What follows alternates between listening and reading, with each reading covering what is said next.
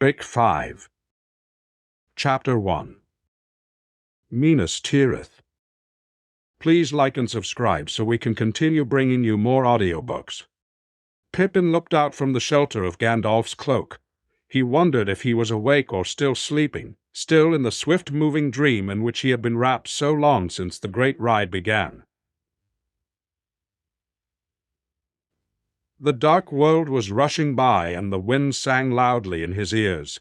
He could see nothing but the wheeling stars, and away to his right vast shadows against the sky where the mountains of the south marched past.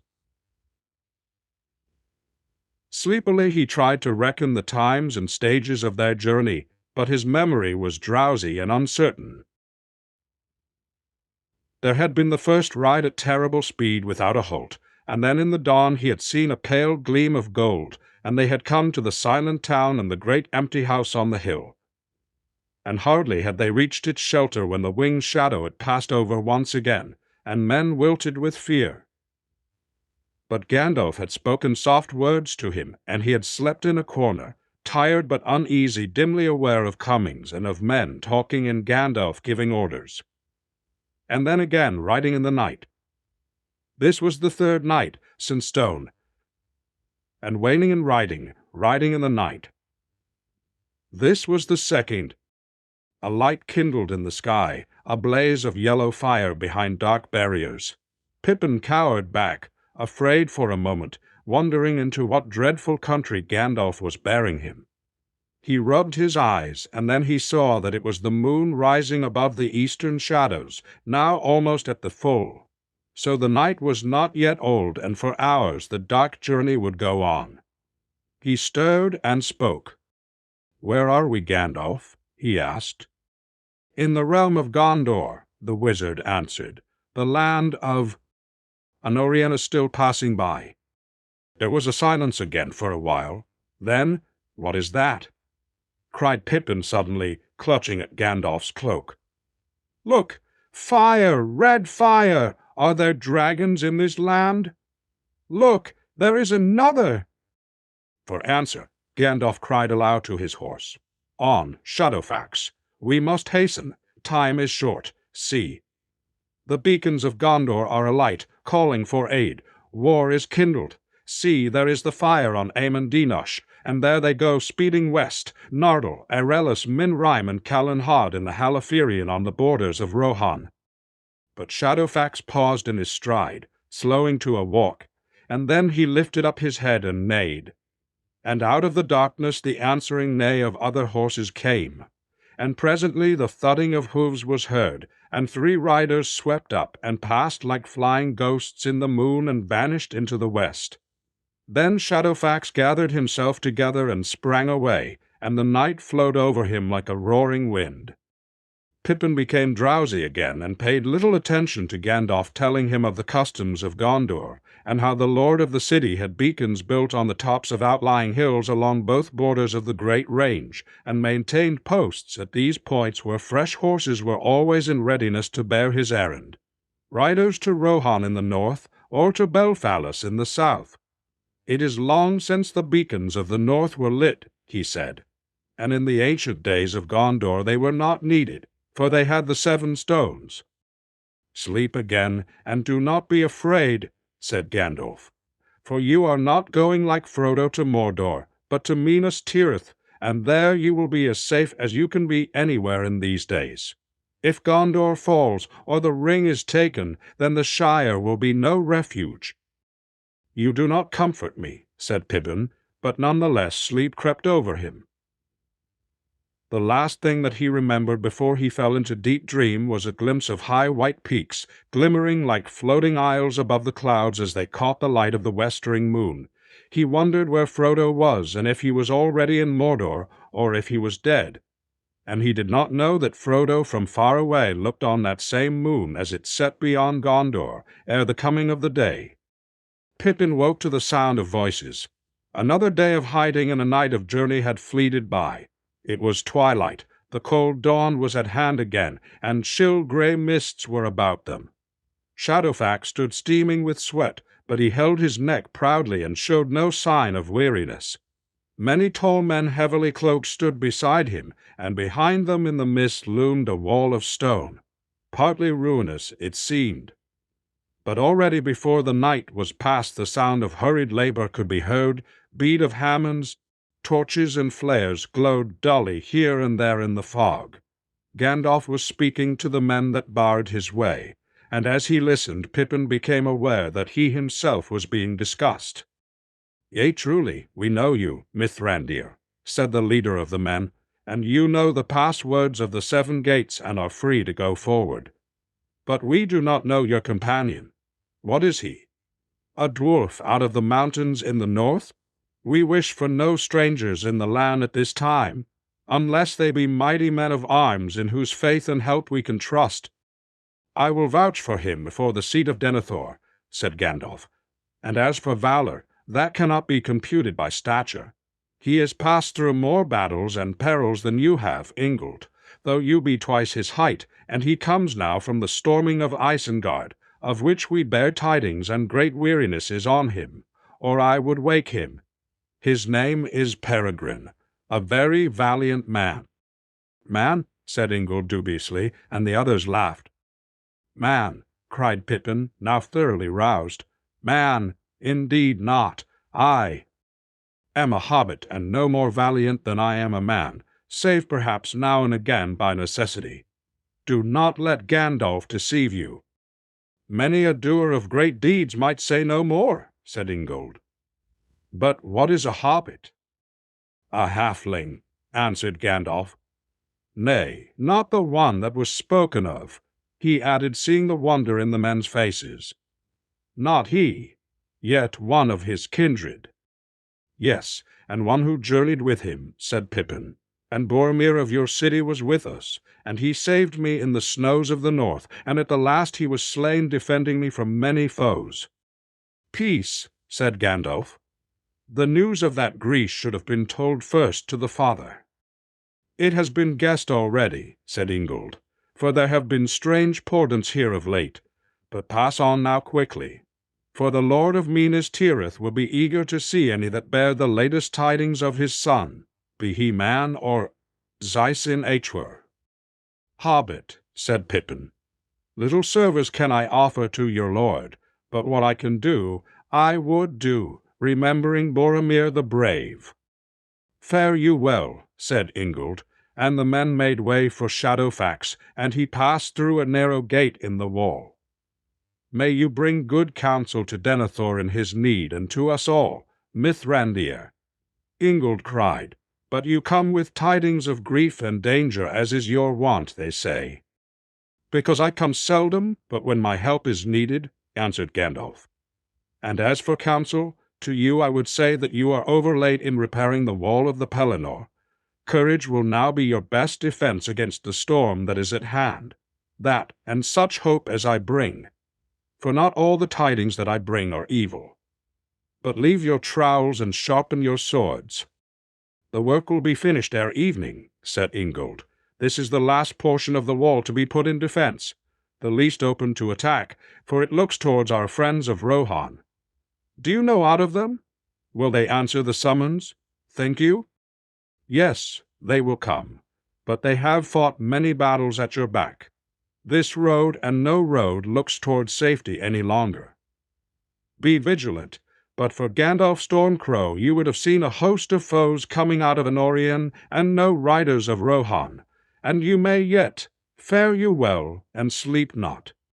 Gandalf passed now into the wide land beyond the Ramus Echor. So the men of Gondor called the outwall that they had built with great labor after Ithilien fell under the shadow of their enemy.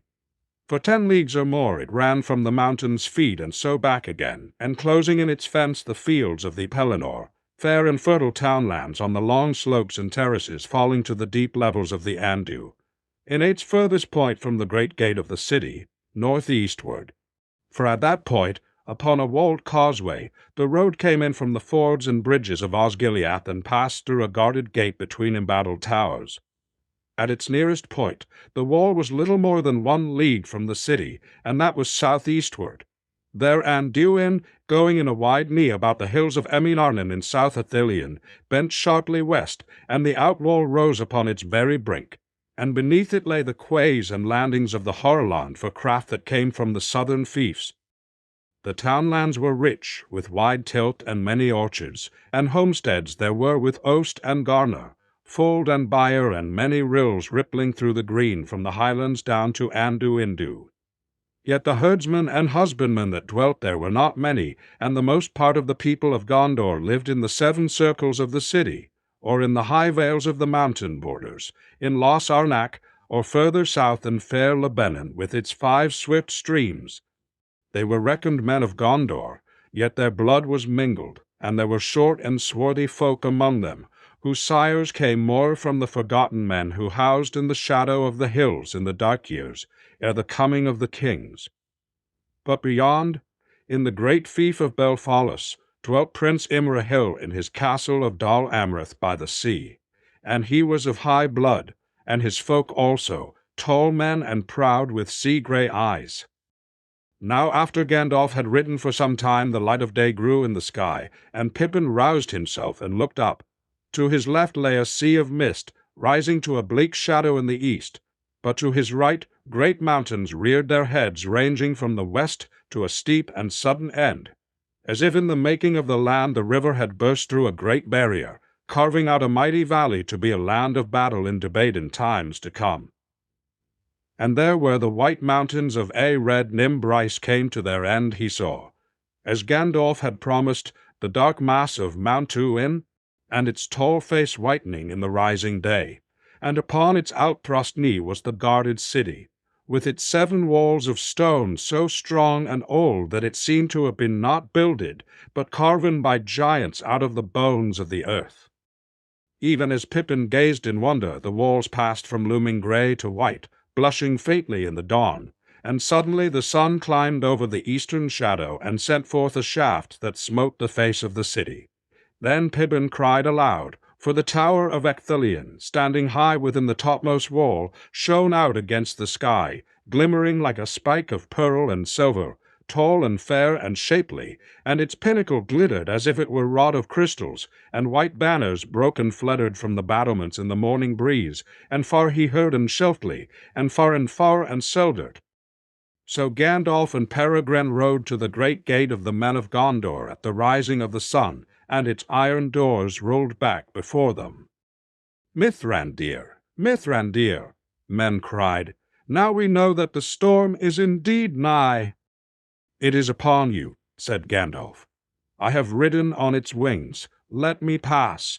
I must come to your Lord Denethor while his stewardship lasts. Whatever betide, you have come to the end of the Gondor that you have known.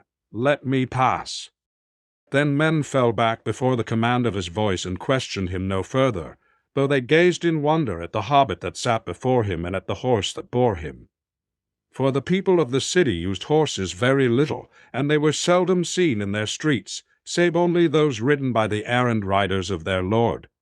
And they said, surely that is one of the great steeds of the king of Rohan. Maybe the Rohirrim will come soon to strengthen us. But Shadowfax walked proudly up the long winding road. For the fashion of Minas Tirith was such that it was built on 7 levels, each delved into the hill, and about each was set a wall, and in each wall was a gate. But the gates were not set in a line. The great gate in the city wall was at the east point of the circuit, but the next faced half south, and the third half north, and so to and fro upwards, so that the paved way that climbed towards the citadel turned first this way, and then that across the face of the hill. And each time that it passed the line of the great gate, it went through an arched tunnel, pushed in a vast pier of rock whose out circled. For partly in the primeval shaping of the hill, partly by the mighty craft and labor of old, there stood up from the rear of the wide court behind the gate a towering bastion of stone, its edge sharp as a ship keel facing east. Up it rose, even to the level of the topmost circle, and there was crowned by a battlement, so that those in the citadel might, like mariners in a mountainous ship, look from its peak sheer down upon the gate 700 feet below. The entrance to the citadel might, like mariners in a mountainous ship, look from its peak sheer down upon the gate. Thus men reached at last the high court, and the place of the fountain before the feet of the White Tower, tall and shapely, 50 fathoms from its base to the pinnacle, where the banner of the Stuarts floated 1,000 feet above the plain.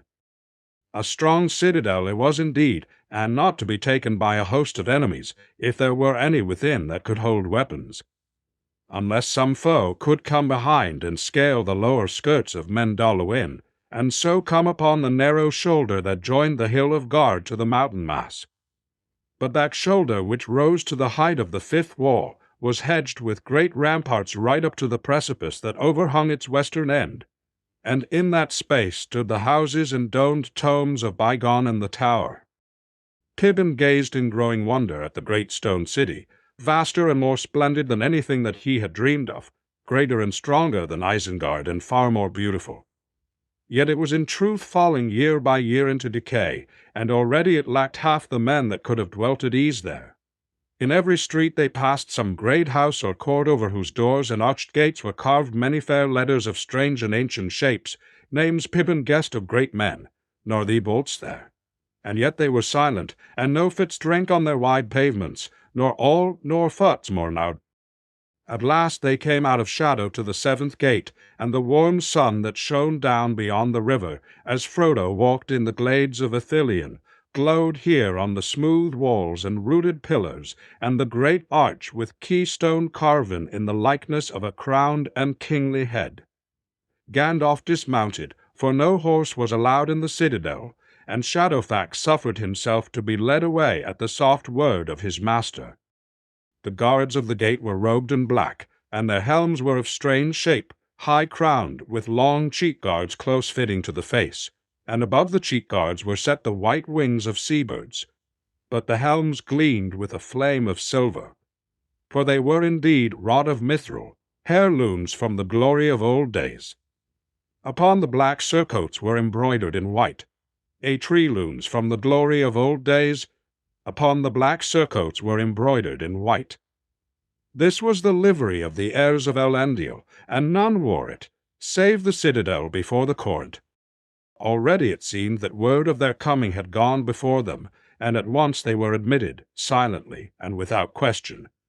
Quickly Gandalf strode across the white-paved court. A sweet fountain played there in the morning sun, and a sward of bright green lay about it.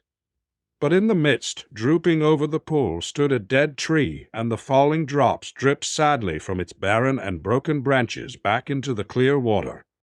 Pippin glanced at it as he hurried after Gandalf. It looked mournful, he thought, and he wondered why the dead tree was left in this place where everything else was well tended. 7 stars and 7 stones and 1 white tree. The words that Gandalf had murmured came back into his mind.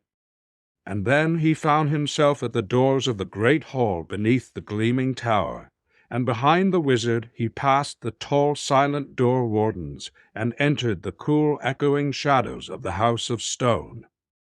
They walked down a paved passage, long and empty, and as they went Gandalf spoke softly to Pippin.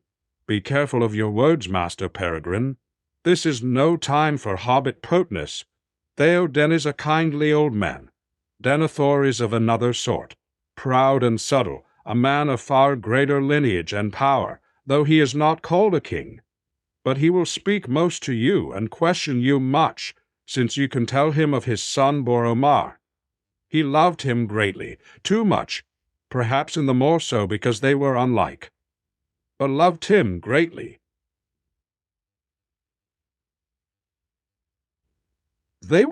Do not tell him more than you need, and leave quiet the matter of Frodo's errand. I will deal with that in due time. And say nothing about Aragorn either, unless you must." "Why not? What is wrong with Strider?" Pippin whispered. "He meant to come here, didn't he? And he'll be arriving soon himself, anyway." Maybe," said Gandalf. "Though if he comes, it is likely to be in some way that no one expects, not even Denethor. It will be better so. At least he should come unheralded by us." Gandalf halted before a tall door of polished metal. See, Master Pippin, there is no time to instruct you now in the history of Gondor, though it might have been better if you had learned something of it when you were still bird's nesting and playing truant in the woods of the Shire. Do as I bid.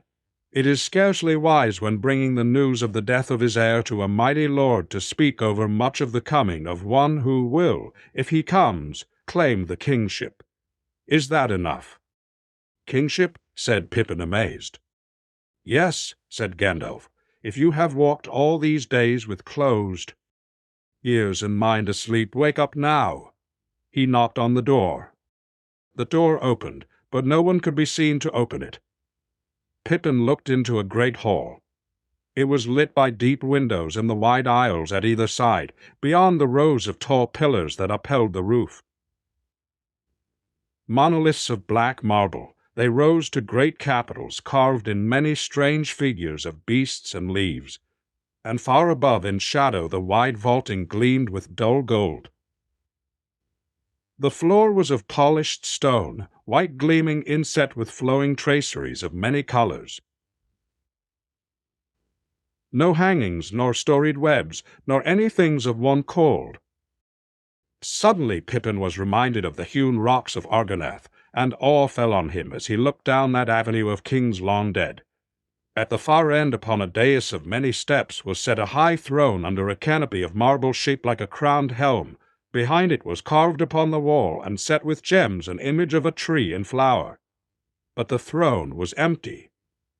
At the foot of the dais, upon the lowest step, which was broad and deep, and on it turned, and on it sat an old man, gazing at his lap. In his hand was a white-withed day, bateswen fro, black and unadorned, and on it torn and "Hail, Lord and Steward of Minas Tirith, Denethor son of Ecdelion, I am come with counsel and tidings in this dark hour." Then the old man looked up. Pippin saw his carven face with its proud bones and skin like ivory, and the long curved nose between the dark deep eyes, and he was reminded not so much of Boromir as of Aragorn. "Dark indeed is the hour," said the old man, "and at such times you are wont to come Mithrandir. But though all the signs forebode that the doom of Gondor is drawing nigh, less now to me is the darkness than my own darkness. It has been told to me that you one who saw my son die. Is the ass?" "It is," said Gandalf, "one of the twain. The other is with Theoden of Rohan, and may come hereafter. Halflings they are, as you see, yet this is not he of whom the omen spoke." "Yet a halfling still," said Denethor grimly, "and little love do I bear the name, since those accursed words came to trouble our counsels and drew away my son on the wild errand to his death. My Boromir, now we have need of you. Faramir should have gone in his stead." "He would have gone," said Gandalf. "Be not unjust in your grief. Boromir claimed the errand, and would not suffer any other to have it. He was a masterful man, and one to take what he desired. I journeyed far with him and learned much of his mood. But you speak of his death. You have had news of that ere we came?" "I have received this," said Denethor, and laying down his rod he lifted from his lap the thing that he had been gazing at.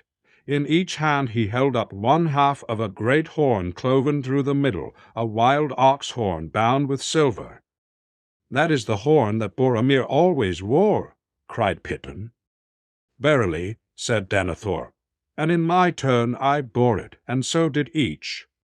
Eldest son of our house, far back into the vanished years before the failing of the kings, since Vorindil father of Mardel hunted the wild kine of Aror in the far fields of Rhûn. I heard it blowing dim upon the northern marches 13 days ago, and the river brought it to me, broken. It will win no more." He paused, and there was a heavy silence. Suddenly he turned his black lance upon Pippin.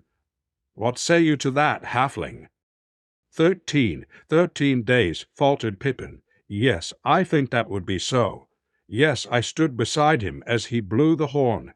But no help came, only more orcs." "So?" said Denethor, looking keenly at Pippin's face. "You were there?" Tell me more. Why did no help come? And how did you escape? And yet he did not, so mighty a man as he was, and only orcs to withstand him." Pippin flushed and forgot his fear. "The mightiest man may be slain by one arrow," he said, "and Boromir was pierced by many. When last I saw him, he sank beside a tree and plucked a black feathered shaft from his side. Then I swooned and was made captive. I saw him no more, and know no more. But I honor his memory, for he was very valiant. He died to save us, my kinsman Merry Addoc and myself, waylaid in the woods by the soldiery of the Dark Lord. And though he fell—" Then Pippin looked the old man in the eye, for pride stirred strangely within him, still stung by the scorn and suspicion in that cold voice. "Little service, no doubt, will so great a lord of men think to find in a hobbit, a halfling from the northern shire. Yet such as it is, I will offer it, in payment of my debt." Twitching aside his grey cloak, Pippin drew forth his small sword and laid it at Denethor's feet. A pale smile, like a gleam of cold sun on a winter's evening, passed over the old man's face, but he bent his head and held out his hand, laying the shards of the horn aside. "Give me the weapon," he said. Pippin lifted it and presented the hilt to him. "Whence came this?" said Denethor. "Many, many years lie on it. Surely this is a blade wrought by our own kindred in the north in the deep past." "It came out of the mounds that lie on the borders of my country," said Pippin. "But only evil wights dwell there now, and I will not willingly tell more of them." "I see that strange tales are woven about you," said Denethor, "and once again it is shown that looks may belie the man or the halfling. I accept your service, for you are not daunted by words, and you have courteous speech, strange though the sound of it may be to us in the south. And we shall have need of all folk of courtesy, be they great or small, in the days to come. Swear to me now." "Take the hilt," said Gandalf, "and speak after the Lord if you are resolved on this." "I am," said Pippin. The old man laid the sword along his lap, and Pippin put his hand to the hilt, and said slowly after Denethor, "Here do I swear fealty and service to Gondor and to the Lord and Steward of the realm, to speak and to be silent, to do and to let be, to come and to go, in need or plenty, in peace or war, in living or dying, from this hour henceforth, until my Lord release me, or death take me, or the world end. So say I, Peregrine son of Paladin of the Shire of the Halflings. And this do I hear, Denethor son of Ecthelion, Lord of Gondor, Steward of the High King, and I will not forget it, nor fail to reward that which is given, fealty with love, valor with honor, oath-breaking with vengeance." Then Pippin received back his sword and put it in its sheath. "And now," said Denethor, "my first command to you, speak and be not silent. Tell me your full tale, and see that you recall all that you can of Boromir, my son. Sit now and begin." As he spoke, he struck a small silver gong that stood near his footstool, and at once servants came forward. Pippin saw then that they had been standing in alcoves on either side of the door, unseen as he and Gandalf entered. "Bring wine and food and seats for the guests," said Denethor, "and see that none trouble us for 1 hour. It is all that I have to spare, for there is much else to heed," he said to Gandalf. "Much of more import it may seem, and yet to me less pressing, but maybe we can speak again at the end of the day." "And earlier, it is to be hoped," said Gandalf. "For I have not ridden hither from Isengard 150 leagues with the speed of wind, only to bring you one small warrior, however courteous. Is it not to you that Theoden has fought a great battle, and that Isengard is overthrown, and that I have broken the staff of Saruman? It is much to me, but I know already sufficient of these deeds from my own counsel against the menace of the East."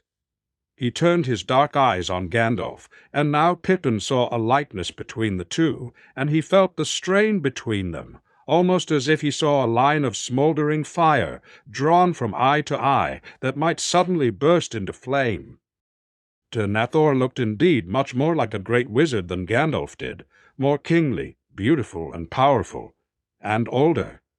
Yet by a sense other than sight Pippin perceived that Gandalf had the greater power and the deeper wisdom, and a majesty that was veiled. And he was older, far older. How much older? He wondered, and then he thought how odd it was that he had never thought about it before.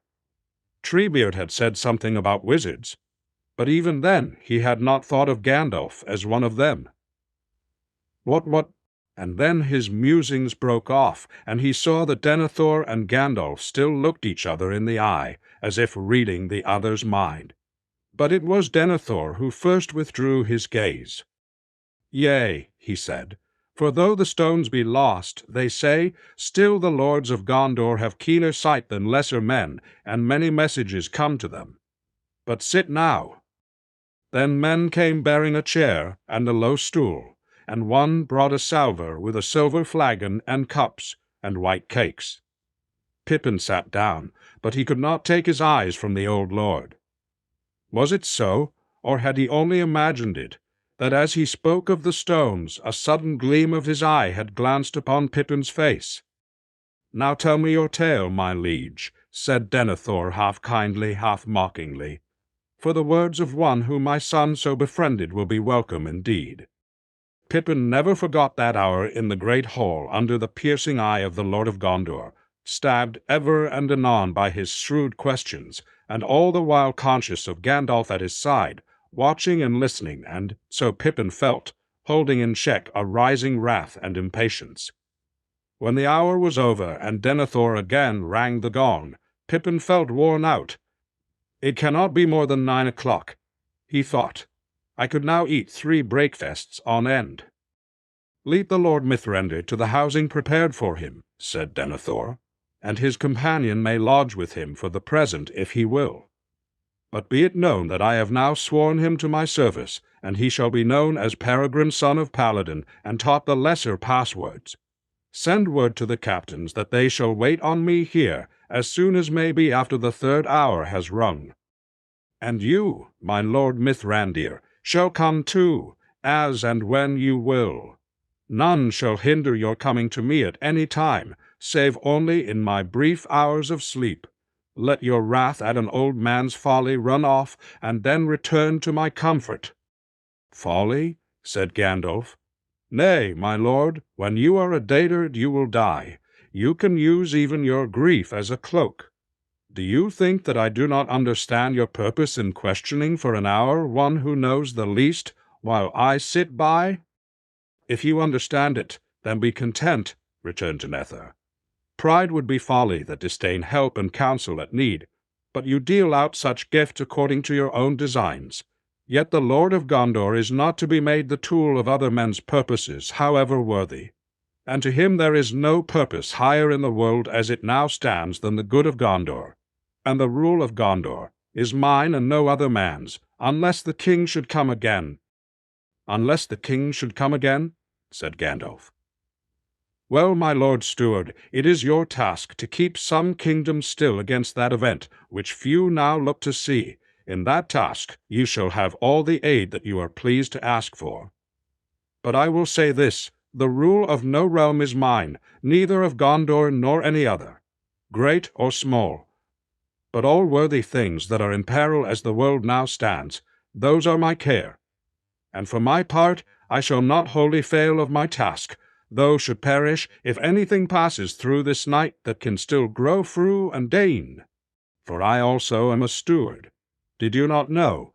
And with that he turned and strode from the hall with Pippin running at his side. Gandalf did not look at Pippin or speak a word to him as they went. Their guide brought them from the doors of the hall, and then led them across the court of the fountain into a lane between tall buildings of stone. After several turns they came to a house close to the wall of the citadel upon the north side, not far from the shoulder that linked the hill with the mountain. Within, upon the first floor above the street, up a wide carven stair, he showed them to a fair room, light and airy, with goodly hangings of dull gold, shehane unfigured. It was sparely furnished, having but a small table, 2 chairs, and a bench. But at either side there were curtained alcoves and well-clad beds within, with vessels and basins for washing. There were 3 high narrow windows that looked northward over the great cove of Anduin, still shrouded in mists, towards the Emin Mu'il and Raros far away. Pippin had to climb on the bench to look out over the deep stone sill. "Are you angry with me, Gandalf?" he said as their guide went out and closed the door. "I did the best I could." "You did indeed," said Gandalf, laughing suddenly, and he came and stood beside Pippin, putting his arm about the hobbit's shoulders and gazing out of the window. Pippin glanced in some wonder at the face now close beside his own, for the sound of that laugh had been gay and merry. Yet in the wizard's face he saw at first only lines of care and sorrow, though as he looked more intently he perceived that under all there was a great joy, a fountain of mirth enough to set a kingdom laughing, were it to gush. "Indeed, you did your best," said the wizard, "and I hope that it may be long before you find yourself in such a tight corner again between 2 such terrible old men. Still the Lord of Gondor learned more from you than you may have guessed, Pippin. You could not hide the fact that Boromir did not lead the company from Moria, and that there was one among you of high honor who was coming to Minas Tirith, and that he had a famous sword. Men think much about the stories of old days in Gondor, and Denethor has given long thought to the rhyme and the words. Ein Zero went away. He is not as other men of this time, Pippin, and whatever be his descent from father to son, by some chance the blood of Westernessy runs nearly true in him, as it does in his other son, Faramir, and yet did not in Boromir whom he loved best. He has long sight. He can perceive, if he bends his will thither, much of what is passing in the minds of men, even of those that dwell far off. It is difficult to deceive him, and dangerous to try. Remember that, for you are now sworn to his service. I do not know what put it into your head or your heart to do that. But it was well done. I did not hinder it, for generous deed should not be checked by cold counsel. It touched his heart as well, may I say it, as pleasing his humor. And at least you are free now to move about as you will in Minas Tirith, when you are not on duty. For there is another side to it. You are at his command, and he will not forget. Be wary, still." He fell silent and sighed. "Well, no need to brood on what tomorrow may bring. For one thing, tomorrow will be certain to bring worse than today, for many days to come. And there is nothing more that I can do to help it. The board is set and the pieces are moving. One piece that I greatly desire to find is Faramir, now the heir of Denethor. I do not think that he is in the city, but I have no time to gather news. I must go, Pippin. I must go to this Lord's council and learn what can. But the enemy has the mole Andalwine." Gandalf went to the door, and there he turned. "I am in haste, Pippin," he said. "Do me a favor when you go out. Even before you rest, if you are not too weary, go and find Shadowfax and see how he is housed. These people are kindly to beasts, for they are a good and wise folk, but they have less skill with horses than some." With that Gandalf went out, and as he did so, there came the note of a clear, sweet bell ringing in a tower of the citadel. 3 strokes it rang, like silver in the air, and ceased, the 3rd hour from the rising of the sun. After a minute, Pippin went to the door and down the stair and looked about the street. The sun was now shining warm and bright, and the towers and tall houses cast long, clear-cut shadows westward. High in the blue air Mount Mindalluin lifted its white helm and snowy cloak. Armed men went to and fro in the ways of the city, as if going at the striking of the hour to changes of post and duty. 9 o'clock we'd call it in the Shire, said Pippin aloud to himself. Just the time for a nice breakfast by the open window in spring sunshine, and how I should like breakfast. Do these people ever have it, or is it over? And when do they have dinner, and where? Presently he noticed a man, clad in black and white, coming along the narrow street from the center of the citadel towards him. Pippin felt lonely and made up his mind to speak as the man passed, but he had no need. The man came straight up to him. "You are Peregrine the Halfling," he said.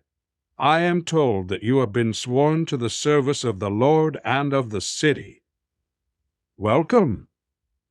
He held out his hand, and Pippin took it. "I am named Beregand, son of Baranor. I have no duty this morning, and I have been sent to you to teach you the passwords, and to tell you some of the many things that no doubt you will wish to know. And for my part, I would learn of you also.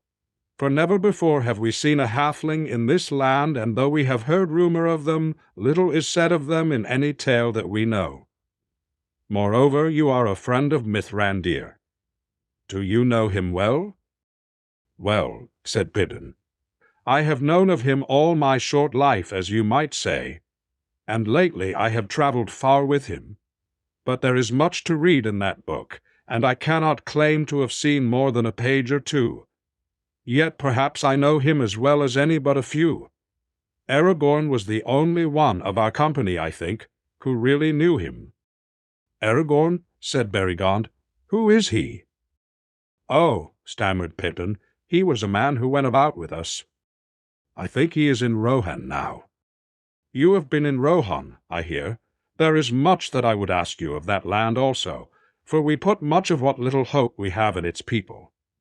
But I am forgetting my errand, which was first to answer what you would ask. What would you know, Master Peregrine?" "Well," said Pippin, "if I may venture to say so, rather a burning question in my mind at present is, well, what about breakfast and all that? I mean, what are the meal times, if you understand me, and where is the dining room, if there is one, and the inns?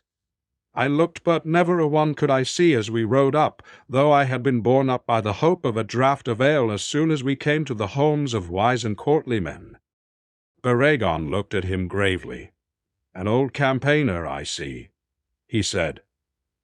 "They say that men who go warring afield look ever to the next hope of food and of drink, though I am not a travelled man myself.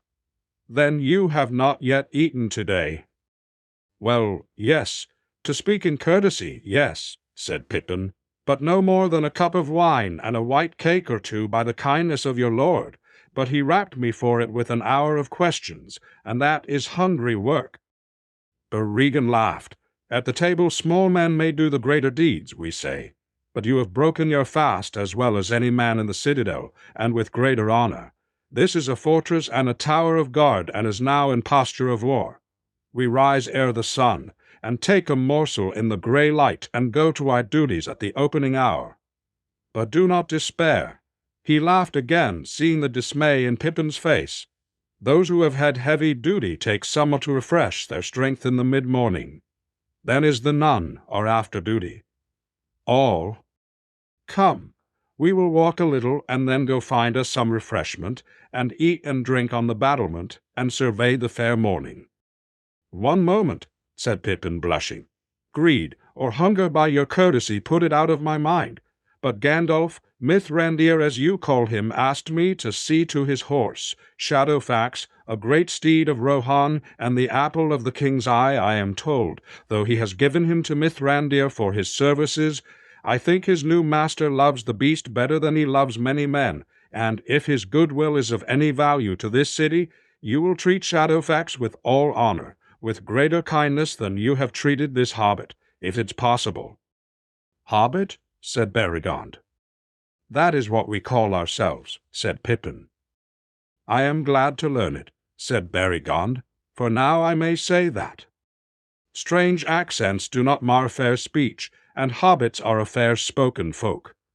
But come, you shall make me acquainted with this good horse. I love beasts, and we see them seldom in this stony city, for my people came from the mountain vales, and before that from Ithilien. But fear not, the visit shall be short, a mere call of courtesy, and we will go thence to the butteries." Pippin found that Shadowfax had been well housed and tended, for in the sixth circle, outside the walls of the citadel, There were some fair stables where a few swift horses were kept, hard by the lodgings of the errand riders of the Lord, messengers always ready to go at the urgent command of Denethor or his chief captains. But now all the horses and the riders were out and away. Shadowfax whinnied as Pippin entered the stable and turned his head. "Good morning," said Pippin. "Gandalf will come as soon as he may. He is busy, but he sends greetings, and I am to see that all is well with you. And you resting, I hope, after your long labors." Shadowfax tossed his head and stamped, but he allowed Baragon to handle his head gently and stroke his great flanks. "He looks as if he were spoiling for a race, and not newly come from a great journey," said Baragon. "How strong and proud he is! Where is his harness? It should be rich and fair." "None is rich and fair enough for him," said Pippin. "He will have none. If he will consent to bear you he does, and if not, well, no bit, bridle, whip, or thong will tame him. Farewell, Shadowfax. Have patience. Battle is coming." Shadowfax lifted up his head and neighed, so that the stable shook and they covered their ears. Then they took their leave, seeing that the manger was well filled. "And now for our manger," said Baragon, and he led Pippin back to the citadel, and so to a door in the north side of the great tower. There they went down a long, cool stair into a wide alley lit with lamps. There were hatches in the walls at the side, and one of these was open. "This is the storehouse and buttery of my company of the guard," said Baragon. "Greetings, Targon," he called through the hatch. "It is early yet, but here is a newcomer that the Lord has taken into his service. He has ridden long and far with a tight belt, and has had sore labor this morning, and he is hungry. Give us what you have." They got their bread and butter, and cheese and apples, the last of the winter store, wrinkled but sound and sweet, and a leather flagon of new-drawn ale and wooden platters and cups. They put all into a wicker basket and climbed back into the sun, and Baragon brought Pippin to a place at the east end of the great outthrust battlement, where there was an embrasure in the walls with a stone seat beneath the sill. From there they could look out on the morning over the world. They ate and drank, and they talked now of Gondor and its ways and customs, now of the Shire and the strange countries that Pippin had seen. And ever as they talked, Baragon was more amazed, and looked with greater wonder at the hobbit, swinging his short legs as he sat on the seat, or standing tiptoe upon it to peer over the sill at the lands below. "I will not hide from you, Master Peregrine," said Baragon, "that to us you look almost as one of our children, a lad of 9 summers or so. And yet you have endured perils and seen marvels that few of our greybeards could boast of. I thought it was the whim of our Lord to take him a noble page after the manner of the kings of old, they say. But I see that it is not so, and you must pardon my foolishness." "I do," said Pippin, "though you are not far wrong. I am still little more than a boy in the reckoning of my own people, and it will be 4 years yet before I come of age, as we say in the Shire. But do not bother about me. Come and look and tell me what I can see." The sun was now climbing, and the mists in the vale below had been drawn up. The last of them were floating away, just overhead as wisps of white cloud borne on the stiffening breeze from the east, that was now flapping and tugging the flags and white standards of the citadel. Away down in the valley bottom, 5 leagues or so, as the eye leaps, the great river could now be seen grey and glittering, coming out of the northwest again, till it was lost to view in a haze and shimmer, far beyond which lay the sea 50 leagues. Pippin could see all the Pelennor laid out before him, dotted into the distance, with farmsteads and little walls, barns and byres, but nowhere could he see any kine or other beasts. Many roads and tracks crossed the green fields, and there was much coming and going, wains moving in lines towards the great gate, and others passing out. Now and again horsemen would ride up and leap from the saddle and hasten into the city. But most of the traffic went out along the chief highway, and that turned south, and then bending swifter than the river skirted the hills and sight. It was wide and well paved, and along its eastern edge ran a broad green riding track, and beyond that a wall. On the right horsemen galloped to and fro, but all the streets seemed to be choked with great covered wains going south. But soon Pippin saw that all was in fact well ordered. The wains were moving in 3 lines, one swifter drawn by horses, another slower, great wagons with fair housings of many colors, drawn by oxen, and along the west rim of the road, many smaller carts hauled by trudging men. That is the road to the vales of Toomladen and Lossernach, and the mountain villages, and then on to Lebanon, said Baragond. There go the last of the wains that bear away to refuge the aged, the children, and the women that must go with them. They must all be gone from the gate and the road clear for a league before noon. That was the order. It is a sad necessity. He sighed. Maybe of those now sundered will meet again. And there were always too few children in this city. But now there are none, save some young lads that will not depart. They fell silent for a while. Pippin gazed anxiously eastward, as if at any moment he might see thousands of orcs pouring over the fields. "What can I see there?" he asked, pointing down to the middle of the great curve of the Anduin. "Is that another city, or what is it?" "It was a city," said Baragond, "the chief city of Gondor, of which this was only a fortress. For that is the ruin of Osgiliath on either side of Anduin, which our enemies took and burned long ago. Yet we won it back in the days of the youth of Denethor, not to dwell in, but to hold as an outpost and to rebuild the bridge for the passage of our arms. And then came the fell riders out of Minas Morgul."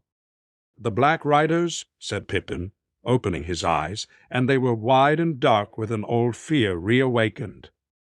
"Yes, they were black," said Baragond, "and I see that you know something of them, though you have not spoken of them in any of your tales."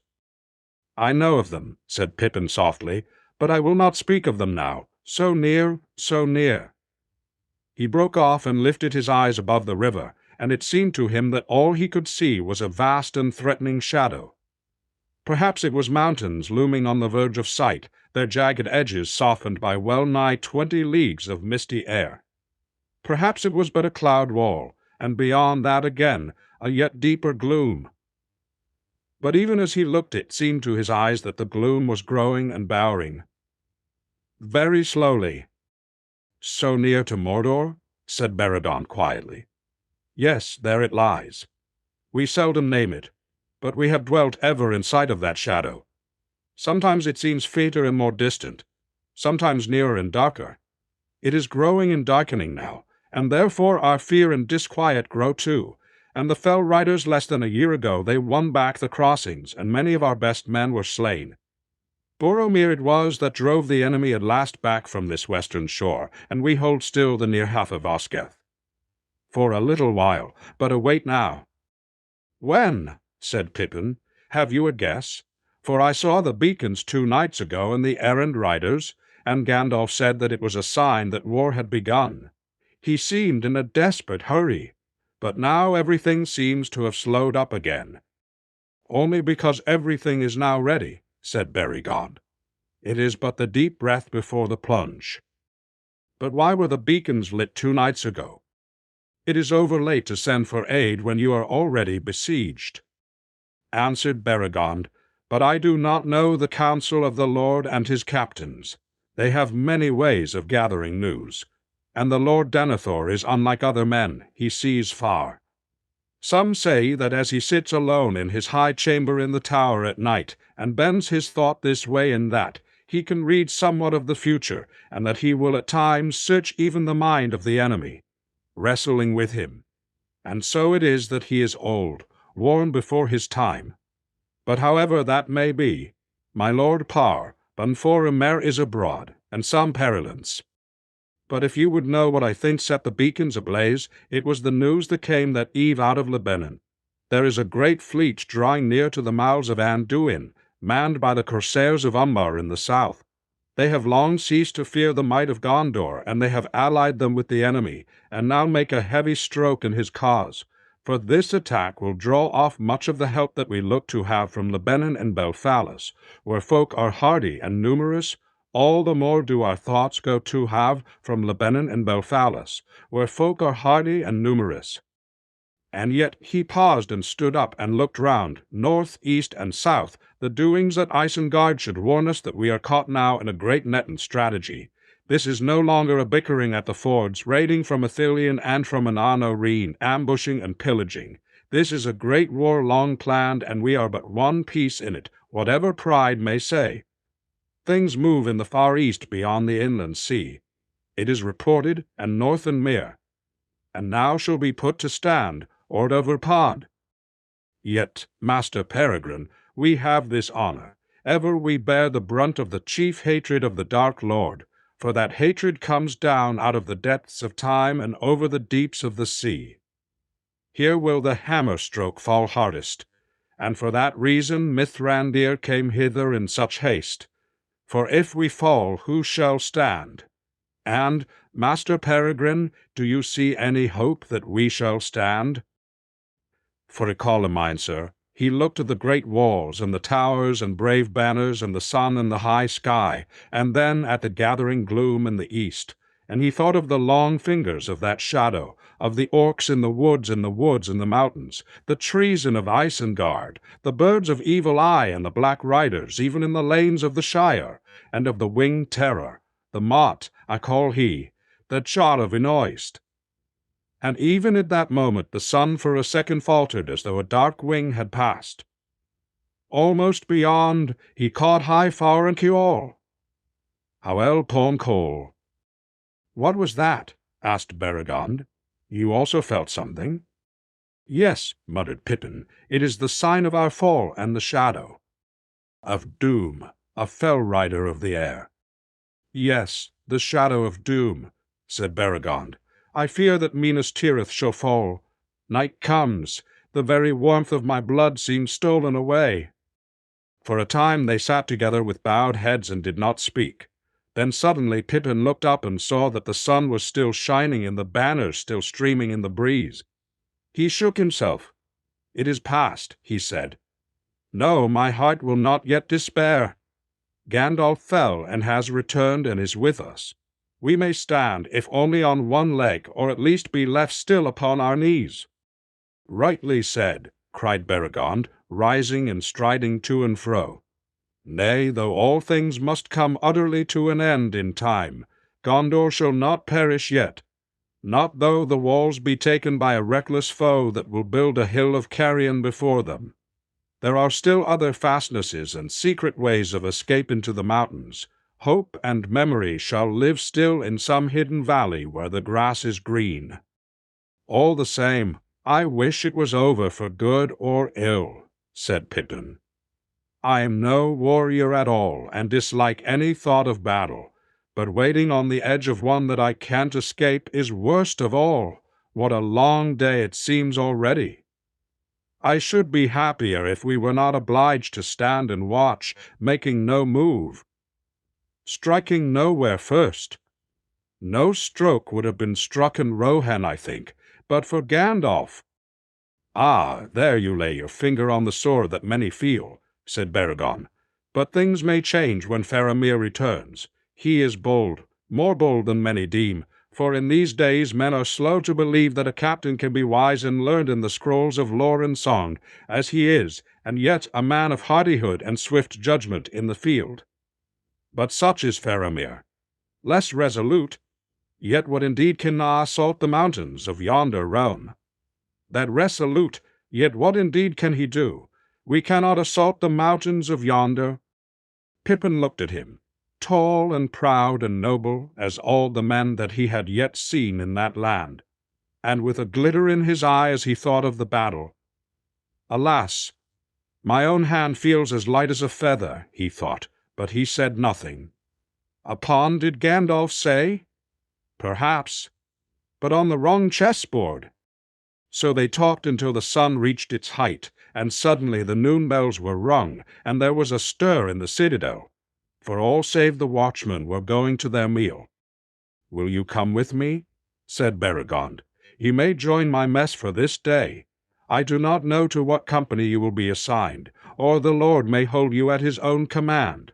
But you will be welcome, and it will be well to meet as many men as you may, while there is yet time." "I shall be glad to come," said Pippin. "I am lonely, to tell you the truth. I left my best friend behind in Rohan, and I have had no one to talk to or jest with. Perhaps I could really join your company? Are you the captain? If so, you could take me on, or speak for me." "Nay, nay," Beregond laughed. "I am no captain. Neither office nor rank nor lordship have I, being but a plain man of arms of the 3rd Company of the Citadel. Yet, Master Peregrine, to be only a man of arms of the guard of the Tower of Gondor is held worthy in the city, and such men have honor in the land." "Then it is far beyond me," said Pippin. "Take me back to our room, and if Gandalf is not there, I will go where you like, as your guest."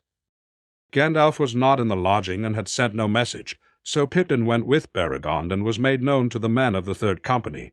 And it seems that Beregond got as much honor from it as his guest, for Pippin was very welcome. There had already been much talk in the citadel about Mithrandir's companion in his long closeting with the Lord, and rumor declared that a prince of the halflings had come out of the north to offer allegiance to Gondor and 5,000 swords. And some said that when the riders came from wine him a halfling warrior. Though Pippin had regretfully to destroy this hopeful tale, he could not be rid of his new rank, only fitting, men thought, to one befriended by Boromir and honored by the Lord Denethor. And they thanked him for coming among them, and hung on his words and stories of the outlands, and gave him as much food and ale as he could wish. Indeed, his only trouble was to be wary according to the counsel of Gandalf, and not to let his tongue wag freely after the manner of a hobbit among friends. At length Beregond rose. "Farewell for this time," he said. "I have duty now till sundown, as have all the others here, I think. But if you are lonely, as you say, maybe you would like a merry guide about the city. My son would go with you gladly. A good lad, I may say. If that pleases you, go down to the lowest circle and ask for the old guest house in the Rathsealer Dane, the Lamplight Street. You will find him there with other lads that are remaining in the city. There may be things worth seeing down at the great gate ere the closing." He went out, and soon after all the others followed. The day was still fine, though it was growing hazy, and it was hot for March, even so far southwards. Pippin felt sleepy, but the lodging seemed cheerless, and he decided to go down and explore the city. He took a few morsels that he had saved to Shadowfax, and they were graciously accepted, though the horse seemed to have no lack. Then he walked on down many winding ways. People stared much as he passed. To his face men were gravely courteous, saluting him after the manner of Gondor, with bowed head and hands upon the breast. But behind him he heard many calls, as those out of doors cried to others within to come and see the prince of the halflings, the companion of Mithrandir. Many used some other tongue than the common speech, but it was not long before he learned at least what was meant by Erniel Ifarineth, and knew that his title had gone down before him into the city. He came at last by arched streets and many fair alleys and pavements to the lowest and widest circle, and there he was directed to the Lamplight Street, a broad way running towards the great gate. In it he found the old guest house, a large building of grey weathered stone with 2 wings running back from the street, and between them a narrow greensward, behind which was the many-windowed house, fronted along its whole width by a pillared porch and a flight of along its whole width by a pillared porch and a flight of on the pillars, the only children that Pippin had seen in Meon, and stopped to look at them. Presently one of them caught sight of him, and with a shout he sprang across the grass and came into the street, followed by several others. There he stood in front of Pippin, looking him up and down. "Greetings," said the lad. "Where do you come from? You are a stranger in the city." "I was," said Pippin, "but they say I have become a man of Gondor." "Oh, come," said the lad, "then we are all men here. But how old are you, and what is your name? I am 10 years already, and shall soon be 5 feet. I am taller than you, But then my father is a guard, one of the tallest. What is your father?" "Which question shall I answer first?" said Pippin. "My father farms the lands round Whitwell, near Tupborough in the Shire. I am nearly 29, so I pass you there, though I am but 4 feet, and not likely to grow any more, save sideways." "29?" said the lad, and whistled. "Why, you are quite old, as old as my uncle Iorelus. Still," he added hopefully, "I wager I could stand you on your head or lay you on your back." "Maybe you could, if I let you," said Pippin with a laugh. "And maybe I could do the same to you. We know some wrestling tricks in my little country." "Well, let me tell you, I am considered uncommonly large and strong, and I have never allowed anyone to stand me on my head, so if it came to a trial and nothing else would serve, I might have to kill you. For when you are older, you will learn that folk are not always what they seem, and though you may have taken me for a soft stranger lad and easy prey, let me warn—" Pippin pulled such a grim face that the boy stepped back a pace, but at once he returned with clenched fists and the light of battle in his eye. "No," Pippin laughed. "Don't believe what strangers say of themselves either. I am not a fighter. But it would be politer in any case for the challenger to say who he is." The boy drew himself up proudly.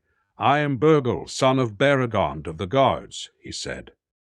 "So I thought," said Pippin, "for you look like your father. I know him, and he sent me to find you." "Then why did you not say so at once?" said Burgle, and suddenly a look of dismay came over his face. "Do not tell me that he has changed his mind and will send me away with the maidens." "But no, the last wains have gone." "His message is less bad than that, if not good," said Pippin. "He says that if you would prefer it to standing me on my head, you might show me round the city for a while and cheer my loneliness. I can tell you some tales of far countries in return." Burgle clapped his hands and laughed with relief. "All is well," he cried. "Come, then. We were soon going to the gate to look on. We will go now." "What is happening there?" "The captains of the Outlands are expected up the south road. Ere sundown, come with us, and you will see." Burgle proved a good comrade, the best company Pippin had had since he parted from Merry, and soon they were laughing and talking gaily as they went about the streets, heedless of the many glances that men gave them. Before long they found themselves in a throng going towards the great gate. There Pippin went up much in the esteem of Beregond, for when he spoke his name and the password, the guard saluted him and the password. The guard saluted him and let him pass through. And what was more, he allowed him to take his companion with him. "That is good," said Burgle. "We boys are no longer allowed to pass the gate without an elder. Now we shall see better." Beyond the gate there was a crowd of men along the verge of the road and of the great paved space into which all the ways to Minas Tirith ran. All eyes were turned southwards, and soon a murmur rose. "There is just a way there." "They are coming." Pippin and Burgle edged their way forward to the front of the crowd, and waited. Horns sounded at some distance, and the noise of cheering rolled towards them like a gathering wind. Then there was a loud trumpet blast, and all about them people were shouting. "For long, for long." Pippin heard men calling. "What do they say?" he asked. "For long has come," Bergil answered. "Old Forlong the Fat, the Lord of Lossarneck. That is where my grandsire lives." "Hurrah! Here he is. Good old Forlong." Leading the line there came walking a big thick-limbed horse, and on it sat a man of wide shoulders and huge girth, but old and grey-bearded, yet mail-clad and black-helmed, and bearing a long heavy spear. Behind him marched proudly a dusty line of men, well armed and bearing great battle-axes. Grim-faced they were, and shorter and somewhat swarthier than any men that Pippin had yet seen in Gondor. "For long," men shouted. "True heart, true friend, for long." But when the men of Lossarneck had passed, they muttered, "So few! 200s, what are they? We hoped for 10 times the number. That will be the new tidings of the Black Fleet. They are sparing only a tithe of their strength. Still, every little is a gain. And so the companies came and were hailed and cheered and passed through the gate, men of the outlands marching to defend the city of Gondor in a dark hour, but always too few, always less than hope looked for or need asked. The men of Ringlow Vale behind the son of their lord, Dervorn, striding on foot, 300s. From the uplands of Morthond, the great Blackroot Vale, tall Duin here with his sons, Dulin and Derafin, and 500 bowmen. From the Anfalas, the Langstrand, our way a long strand far away, a long strand farmen and 500 bowmen. From Lamadan, a few grim hillmen without a captain. Fisherfolk of the Ether, some 100 or more spared from the ships. Herluin the fair of the green hills from Pinneth Gailen, with 300s of gallant green-clad men.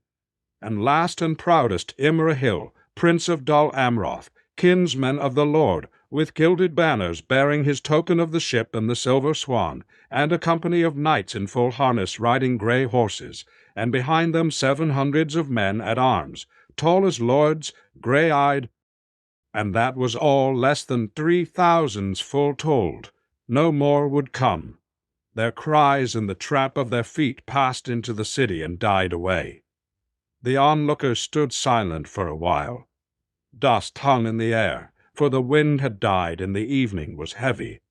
Already the closing hour was drawing nigh, and the red sun had gone behind Mindalluin. Shadow came down on the city. Pippin looked up, and it seemed to him that the sky had grown ashen grey, as if a vast dust and smoke hung above them, and light came dully through it.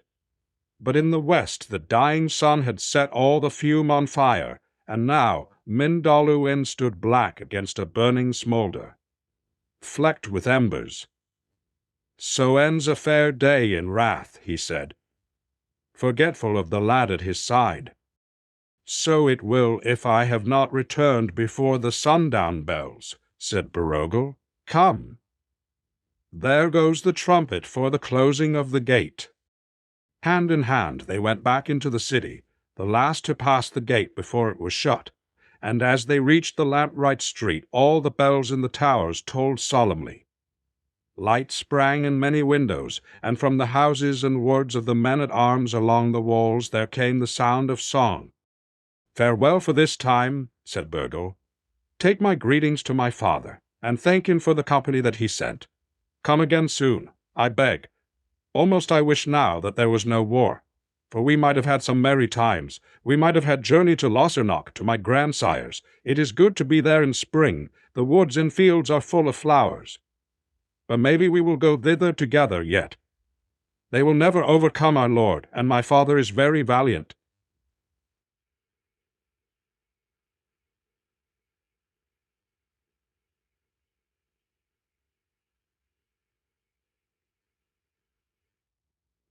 "Farewell, and Arigi." They parted, and Pippin hurried back towards the citadel.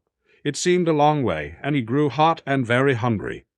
And night closed down swift and dark. Not a star pricked the sky. He was late for the day meal in the mess, and Baragon greeted him gladly and sat him at his side to hear news of his son. After the meal Pippin stayed a while, and then took his leave, for a strange gloom was on him, and now he desired very much to see Gandalf again. "Can you find your way?" said Baragon at the door of the small hall, on the north side of the citadel, where they had sat. "It is a black night, and all the blacker since orders came that lights are to be dimmed within the city, and none are to shine out from the walls. And I can give you news of another order. You will be summoned to the Lord Denethor early tomorrow. I fear you will not be for the third company. Still we may hope to meet again. Farewell, and sleep in peace." The lodging was dark, save for a little lantern set on the table. Gandalf was not there. Gloom settled still more heavily on Pippin. He climbed on the bench and tried to peer out of a window, but it was like looking into a pool of ink. He got down and closed the shutter and went to bed. For a while he lay and listened for sounds of Gandalf's return, and then he fell into an uneasy sleep. In the night he was wakened by a light, and he saw that Gandalf had come, and was pacing to and fro in the room beyond the curtain of the alcove. There were candles on the table and rolls of parchment.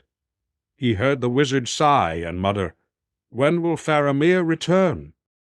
"Hullo!" said Pippin, poking his head round the curtain. "I thought you had forgotten all about me. I am glad to see you back. It has been a long day." "But the night will be too short," said Gandalf. "I have come back here, for I must have a little peace alone. You should sleep in a bed while you still may. At the sunrise I shall take you to the Lord Denethor again. No, when the summons comes, not at sunrise. The darkness has begun. There will be no dawn." Chapter 2. The Passing of the Dry Company. Dry Company.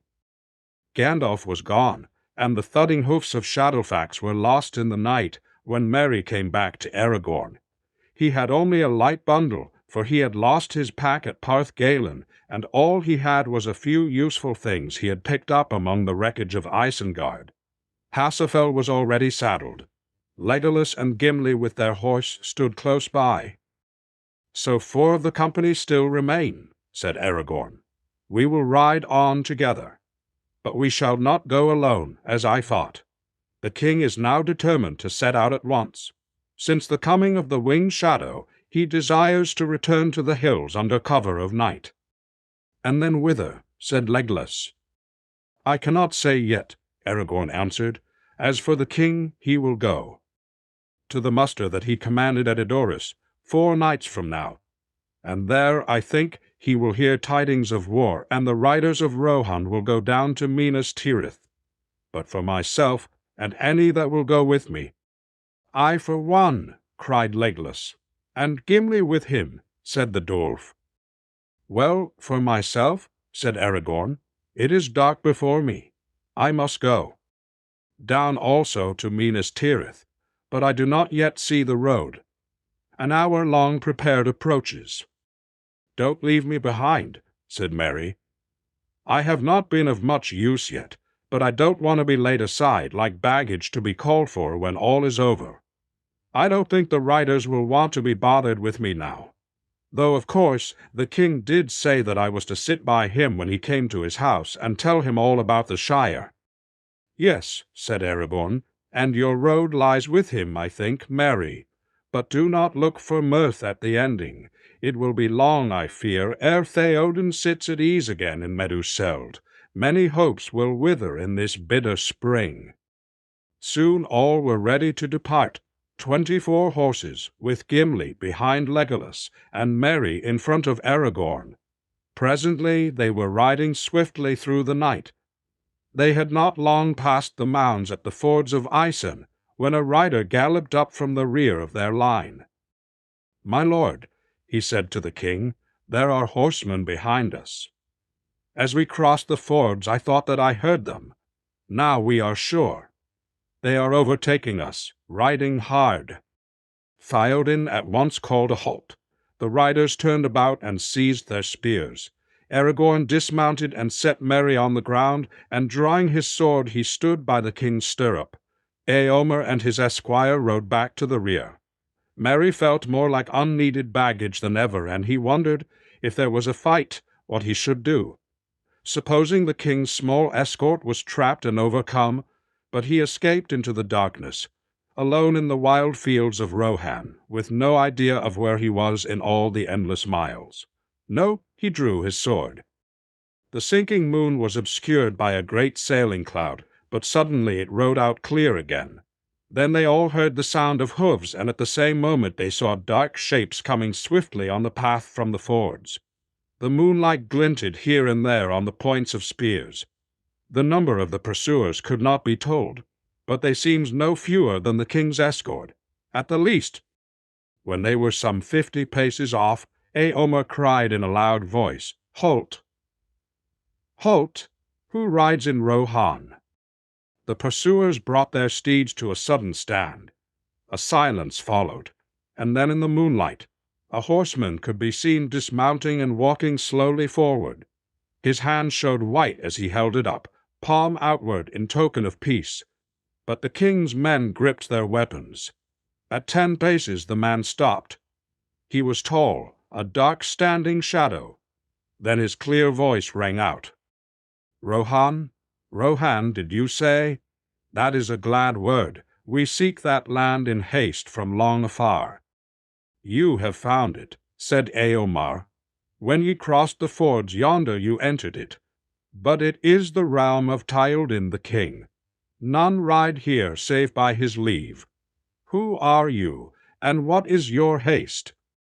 "Halbarad Dunadan, ranger of the north, I am," cried the man. "We seek one Aragorn, son of Arathorn, and we heard that he was in Rohan." "And you have found him also," cried Aragorn. Giving his reins to Merry, he ran forward and embraced the newcomer. "Halbarad," he said, "of all joys this is the least expected." Merry breathed a sigh of relief. He had thought that this was some last trick of Saruman's to waylay the king while he had only a few men about him, but it seemed that there would be no need to die in Theoden's defense, not yet at any rate. He sheathed his sword. "All is well," said Aragorn, turning back. "Here are some of my own kin from the far land where I dwelt. But why they come, and how many they be, Halbarad shall tell us." "I have 30 with me," said Halbarad. "That is all of our kindred that could be gathered in haste, but the brethren Eladan and Elro here have ridden with us, desiring to go to the war. We rode as swiftly as we might when your summons came." "But I did not summon you," said Aragorn, "save only in wish. My thoughts have often turned to you, and seldom more than tonight. Yet I have sent no word. But come, all such matters must wait. You find us riding in haste and danger. Ride with us now, if the king will give his leave." Theoden was indeed glad of the news. "It is well," he said. "If these kinsmen be in any way like to yourself, my lord Aragorn, 30 such knights will be a strength that cannot be counted by heads." Then the riders set out again, and Aragorn for a while rode with the Dúnedain. And when they had spoken of tidings in the north and in the south, Elrohir said to him, "I bring word to you from my father. The days are short. If thou art in haste, remember the paths of the dead." "Always my days have seemed to me too short to achieve my desire," answered Aragorn. "But great indeed will be my haste ere I take that road." "That will soon be seen," said Elrohir. "But let us speak no more of these things upon the open road." And Aragorn said to Halbarad, "What is that you bear, kinsman?" For he saw that instead of a spear he bore a tall staff, as it were a standard, but it was close furled in a black cloth, bound about with many thongs. "It is a gift that I bring you from the Lady of Rivendell," answered Halbarad. "She wrought it in secret, and long was the making. But she also sends word to you, the days now are short. Either our hope cometh, or all hopes end. Therefore I send thee what I have made for thee. Farewell, Elfstone." And Aragorn said, "Now I know what you bear. Bear it still for me a while." And he turned and looked away to the north under the great stars, and then he fell silent and spoke no more while the night's journey lasted. The night was old, and the east grey when they rode up at last from Deepingcoon and came back to the Hornburg. There they were to lie and rest for a brief while and take counsel. Merry slept until he was roused by Legolas and Gimli. "The sun is high," said Legolas. "All others are up and doing. Come, Master Sluggard, and look at this place while you may." "There was a battle here 3 nights ago," said Gimli, "and here Legolas and I played a game that I won only by a single orc. Come and see how it was. And there are caves, Merry, caves of wonder. Shall we visit them, Legolas, do you think?" "Nay, there is no time," said the elf. "Do not spoil the wonder with haste. I have given you my word to return hither with you, if a day of peace and freedom comes again. But it is now near to noon, and at that hour we eat, and then set out again, I hear." Merry got up and yawned. His few hours' sleep had not been nearly enough. He was tired and rather dismal. He missed Pippin and felt that he was only a burden, while everybody was making plans for speed in a business that he did not fully understand. "Where is Aragorn?" he asked. "In a high chamber of the Burg," said Legolas. "He has neither rested nor slept, I think. He went thither some hours ago, saying that he must take thought, and only his kinsman Halberud went with him. But some dark doubt or care sits on him." "They are a strange company, these newcomers," said Gimli. "Stout men and lordly they are, and the riders of Rohan look almost as boys beside them. For they are grim men of face, worn like weathered rocks for the most part, even as Aragorn himself, and they are silent." "But even as Aragorn they are courteous, if they break their silence," said Legolas. "And have you marked the brethren Aladan and Alrohir? Less sombre is their gear than the others, and they are fair and gallant as elven lords. And that is not to be wondered at in the sons of Elrond of Rivendell. Why have they come? Have you heard?" asked Merry. He had now dressed, and he flung his grey cloak about his shoulders, and the three passed out together towards the ruined gate of the Burg. "They answered a summons, as you heard," said Gimli. "Word came to Rivendell, they say. Aragorn has need of his kindred. Let the Dundeen ride to him in Rohan. But whence this message came they are now in doubt. Gandalf sent it, I would guess." "Nay, Galadriel El," said Legolas. "Did she not speak through Gandalf of the ride of the Grey Company from the north?" "Yes, you have it," said Gimli. "The Lady of the Wood. She read many hearts and desires. Now why did not we wish for some of our own kinsfolk, Legolas?" Legolas stood before the gate and turned his bright eyes away north and east, and his fair face was troubled. "I do not think that any would come," he answered. "They have no need to ride to war. War already marches on their own lands." For a while the three companions walked together, speaking of this and that turn of the battle. And they went down from the broken gate, and past the mounds of the fallen on the greensward beside the road, until they stood on Helmsdyke and looked into the Coombe. The Death Down already stood there, black and tall and stony, and the great trampling and scoring of the grass by the horns could be plainly seen. The Dunlendings and many men of the garrison of the Burg were at work, on the beads and about the bat. We weary valley after a word storm. The midday mean on the barrison of the Burg were at storm. The king was already there, and as soon as they entered he called for Merry and had a seat set for him at his side. "It is not as I would have it," said Theoden, "for this is little like my fair house in Edoras. And your friend is gone, who should also be here. But it may be long ere we sit, you and I, at the high table in Meduseld. There will be no time for feasting when I return thither. But come now, eat and drink, and let us speak together while we may. And e'en drink, and let us speak together while we may." "May I?" said Merry, surprised and delighted. That would be splendid. He had never felt more grateful for any kindness in words. "I am afraid I am only in everybody's way," he stammered. "But I should like to do anything I could, you know."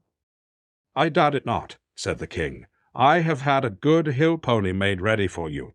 He will bear you as swift as any horse by the roads that we shall take. For I will ride from the Burg by mountain paths, not by the plain, and so come to Edoras by way of Dunharrow, where the Lady Owen awaits me. You shall be my esquire, if you will. Is there gear of war in this place, our, that my sword-ding could use?" "There are no great weapon hoards here, lord," answered Eomer. "Maybe a light helm might be found to fit him, but we have no mail or sword for one of his stature."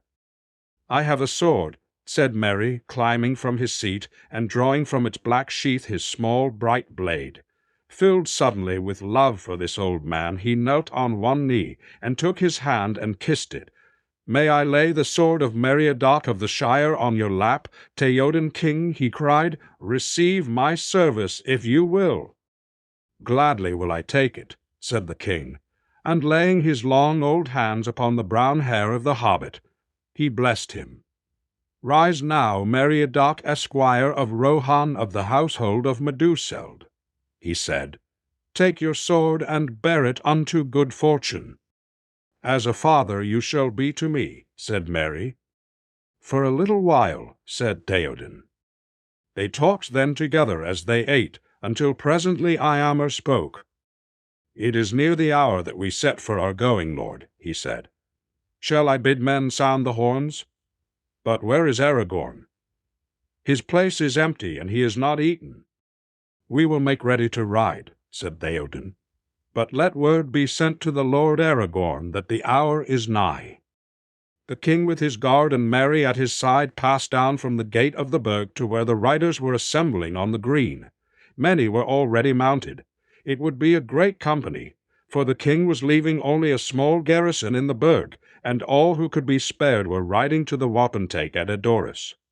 1,000 spears had indeed already ridden away at night, but still there would be some 500 more to go with the king, for the most part men from the fields and dales of Westfold. A little apart the rangers sat, silent, in an ordered company, armed with spear and bow and sword. They were clad in cloaks of dark grey, and their hoods were cast now over helm and head. Their horses were strong and of proud bearing, but rough-haired, and one stood there without a rider, Aragorn's own horse that they had brought from the north. Rarin was his name. There was no gleam of stone or gold, nor any fair thing in all their gear and harness, nor did their riders bear any badge or harness, nor did their riders bear any badge or harness. The king mounted his horse, Snowmane, and Merry sat beside him on his pony. Stibba was his name. Presently Eomer came out from the gate, and with him was Aragorn, and Halbarad bearing the great staff close-furled and black, and 2 tall men, neither young nor old. So much alike were they, the sons of Elrond, that few could tell them apart, dark-haired, grey-eyed, and their faces elven fair, clad alike in grimmy, but Merry had Ollie for Aird. Clad alike in bright mail, but Merry had eyes. Sorrowing was the yea, was mere-clad alike in Gimli. "I am troubled in mind, lord," he said, standing by the king's horse. "I have heard strange words, and I see new perils far off. I have labored long in thought, and now I fear that I must change my purpose. Tell me, Theoden, you ride now to Dunharrow. How long will it be ere you come there?" "It is now a full hour past noon," said Eomer. "Before the night of the 3rd day from now we should come to the hold. The moon will then be 2 nights past his full, and the muster that the king commanded will be held the day after. More speed we cannot make if the strength of Rohan is to be gathered." Aragorn was silent for a moment. 3 days, he murmured, and the muster of Rohan will only be begun. But I see that it cannot now be hastened. He looked up, and it seemed that he had made some decision. His face was less troubled. "Then, by your leave, lord, I must take new counsel for myself and my kindred. We must ride our own road, and no longer in secret. For me the time of stealth has passed. I will ride east by the swiftest way, and I will take the paths."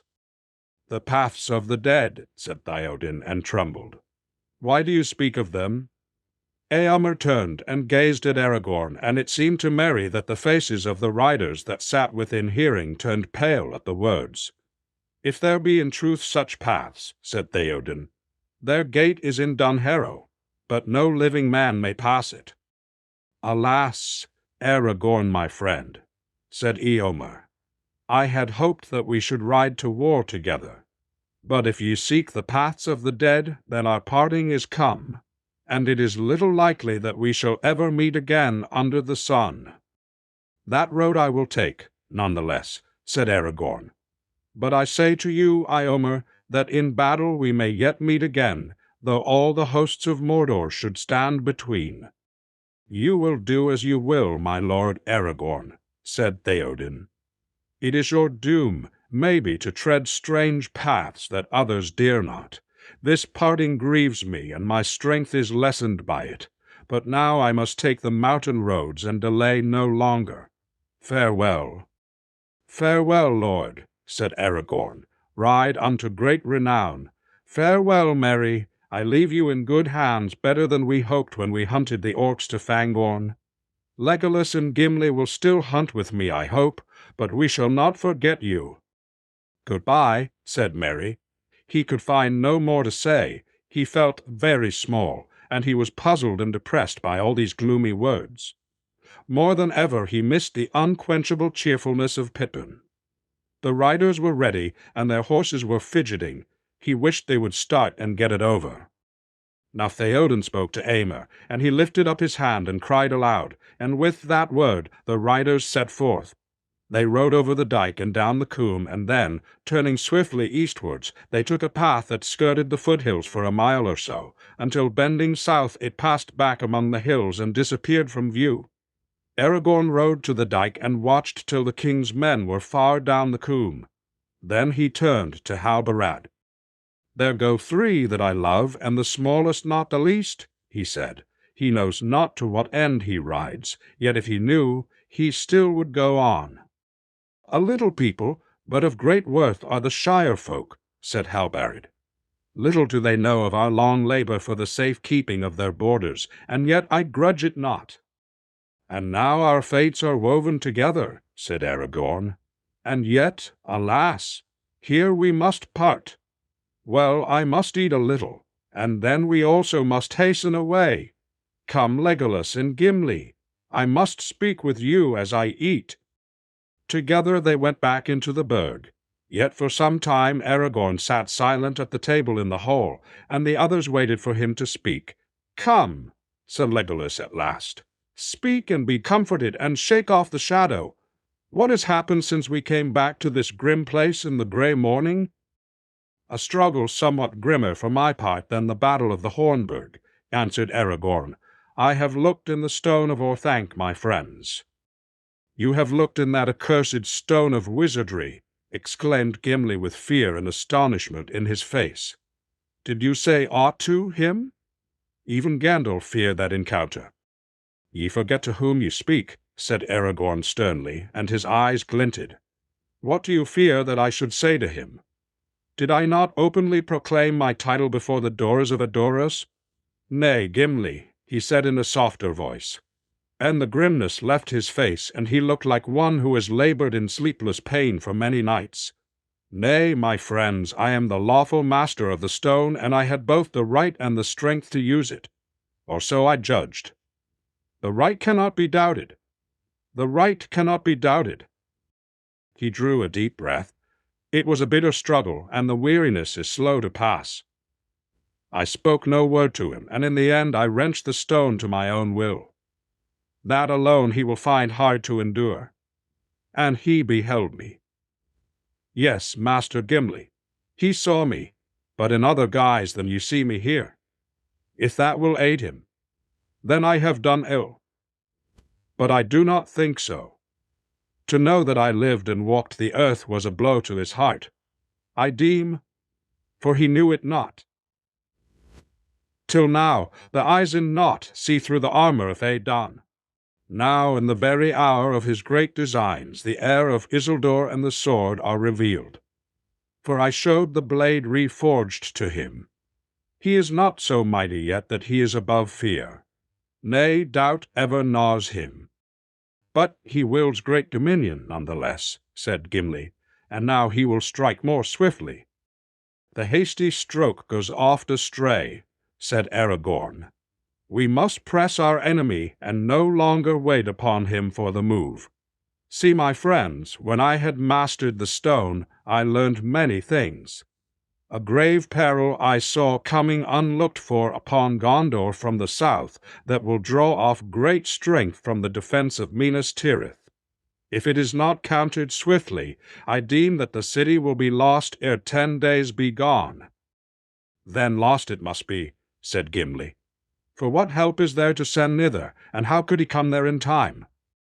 I have no help to send, therefore I must go myself, said Aragorn.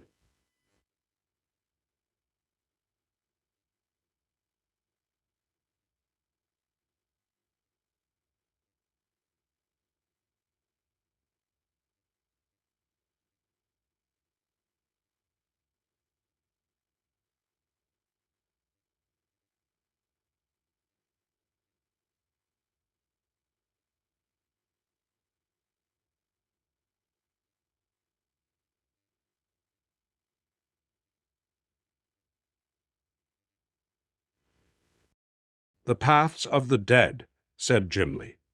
It is a fell name, and little to the liking to the men of Rohan, as I saw. Can the living use such a road and not perish? And even if you pass that way, what will so few avail to counter the strokes of Mordor? The living have never used that road since the coming of the Rohirrim, said Aragorn, for it is closed to them. But in this dark hour the heir of Isildur may use it, if he dare. Listen. This is the word that the sons of Elrond bring to me from their father in Rivendell, wisest in lore. Bid Aragorn remember the words of the seer and the paths of the dead. And what may be the words of the seer? Said Legolas. Thus spoke Malbeth the seer in the days of Arvedui, last king. At Fornost, said Aragorn, over the land there lies a long shadow, westward reaching wings of darkness. The tower trembles to the tombs of kings. Doom approaches, the dead awaken. For the hour is come for the oath-breakers. At the stone of Eric they shall stand again, and hear there a horn in the hills ringing. Who shall the horn be? Who shall call them? From the grey twilight, the forgotten people? The heir of him to whom the oath they swore. From the north shall he come, mead shall drive him. He shall pass the door to the paths of the dead. Dark ways, doubtless, said Gimli, but no darker than these staves are to me. If you would understand them better, then I bid you come with me, said Aragorn, for that way I now shall take. But I do not go gladly, only need drives me. Therefore only of your free will would I have you come, for you will find both toil and great fear, and maybe worse. I will go with you even on the paths of the dead, and to whatever end they may lead, said Gimli. I also will come, said Legolas, for I do not fear the dead. I hope that the forgotten people will not have forgotten how to fight, said Gimli, for otherwise I see not why we should trouble them. That we shall know if ever we come to Eric, said Aragorn. But the oath that they broke was to fight against Sauron, and they must fight therefore if they are to fulfill it. For at Eric there stands yet a black stone that was brought, it was said, from Numenor by Isildur, and it was set upon a hill, and upon it the king of the mountains swore allegiance to him in the beginning of the realm of Gondor. But when Sauron returned and grew in might again, Isau summoned the men of the mountains to fulfill their oath, and they would not, for they had Sauron in the bark years. Isildur said to their king, Thou shalt be the last king, and if the west prove mightier than thy black master, this curse I lay upon thee and thy folk, to rest never until your oath is fulfilled. For this war will last through years uncounted, and you shall be summoned once again ere the end, and they shall be summoned once again ere the end.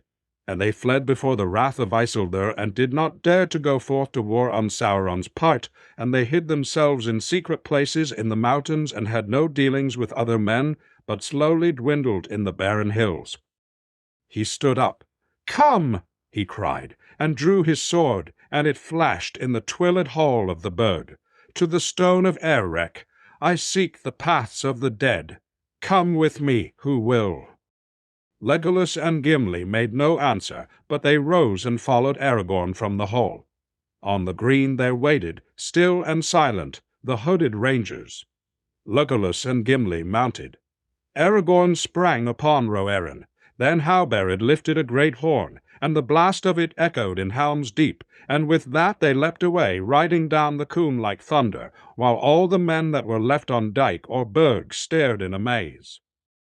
And while Theoden went by slow paths in the hills, the Grey Company passed swiftly over the plain, and on the next day in the afternoon they came to Edoras.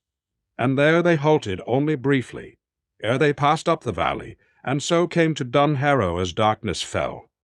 The Lady Eowyn greeted them and was glad of their coming, for no mightier men had she seen than the Dúnedain and the fair sons of Elrond.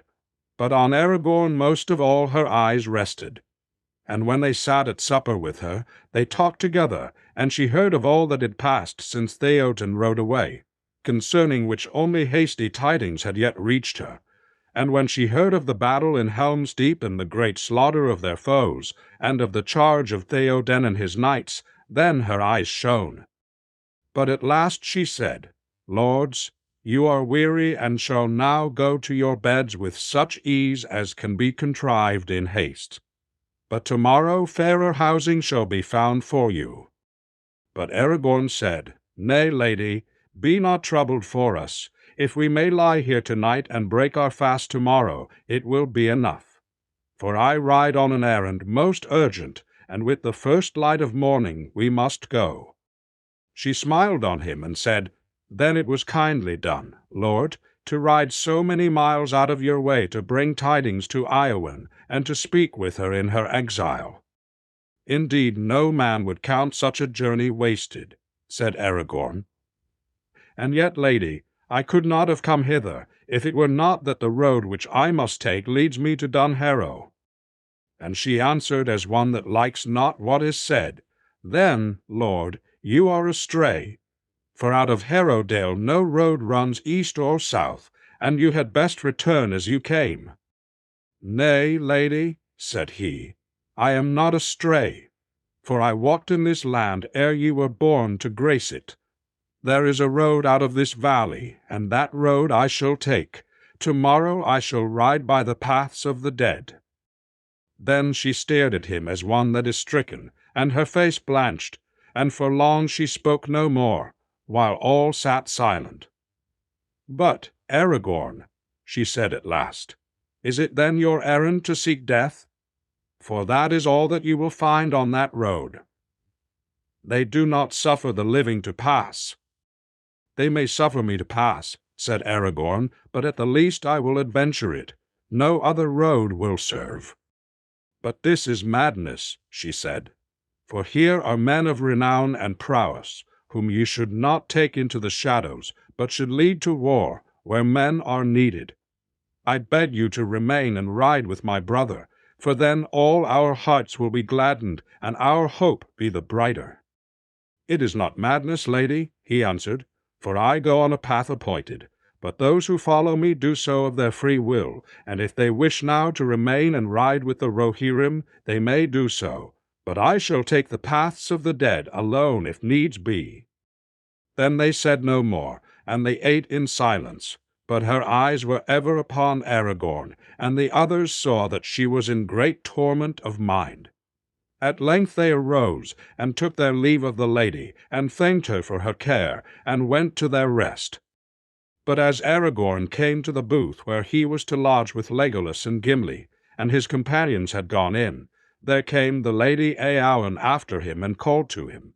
He turned and saw her as a glimmer in the night, for she was clad in white, but her eyes were on fire.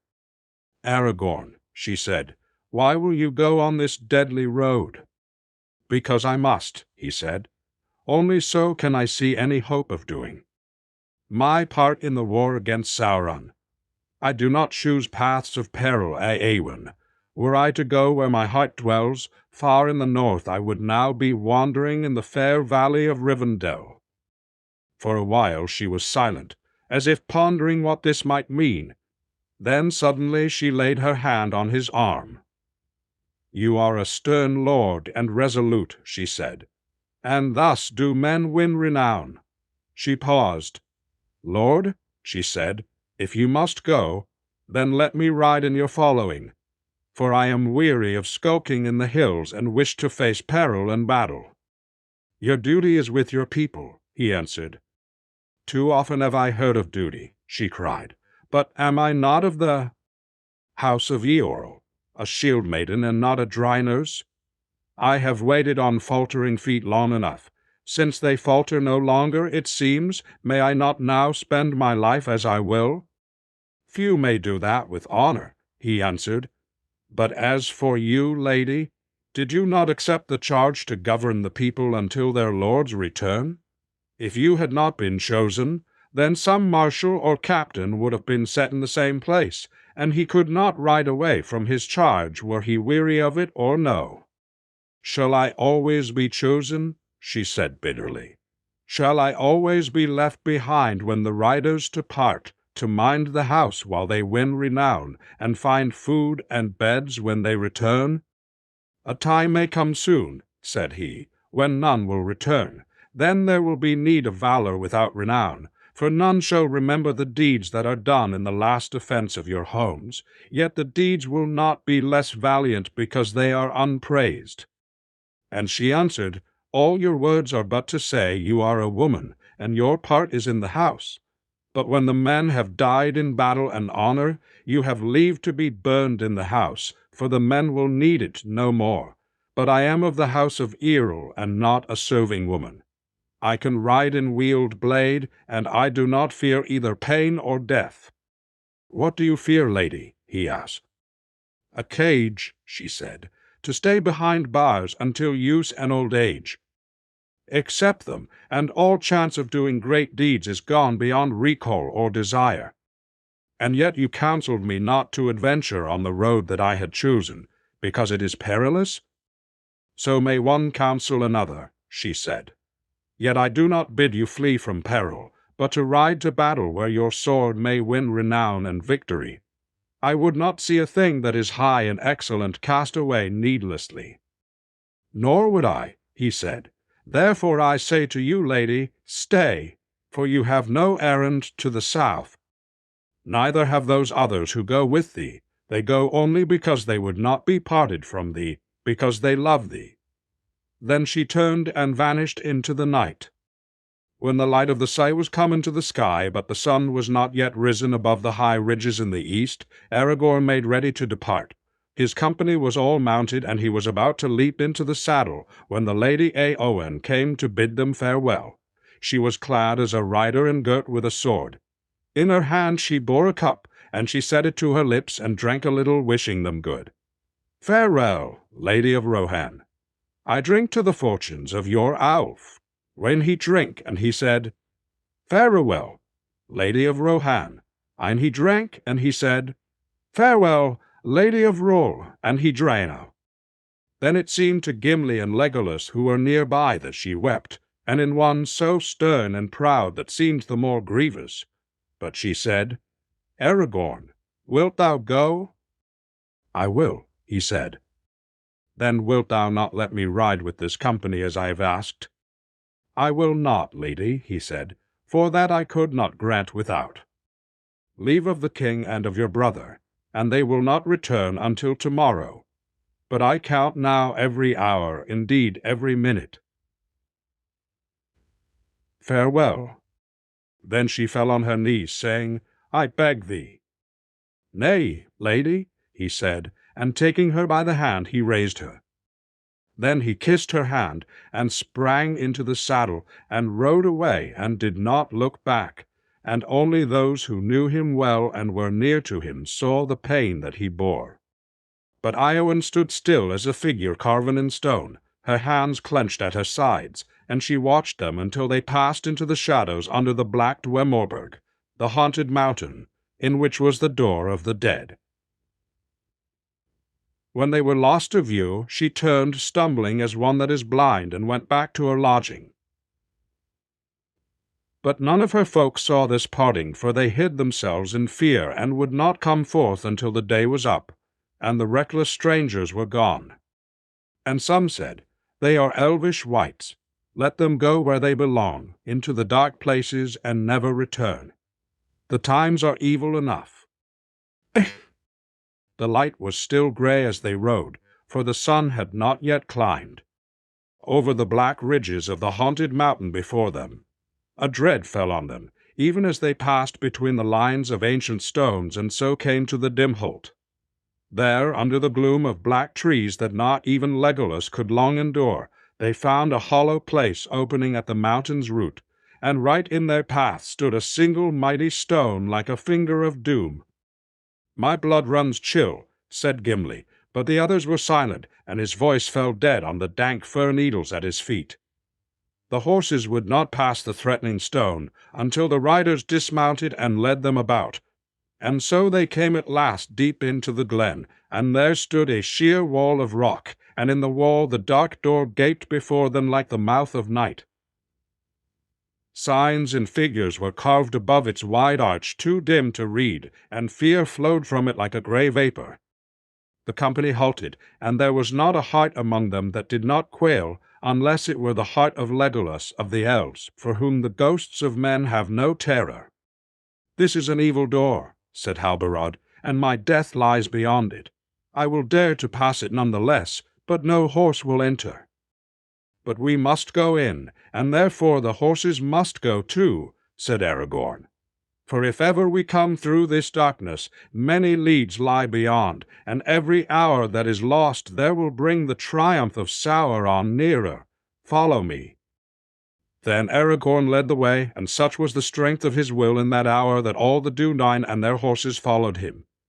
And indeed the love that the horses of the rangers bore for their riders was so great that they were willing to face even the terror of the door, if their masters' hearts were steady as they walked beside them. But Arod, the horse of Rohan, refused the way, and he stood sweating and trembling in a fear that was grievous. Then he stood sweating and trembling in a fear that was grievous to see. Then they stood sweating and trembling in a fear that was grievous to see. Then his knees shook, and he was wroth with himself. "Here is a thing unheard of," he said. "An elf will go underground, and a dwarf dare not." With that he plunged in. But it seemed to him that he dragged his feet like lead over the threshold, and at once a blindness came upon him, even upon Gimli Glow, son who had walked unafraid in many deep places of the world. Aragorn had brought torches from Dunharrow, and now he went ahead bearing one aloft, and Elladan with another went at the rear, and Gimli, stumbling behind, strove to overtake him. He could see nothing but the dim flame of the torches, but if the company halted, there seemed an endless whisper of voices all about him, a murmur of words and no tongue that he had ever heard before. Nothing assailed the company, nor withstood their passage, and yet steadily fear grew on the dwarf as he went on, most of all because he knew now that there could be no turning back. All the paths behind were thronged by an unseen host that followed in the dark. So time unreckoned passed, until Gimli saw a sight that he was ever afterwards loth to recall. The road was wide as far as he could judge, but now the company came suddenly into a great empty space, and there were no longer any walls upon either side. The dread was so heavy on him that he could hardly walk. Away to the left something glittered in the gloom as Aragorn's torch drew near. Then Aragorn halted and went to look what it might be. "Does he feel no fear?" muttered the dwarf. "In any other cave Gimli Glow son would have been the first to run to the gleam of gold. But not here. Let it lie." None the less he drew near, and saw Aragorn kneeling, while Elladan held aloft both torches. Before him were the bones of a mighty man. He had been clad in mail, and still his harness lay there whole, for the cavern's air was as dry as dust, and his hauberk was gilded. His belt was of gold and garnets, and rich with gold was the helm upon his bony head face downward on the floor. He had fallen near the far wall of the cave, as now could be seen, and before him stood a stony door closed fast, in up its cane, and before him stood a stony door closed fast, an upbroken sword. Aragorn did not touch him, but after gazing silently for a while, he rose and sighed. "Hither shall the flowers of Cymbeline come never unto world's end," he murmured. 9 mounds and 7 there are now green with grass, and through all the long years he has lain at the door that he could not unlock. Whither does it lead? Why would he pass? None shall ever know. For that is not my errand, he cried, turning back and speaking to the whispering darkness behind. Keep your hoards and your secrets hidden in the accursed years. Speed only we ask. Let us pass, and then come. I summon you to the stone of Eric." There was no answer, unless it were an utter silence more dreadful than the whispers before, and then a chill blast came in which the torches flickered and went out, and could not be rekindled. Of the time that followed, 1 hour or many, Gimli remembered little. The others pressed on, but he was ever hindmost, pursued by a groping horror that seemed always just about to seize him, and a rumor came after him like the shadow sound of many feet. He stumbled on until he was crawling like a beast on the ground, and felt that he would no more. He must either run, and felt the shadow sound of many feet. Suddenly he heard the tinkle of water, a sound hard and clear as a stone falling into a dream of dark shadow. Light grew, and lo, the company passed through another gateway, high-arched and broad, and a rill ran out beside them, and beyond, going steeply down, was a road between sheer cliffs, knife-edged against the sky far above. So deep and narrow was that chasm that the sky was dark, and in it small stars glinted, yet as Gimli after learned it was still 2 hours ere sunset of the day on which they had out from learned it.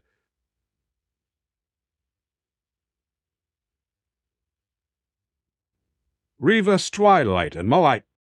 The company now mounted again, and Gimli returned to Legolas. They rode in file, and evening came on, and a deep blue dusk, and still fear pursued them. Legolas, turning to speak to Gimli, looked back, and the dwarf saw before his face the glitter in the elf's bright eyes. Behind them rode Elladan, last of the company, but not the last of those that took the downward road. "The dead are following," said Legolas. "I see shapes of men and of horses, and pale banners like shreds of cloud, and spears like winter thickets on a misty night. The dead are following."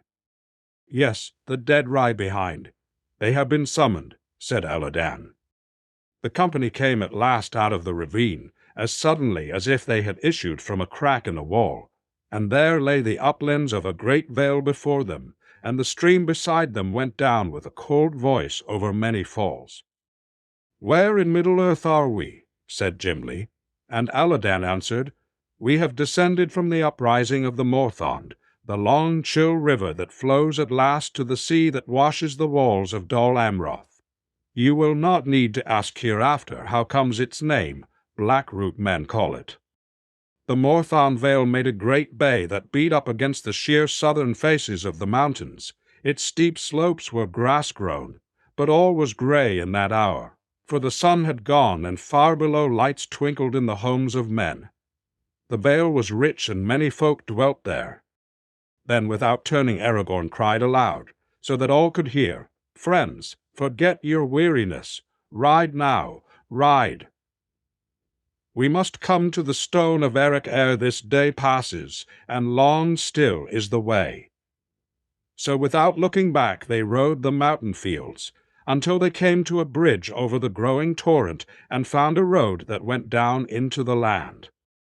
Lights went out in house and hamlet as they came, and doors were shut, and folk that were afield cried in terror and ran wild like hunted deer. Ever there rose the same cry in the gathering night, "The King of the Dead! The King of the Dead is come upon us!" Bells were ringing far below, and all men fled before the face of Aragorn, but the grey company in their haste rode like hunters, until their horses were stumbling with weariness. And thus, just ere midnight, and in a darkness as black as the caverns in the mountains, they came at last to the hill of Eric. Long had the terror of the dead lain upon that hill and upon the empty fields about it. For upon the top stood a black stone, round as a great globe, the height of a man, though its half was buried in the ground. Unearthly it looked, as though it had fallen from the sky, as some believed, but those who remembered still the lore of Westernessy told that it had been brought out of the ruin of Númenor, and there set by Isildur at his landing. None of the people of the valley dared to approach it, nor would they dwell near, for they said that was a try-place of the Shadow Men, and there. To that stone the company came and halted in the dead of night. Then Elrohir gave to Aragorn a silver horn, and he blew upon it. And it seemed to those that stood near that they heard a sound of answering horns, as if it was an echo in deep caves far away. No other sound they heard, and yet they were aware of a great host gathered all about the hill on which they stood, and a chill wind like the breath of ghosts came down from the mountains. But Aragorn dismounted, and standing by the stone he cried in a great voice, "Oathbreakers, why have ye come?" And a voice was heard out of the night that answered him, as if from far away, "To fulfill our oath and have peace." Then Aragorn said, "The hour is come at last. Now I go to Pelargir, upon Anduin, and ye shall come after me. And when all this land is clean of the servants of Sauron, I will hold the oath fulfilled, and ye shall have peace and depart forever. For I am Elessar, Isildur's heir of Gondor." And with that he bade Halbarad unfurl the great standard which he had brought. And behold, it was black, and if there was any device upon it, it was hidden in the darkness. Then there was silence, and not a whisper nor a sigh was heard again all the long night. The company camped beside the stone, but they slept little, because of the dread of the shadows that hedged them round. But when the dawn came, cold and pale, Aragorn rose at once, and he led the company forth upon the journey of greatest haste and weariness that any among them had known, save he alone, and only his will held them to go on. No other mortal men could have endured it, none but the Dunedain of the north, and with them Gimli the dwarf and Legolas of the elves. They passed Harlang's Neck and came into Lamedan, and the shadow host pressed behind, and fear went on before them, until they came to Calumbel upon Cyril, and the sun went down like blood behind Penethgalen away in the west behind them. The township and the fords of Cyril they found deserted, for many men had gone away to war, and all that were left fled to the hills at the rumor of the coming of the dead. But the next day there came no dawn, and the grey company passed under the darkness of the storm of Mordor, were lost to mortal sight. Chapter 3. The Muster of Rohan. Now all roads were running together to the east to meet the coming of war and the onset of the shadow. And even as Pippin stood at the great gate of the city and saw the prince of Dol Amroth ride in with his banners, the king of Rohan came down out of the hills. Day was waning. In the last rays of the sun the riders cast long pointed shadows that went on before them. Darkness had already crept beneath the murmuring fir woods that clothed the steep mountain-sides. The king rode now slowly at the end of the day. Presently the path turned round a huge bare shoulder of rock and plunged into the gloom of soft sighing trees. Down, down they went in a long winding file. When at last they came to the bottom of the gorge, they found that evening had fallen in the deep places. All day far below them a leaping stream had run down from the high pass behind, cleaving its narrow way between pine-clad walls, and now through a stony gate it flowed out and passed into a wider vale. The riders followed it, and suddenly Herodale lay before them, loud with the noise of waters in the evening. There the white snowbourn, joined by the lesser stream, went rushing fuming on the stones, down to Edoraz and the green hills and the plains. Away to the right, at the head of the great dale, the mighty Starkhorn loomed up above its buttresses, swathed in Nauwadaris and the green hills, gleamed far above the world, blue-shadowed upon the east, red-stained by the sunset in the west.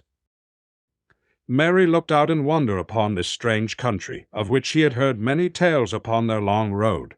It was a skyless world, in which his eye, through dim gulfs of shadowy air, saw only ever-mounting slopes, great walls of stone behind great walls, and frowning precipices wreathed with mist. He sat for a moment half dreaming, listening to the noise of water, the whisper of dark trees, the crack of stone, and the vast waiting silence that brooded behind all sound. He loved the thought of them marching on the edge, or he saw it, Amatsa marching on the edge o'er. Bol Zurond, meint ein old sound. He was very tired, for though they had ridden slowly, they had ridden with very little rest. Hour after hour, for nearly 3 weary days, he had jogged up and down over passes and through long dales and across many streams. Sometimes, where the way was broader, he had ridden at the king's side, not noticing that many of the riders smiled to see the two together, the hobbit on his little shaggy gray pony, and the Lord of Rohan on his great white horse. Then he had talked to Theoden, telling him about his home and the doings of the Shire folk, or listening. But most of the time, especially on this last day, Merry had ridden by himself just behind the king, saying nothing, and trying to understand the slow, sonorous speech of Rohan that he heard the men behind him using. It was a language in which there seemed to be many words that he knew, though spoken more richly and strongly than in the Shire, yet he could not piece the words together. At times some rider would lift up his clear voice in stirring song, and Merry felt his heart leap, though he did not know what it was about. All the same, he had been lonely, and never more so than now at the day's end.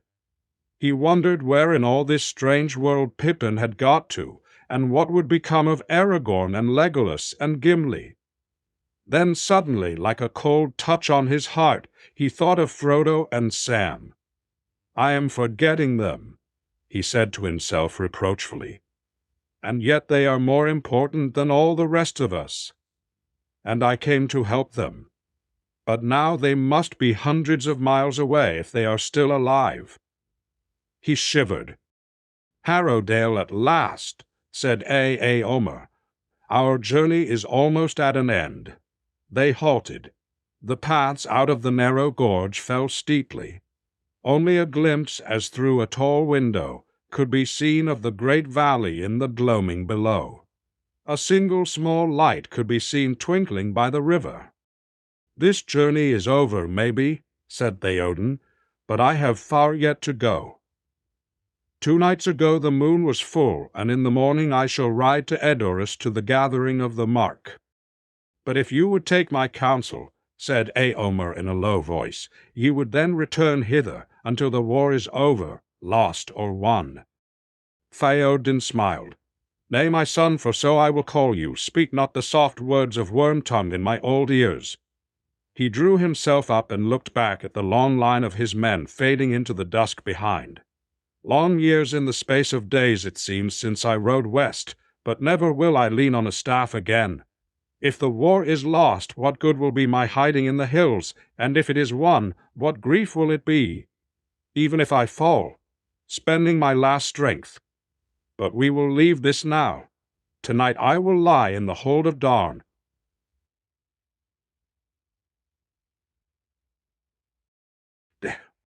In the deepening dusk they came down into the valley. Here the Snowbourn flowed near to the western walls of the dale, and soon the path led them to a ford where the shallow waters murmured loudly on the stones. The ford was guarded. As the king approached, many men sprang up out of the shadow of the rocks, and when they saw the king they cried with glad voices, "Theoden King! Theoden King! The king of the Mark returns!" Then one blew a long call on a horn. It echoed in the valley. Other horns answered it, and lights shone out across the river. And suddenly there rose a great chorus of trumpets from high above, sounding from some hollow place, as it seemed. They gathered their notes into one voice, and sent it rolling and beating on the walls of stone. So the king of the Mark came back victorious out of the west to Dun Harrow beneath the feet of the White Mountains. There he found the remaining strength of his people already assembled, for as soon as his coming was known, captains rode to meet him at the ford, bearing messages from Gandalf. Dunir, chieftain of the folk of Harrowdale, was at their head. "At dawn 3 days ago, Lord," he said, "Shadowfax came like a wind out of the west to Edoras, and Gandalf brought tidings of your victory to gladden our hearts. But he brought also word from you to hasten the gathering of the riders. And then came the winged shadow." "The winged shadow," said Theoden. "We saw it also, but that was in the dead of night before Gandalf left us." "Maybe, Lord," said Dunhir, "yet the same, or another like to it. A flying darkness in the shape of a monstrous bird passed over Edoras that morning, and all men were shaken with fear. For it stooped upon Meduseld, and as it came low, almost to the gable, there came a cry that stopped our hearts. Then it was that Gandalf counselled us not to assemble in the fields, but to meet you here in the valley under the mountains. And he bade us to kindle no more lights or fires than barest need, as it has been done to ourselves. It is well, said Dioden, I will ride now to the hold, and there before I go to rest I will meet the marshals and captains. Let them come to me as soon as may be. The road now led eastward straight across the valley, which was at that point little more than half a mile in width. Flats and meads of rough grass, grey now in the falling night, lay all about, but in front on the far side of the dale, Mary saw a frowning wall, a last outlier of the great roots of the Starkhorn, cloven by the river in ages past. On all the level spaces there was great concourse of men. Some thronged to the roadside, hailing the king and the riders from the west with glad cries. But stretching away into the distance behind, there were ordered rows of tents and booths, and lines of picketed horses, and great store of arms, and piled spears bristling like thickets of new-planted trees. Now all the great assembly was falling into shadow, and yet, though the night chill blew cold from the heights, no lanterns glowed, no fires were lit. Watch heavily cloaked from the heights no lance. Merry wondered how many riders there were. He could not guess their number in the gathering gloom, but it looked to him like a great army, many thousands strong. While he was peering from side to side, the king's party came up under the looming cliff on the eastern side of the valley, and there suddenly the pass began to climb, and Merry looked up in amazement. He was on a road the like of which he had never seen before, a great work of men's hands and years beyond the reach of song. Upwards it wailing like a snake, boring its way across the sheer slope of rock. Steep as a stair, it looped backwards and forwards as it climbed. Up it horses could walk, and wains could be slowly hauled. But no enemy could come that way, except out of the air, if it was defended from above. At each turn of the road there were great standing stones that had been carved in the likeness of men, huge and clumsy-limbed, squatting cross-legged with their stumpy arms folded on fat bellies. Some in the wearing of the years had lost all features, save the dark holes of their eyes, that still stared sadly at the passer-by. The riders hardly glanced at them, the pokelmen they called them, and heeded them little. No power or terror was left in them. But Mary gazed at them with wonder and a feeling almost of pity as they loomed up mournfully in the dusk. After a while he looked back and found that he had already climbed some hundreds of feet above the valley, but still far below he could dimly see a winding line of riders crossing the ford and filing along the road towards the camp prepared for them. Only the king and his guard were going up into the hold. At last the king's company came to a sharp brink, and the climbing road passed into a cutting between walls of rock, and so went up a short slope and out onto a wide upland. The Firion-felled men called it, a green mountain field of grass and heath, high above the deep-delved courses of the Snowborn, laid upon the lap of the deep-delved courses of the Snowborn, laid upon the lap of the great mountains behind, the Starkhorn southwards and northwards, the saw-toothed mass of Orengsaga, between which there faced the riders, the grim black wall of the Dwimorberg.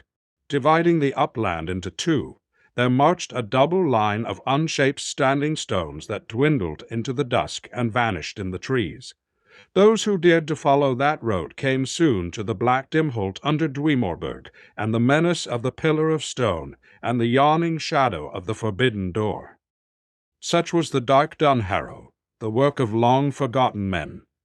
Their name was lost, and no song or legend remembered it. For what purpose they had made this place, as a town or secret temple or a tomb of kings, none in Rohan could say. Here they labored in the dark years before ever a ship came to the western shores, or Gondor of the Dúnedain was built, and now they had vanished, and only the old Pukelmen were left, still sitting at the turnings of the road. Mary stared at the lines of marching stones. They were worn and black. Some were leaning, some were fallen, some cracked or broken. They looked like rows of old and hungry teeth. He wondered what they could be, and he hoped that the king was not going to follow them into the darkness beyond. Then he saw that there were clusters of tents and booths on either side of the stony way. Then he saw that there were clusters of tents and booths on either side of the stony way. But these were not set near the trees, and seemed rather to huddle away from them towards the cliff. The greater number were on the right, where the fear ran. From this side a rider now came out to meet them, and they turned from the road. As they drew near, Mary saw that the rider was a woman with long braided hair gleaming in the twilight, yet she wore a helm and was clad to the waist like a warrior and girded with a sword. "Hail, Lord of the Mark," she cried. "My heart is glad at your returning." "And you, Eowyn," said Theoden, "is all well with you?" "All is well," she answered, yet it seemed to Mary that her voice belied her, and he would have thought that she had been weeping, if that could be believed of one so stern of face. "All is well.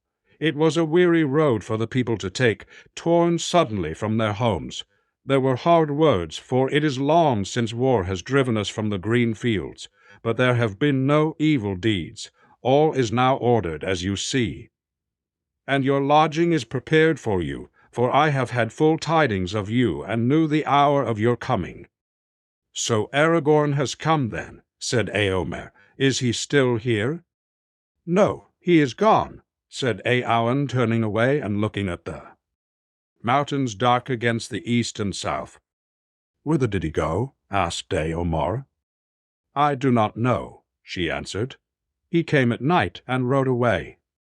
Yestermorn, ere the sun had climbed over the mountain tops, he is gone." "You are grieved, daughter," said Theoden. "What has happened? Tell me, did he speak of that road?" He pointed away along the darkening lines of stones towards the Dwemorbird, "of the paths of the dead." "Yes, Lord," said Eowyn, "and he is passed into the shadow from which none have returned. I could not dissuade him. He is gone." "Then our paths are sundered," said Eomer. "He is lost. We must ride without him, and our hope dwindles." Slowly they passed through the short heath and upland grass, speaking no more, until they came to the king's pavilion. There Mary found that everything was made ready, and that he himself was not forgotten. A little tent had been pitched for him beside the king's lodging, and there he sat alone, while men passed to and fro, going in to the king and taking counsel with him. Night came on, and the half-seen heads of the mountains westward were crowned with stars, but the east was dark and blank. The marching stones faded slowly from sight, but the east was dark and blank. "The paths of the dead," he muttered to himself. "The paths of the dead?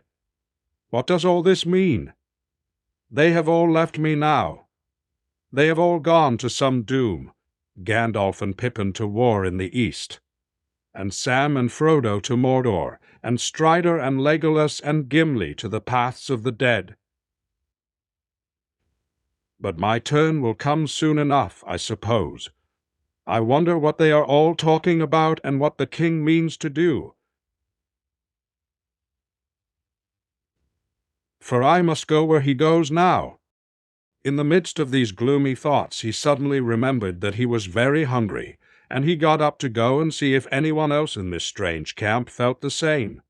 But at that very moment a trumpet sounded, and a man came summoning him, the king's esquire, to wait at the king's board.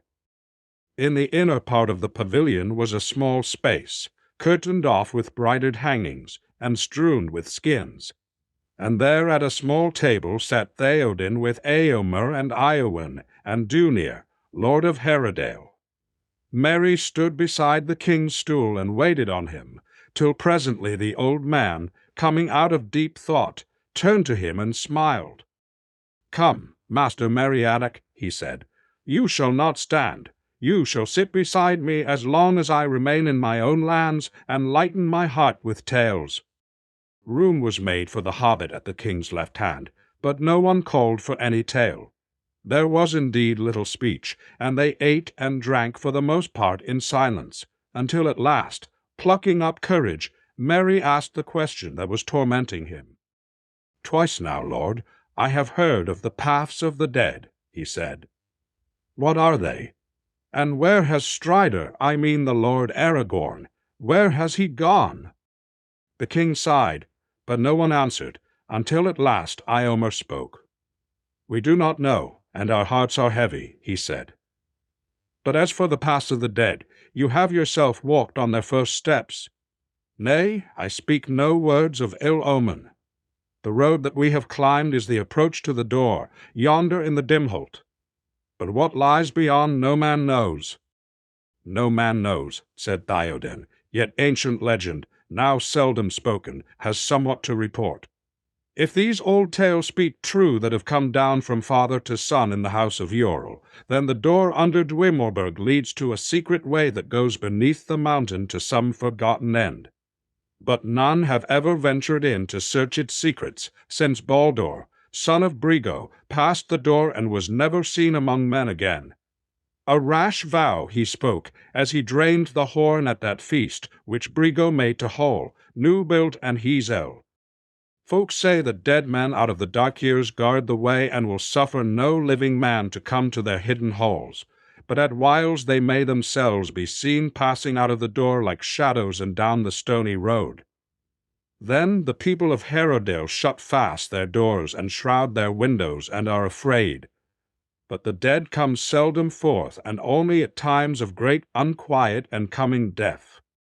Yet it is said in Herodale, said Eowyn in a low voice, that in the moonless nights but little while ago, a great host in strange array passed by.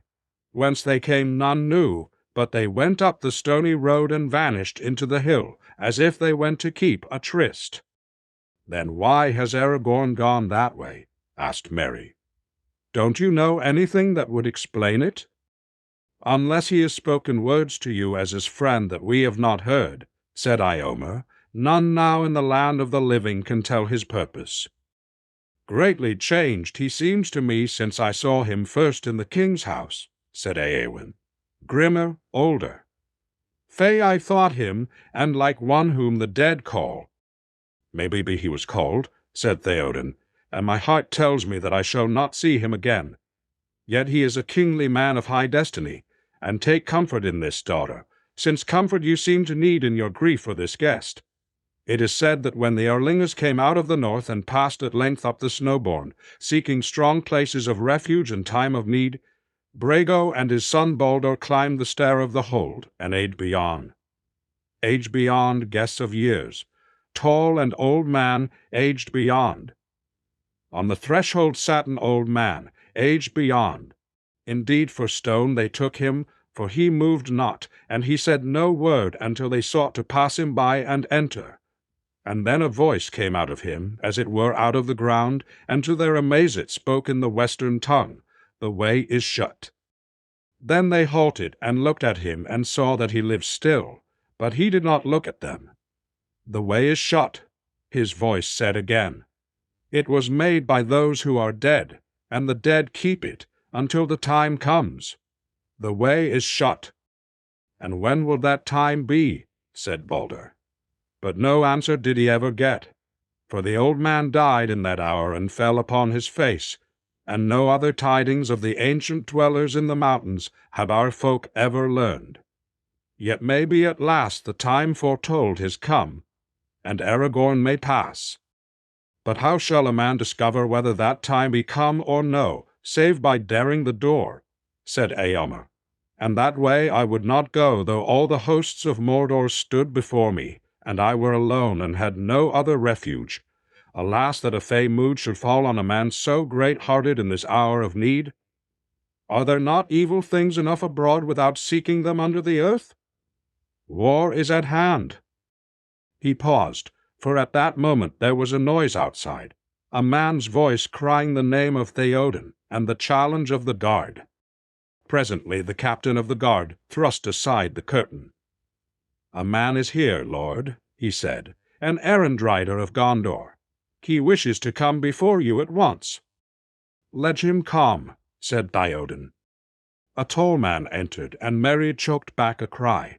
For a moment it seemed to him that Boromir was alive again and had returned.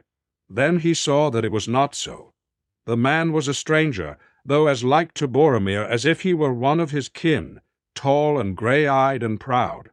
He was clad as a rider with a cloak of dark green over a coat of fine mail. On the front of his helm was wrought a small silver star. In his hand he bore a single arrow, black-feathered and barbed with steel, but the point was painted red. He sank on one knee and presented the arrow to Theoden. "Hail, Lord of the Rohirrim, friend of Gondor," he said. "Here again I am, errand rider of Denethor, who bring you this token of war.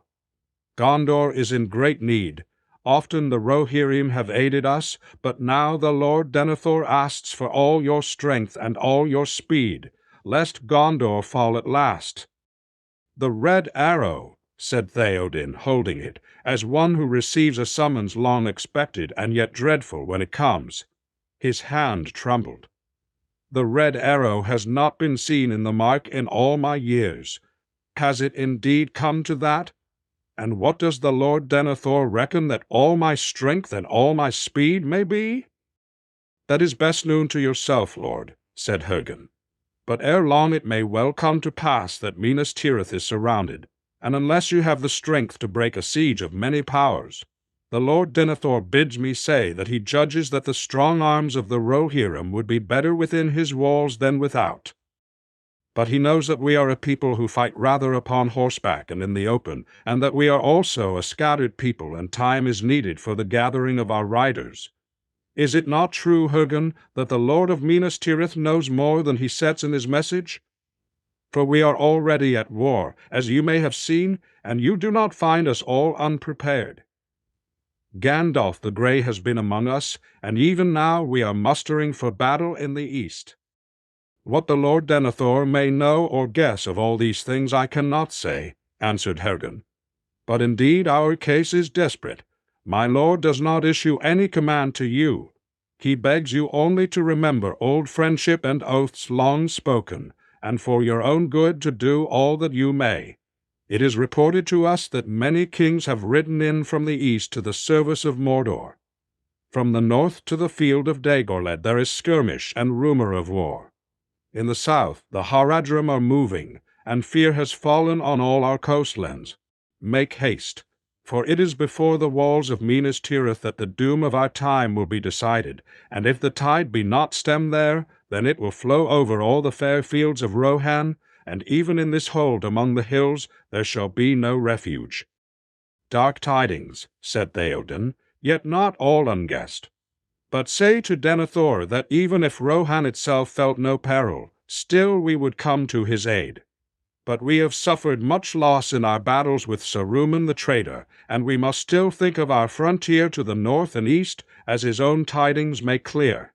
So great a power as the Dark Lord seems now to wield might well contain us in battle before the city, and yet strike with great force across the river away beyond the Gate of Kings. But we will speak no longer counsels of prudence. We will come. The Wipantake was set for the morrow. When all is ordered, we will set out.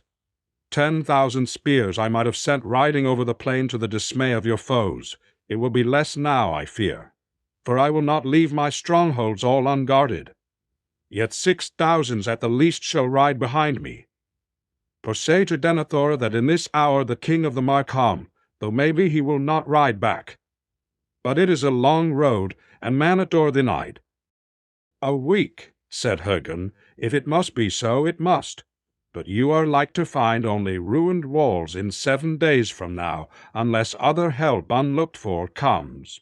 Still you may at the least disturb the orcs and swarthy men from their feasting in the White Tower." "At the least we will do that," said Theoden. "But I myself am new come from battle and long journey, and I will now go to rest. Tarry here this night. Then you shall look on the muster of Rohan and ride away the gladder for the sight, and the swifter for the rest. In the morning counsels are best, and night changes many thoughts." With that the king stood up, and they all rose. "Go now each to your rest," he said, "and sleep well. And you, Master Meriadoc, I need no more tonight, but be ready to my call as soon as the sun is risen." "I will be ready," said Merry, "even if you bid me ride with you on the paths of the dead." "Speak not words of omen," said the king, "for there may be more roads than one that could bear that name. But I did not say that I would bid you ride with me on any road. Good night." "I won't be left behind to be called for on return," said Merry. "I won't be left, I won't." And repeating this over and over again to himself, he fell asleep at last in his tent. He was wakened by a man shaking him. Wake up, Master Hobila," he cried, and at length Merry came out of deep dreams and sat up with a start. It still seemed very dark, he thought. "What is the matter?" he asked. "The king calls for you." "But the sun has not risen yet," said Merry. "No, and will not rise today, Master Hobila, nor ever again, one would think under this cloud. But time does not stand still, though the sun be lost. Make haste." Flinging on some clothes, Merry looked outside. The world was darkling. The very air seemed brown, and all things about were black and gray and shadowless. There was a great stillness. No shape of cloud could be seen, unless it were far away westward, where the furthest groping fingers of the great gloom still crawled onwards, and a little light leaked through them. Overhead there hung a heavy roof, somber and featureless, and light seemed rather to be failing than growing. Mary saw many folk standing, looking up and muttering. All their faces were gray and sad, and some were afraid. With a sinking heart he made his way to the king. Hergen, the rider of Gondor, was there before him, and beside him stood now another man, like him and dressed alike, but shorter and broader. As Merry entered, he was speaking to the king. "It comes from Mordor, lord," he said. "It began last night at sunset. From the hills in the east fold of your realm I saw it rise and creep across the sky, and all night as I rode it came behind, eating up the stars. Now the great cloud hangs over all the land between here and the mountains of shadow, and it is deepening. War has already begun." For a while the king sat silent. At last he spoke. "So we come to it in the end," he said, "the great battle of our time, in which many things shall pass away. But at least there is no longer need for hiding.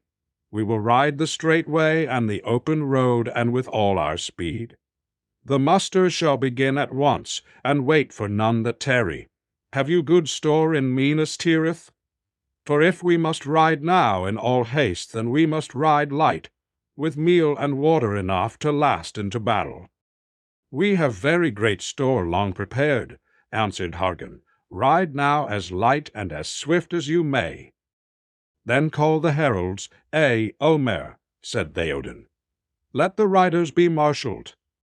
Eomer went out, and presently the trumpets rang in the hold, and were answered by many others from below.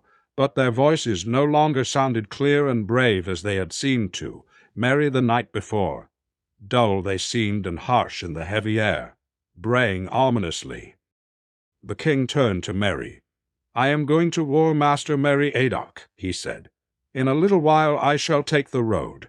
I release you from my service, but not from my friendship. You shall abide here, and if you will, you shall serve the Lady Eowyn, who will govern the folk in my stead." But, Lord," Merry stammered, "I offered you my sword. I do not want to be parted from you like this, Theoden King. And as all my friends have gone to the battle, I should be ashamed to stay behind." "But we ride on horses tall and swift," said Theoden, "and great though your heart be, you cannot ride on such beasts." "Then tie me on to the back of one, or let me hang on a stirrup or something," said Merry. "It is a long way to run, but run I shall if I cannot ride, even if I wear my feet off and arrive weeks too late." Theoden smiled. "Rather than that I would bear you with me on Snowmane," he said. "But at the least you shall ride with me to Edoras and look on Meduseld, for that way I shall go. So far Stiva can bear you. The great race will not begin till we reach the plains." Then Eowyn rose up. "Come now, Meriadoc," she said. "I will show you the gear that I have prepared for you."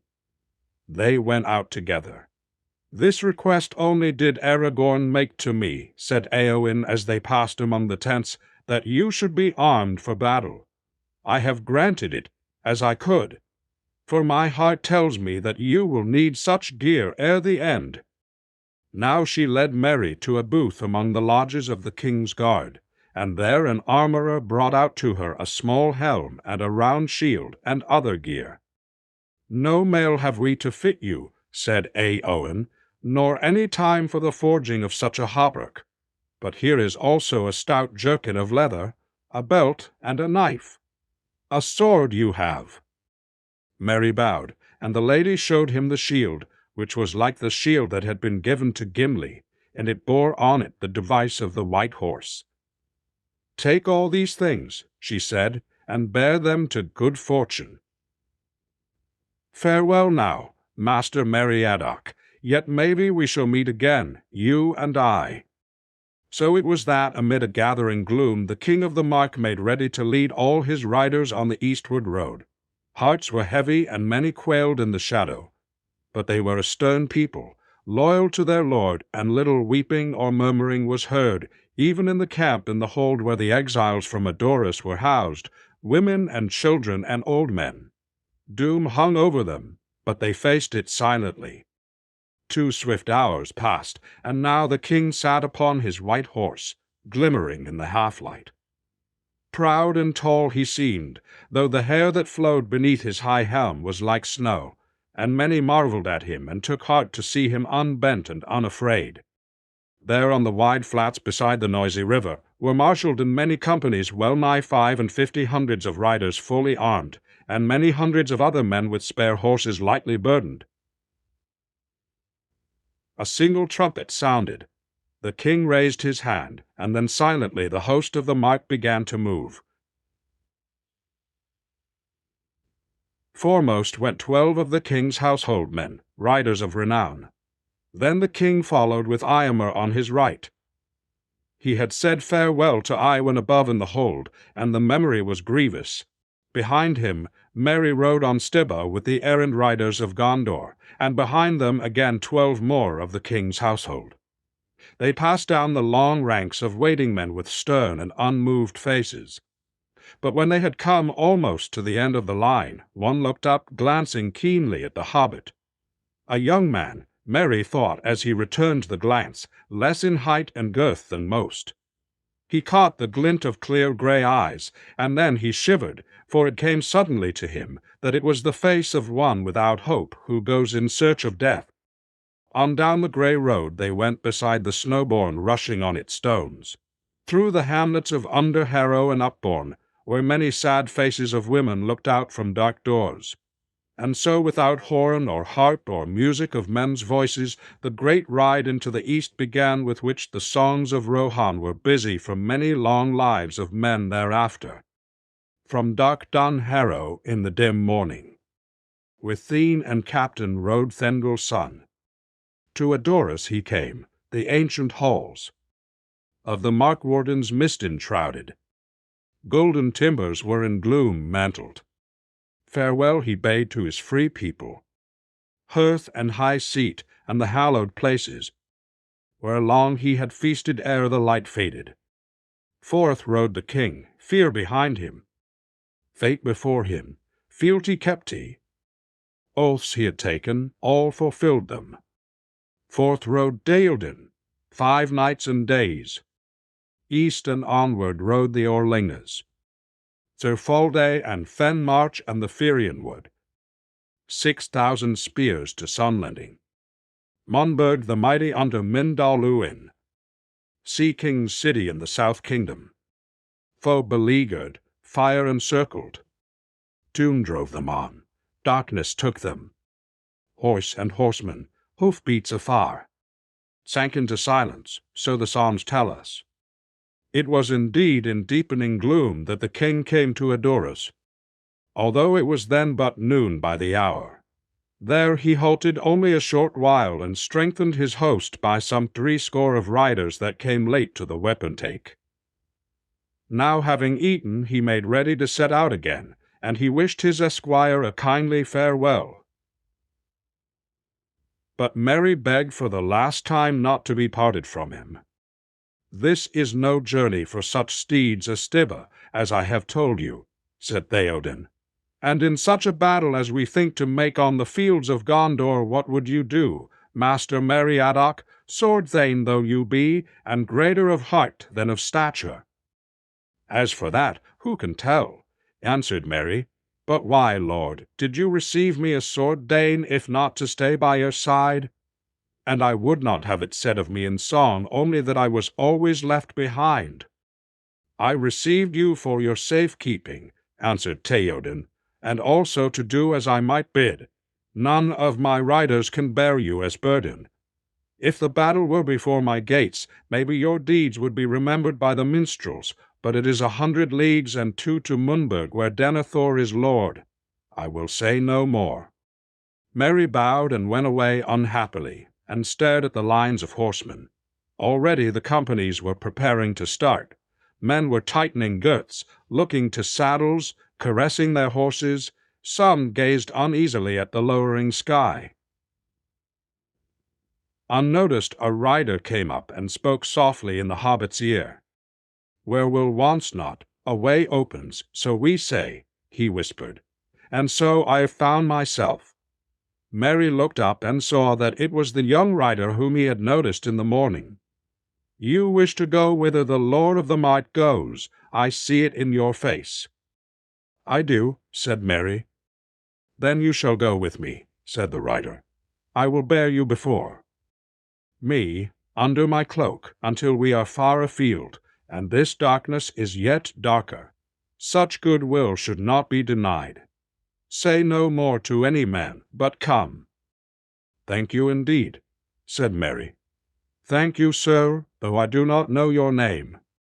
"Do you not?" said the rider softly. "Then call me Dernhelm." Thus it came to pass that when the king set out, before Dernhelm sat Meriadoc the hobbit, and the great grey steed Windfula made little of the burden, for Dernhelm was less in weight than many men, though lithe and well knit in frame. On into the shadow they rode. In the willow thickets where Snowborn flowed into Entwash, 12 leagues east of Adoras, they camped that night, and then on again through the fold, and through the fen-march, where to their right great oak woods climbed on the skirts of the hills under the shades of dark hell Ephirian, by the borders of Gondor Hortost marching in wide brought word of foes, Ardini wold when the north lone men, riding wild, brought word assailing their oos. Ride on, cried Umr. "Too late now to turn aside. The fens of Entwash must guard our flank. Haste, now we need. Ride on." And so King Theoden departed from his own realm, and mile by mile the long road wound away, and the beacon hills marched past, Calenhad, Menrimmon, Erelus, Nardol. But their fires were quenched. All the lands were grey and still, and ever the shadow deepened before them, and hope waned in every heart. Chapter 4. The Siege of Gondor. Pippin was roused by Gandalf. Candles were lit in their chamber, for only a dim twilight came through the windows. The air was heavy as with approaching thunder. "What is the time?" said Pippin, yawning. "Past the 2nd hour," said Gandalf. "Time to get up and make yourself presentable. You are summoned to the lord of the city to learn your new duties." "And will he provide breakfast?" "No, I have provided it all that you will get till noon. Food is now doled out by order." Pippin looked ruefully at the small loaf and, he thought, very inadequate pat of butter which was set out for him, beside a cup of thin milk. "Why did you bring me here?" he said. "You know quite well," said Gandalf.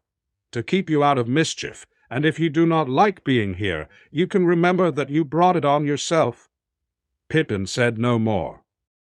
Before long he was walking with Gandalf once more down the cold corridor to the door of the tower hall.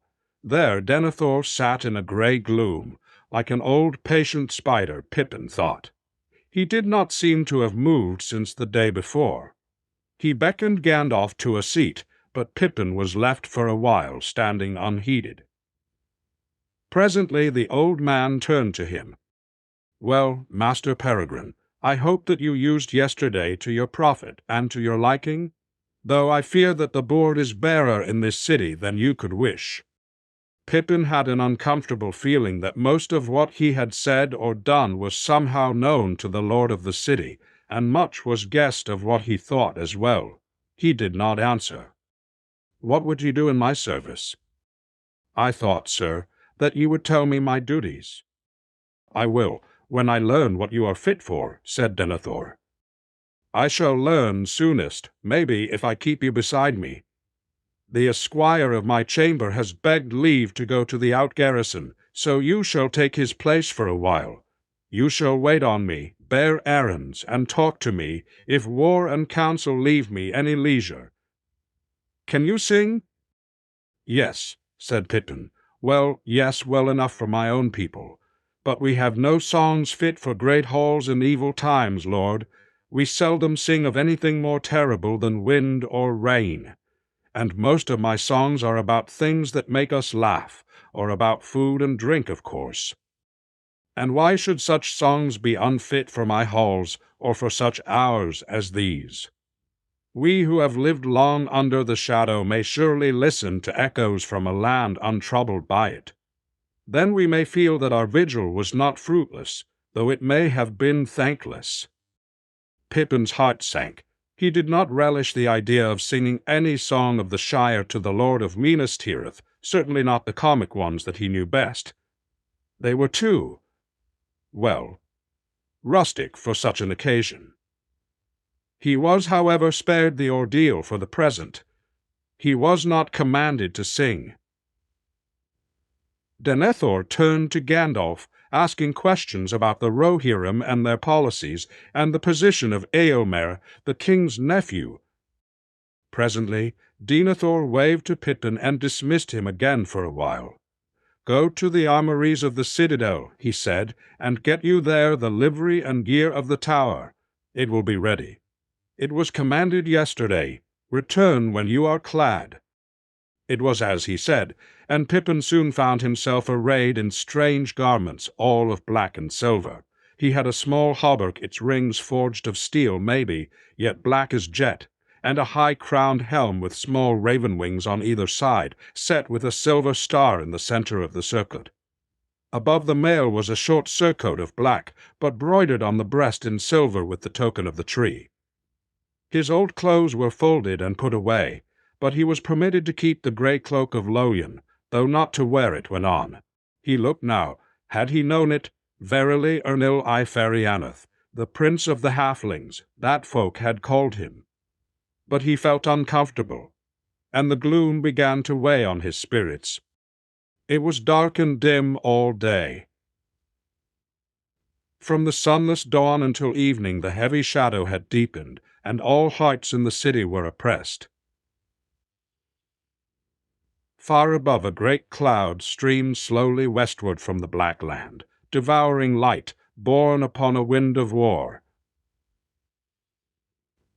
But below the air was still and breathless, as if all the Vale of Anduin waited for the onset of a ruinous storm. About the 11th hour, released at last for a while from service, Pippin came out and went in search of food and drink to cheer his heavy heart and make his task of waiting more supportable. In the messes he met Baragond again, who had just come from an errand over the Pelennor out to the guard towers upon the causeway. Together they strolled out to the walls, for Pippin felt imprisoned indoors, and stifled even in the lofty citadel. Now they sat side by side again in the embrasure looking eastward, where they had eaten and talked the day. It was the sunset hour, but the great pall had now stretched far into the west, and only as it sank at last into the sea did the sun escape to send out a brief farewell gleam before the night, even as Frodo saw it at the crossroads touching the head of the fallen king. But to the fields of the Pelennor, under the shadow of Mindal Uin, there came no gleam. They were brown and drear. Already it seemed years to Pippin since he had sat there before, in some half-forgotten time when he had still been a hobbit, a light-hearted wanderer, touched little by the perils he had passed through. Now he was one small soldier in a city preparing for a great assault, clad in the proud but somber manner of the Tower of Guard. In some other time and place, Pippin might have been pleased with his new array, but he knew now that he was taking part in no play. He was in deadly earnest, the servant of a grim master in the greatest peril. The hauberk was burdensome, and the helm weighed upon his head. His cloak he had cast aside upon the seat. He turned his tired gaze away from the darkling fields below and yawned, and then he sighed. "You are weary of this day," said Beregond. "Yes," said Pippin, "very tired out with idleness and waiting. I have kicked my heels at the door of my master's chamber for many slow hours, while he is debated with Gandalf and the prince and other great persons. And I'm not used, Master Beregond, to waiting hungry on others while they eat. It is a sore trial for a hobbit that, no doubt you will think I should feel the honor more deeply. But what is the good of such honor? Indeed, what is the good even of food and drink under this creeping shadow? What does it mean? The very air seems thick and brown.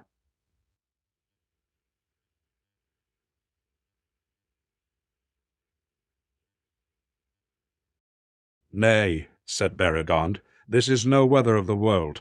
This is some device of his malice, some broil of fume from the mountain of fire that he sends to darken hearts and counsel, and so it doth indeed. I wish the Lord Faramir would return. He would not be dismayed. But now, who knows if he will ever come back across the river out of the darkness? Yes, said Pippin. Gandalf, too, is anxious.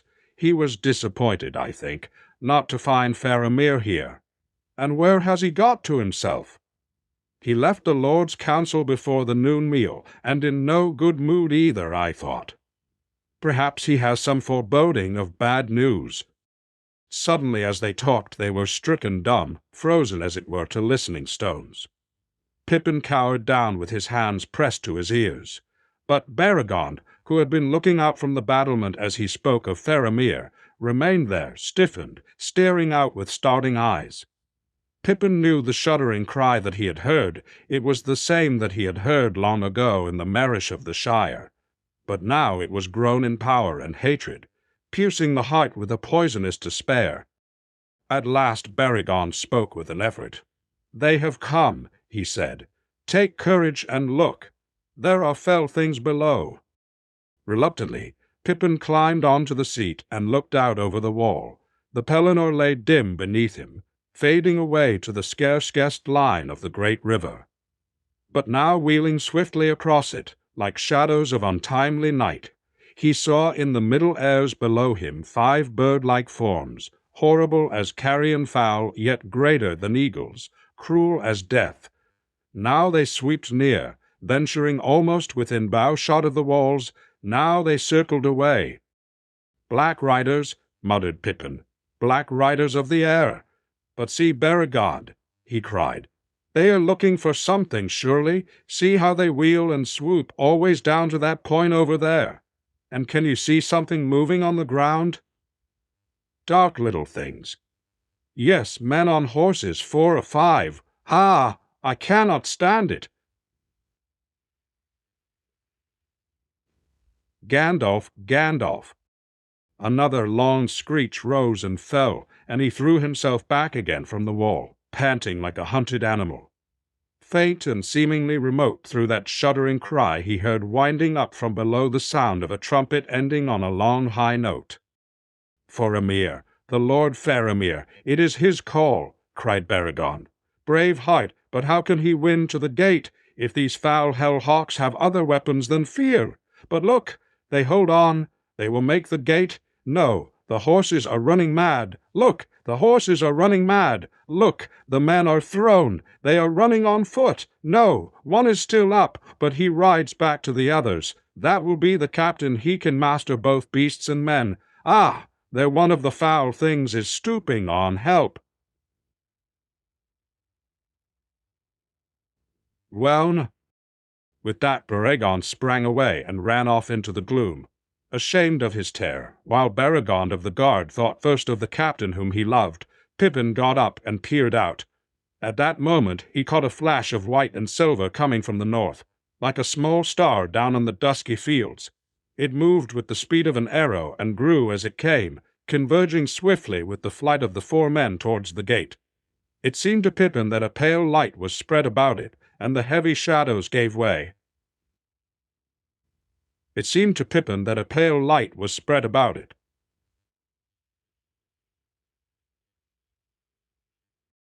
"Gandalf!" he cried. "Gandalf! He always turns up when things are darkest. Go on! Go on, White Rider! Gandalf! Gandalf!" he shouted wildly, like an onlooker at a great race urging on a runner who is far beyond encouragement. But now the dark swooping shadows were aware of the newcomer. One wheeled towards him, but it seemed to Pippin that he raised his hand, and from it a shaft of white light stabbed upwards. The Nazgul gave a long wailing cry and swerved away, and with that the four others wavered, and then rising in swift spirals they passed away eastward, vanishing into the lowering cloud above. And down on the Pelennor it seemed for a while less dark. Pippin watched, and he saw the horseman and the White Rider meet and halt, waiting for those on foot. Men now hurried out to them from the city, and soon they all passed from sight under the outer walls, and he knew that they were entering the gate. Guessing that they would come at once to the tower and the steward, he hurried to the entrance of the citadel. There he was joined by many others who had watched the race and the rescue from the high walls. It was not long before a clamor was heard in the streets leading up from the outer circles, and there was much cheering and crying of the names of Faramir and Mithrandir.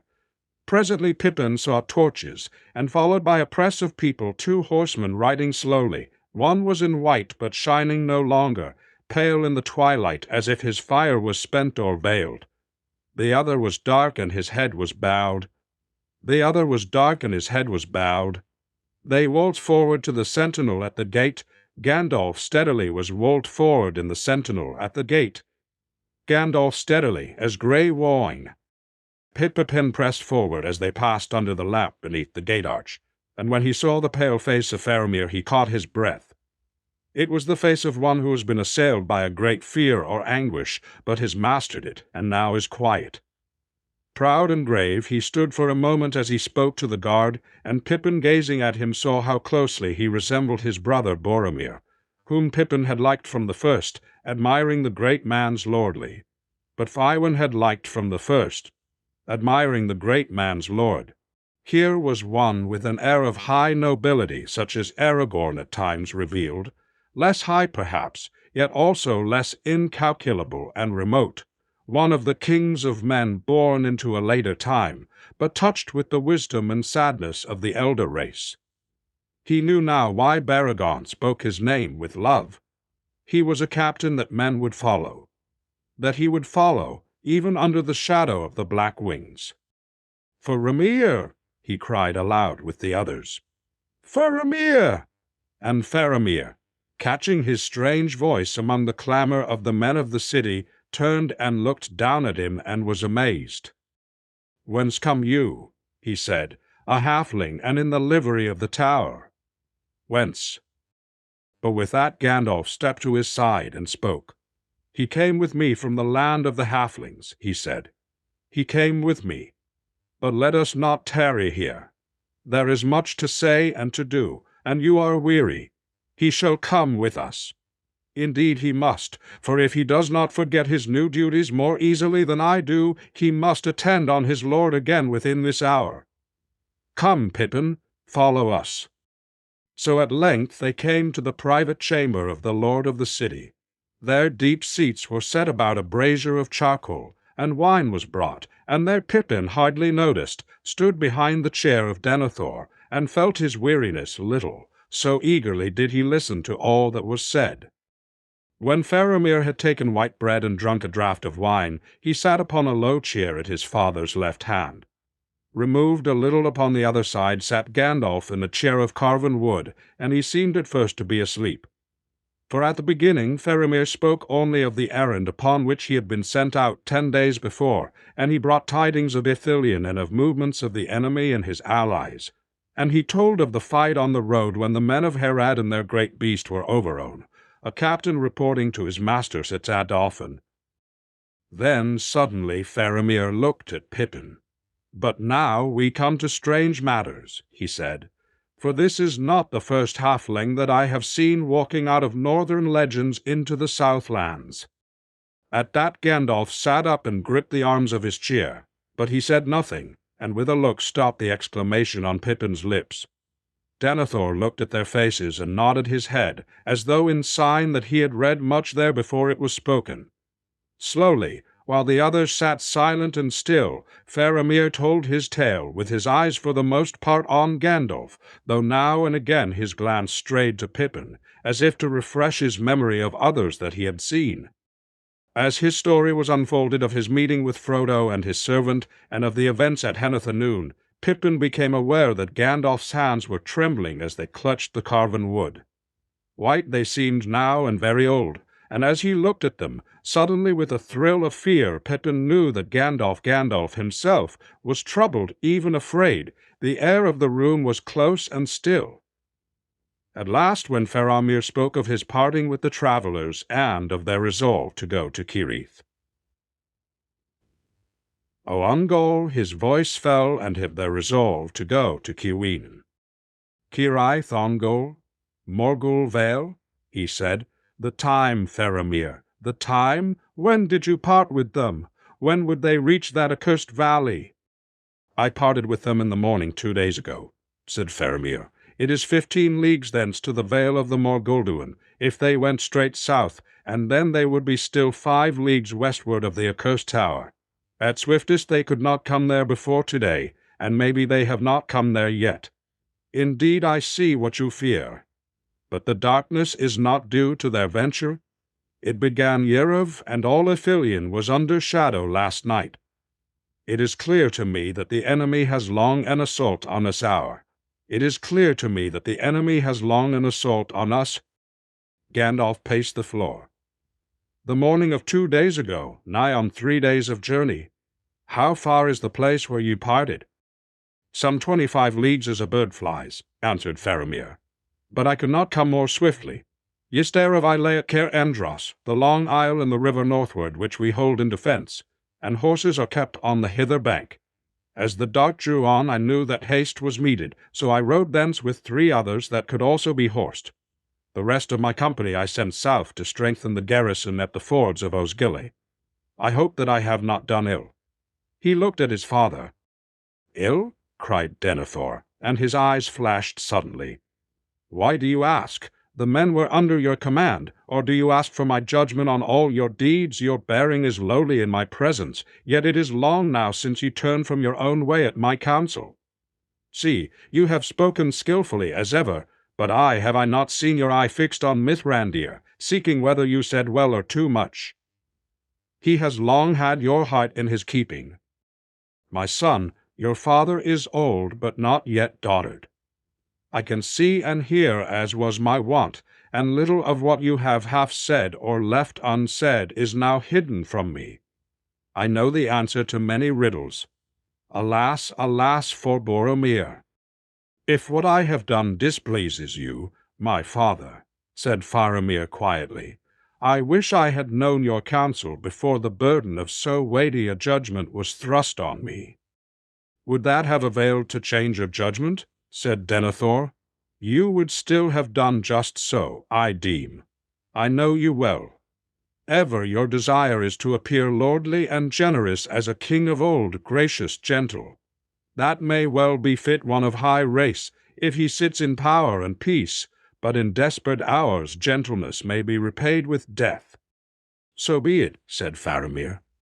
"So be it," cried Denethor, "but not with your death only, lord.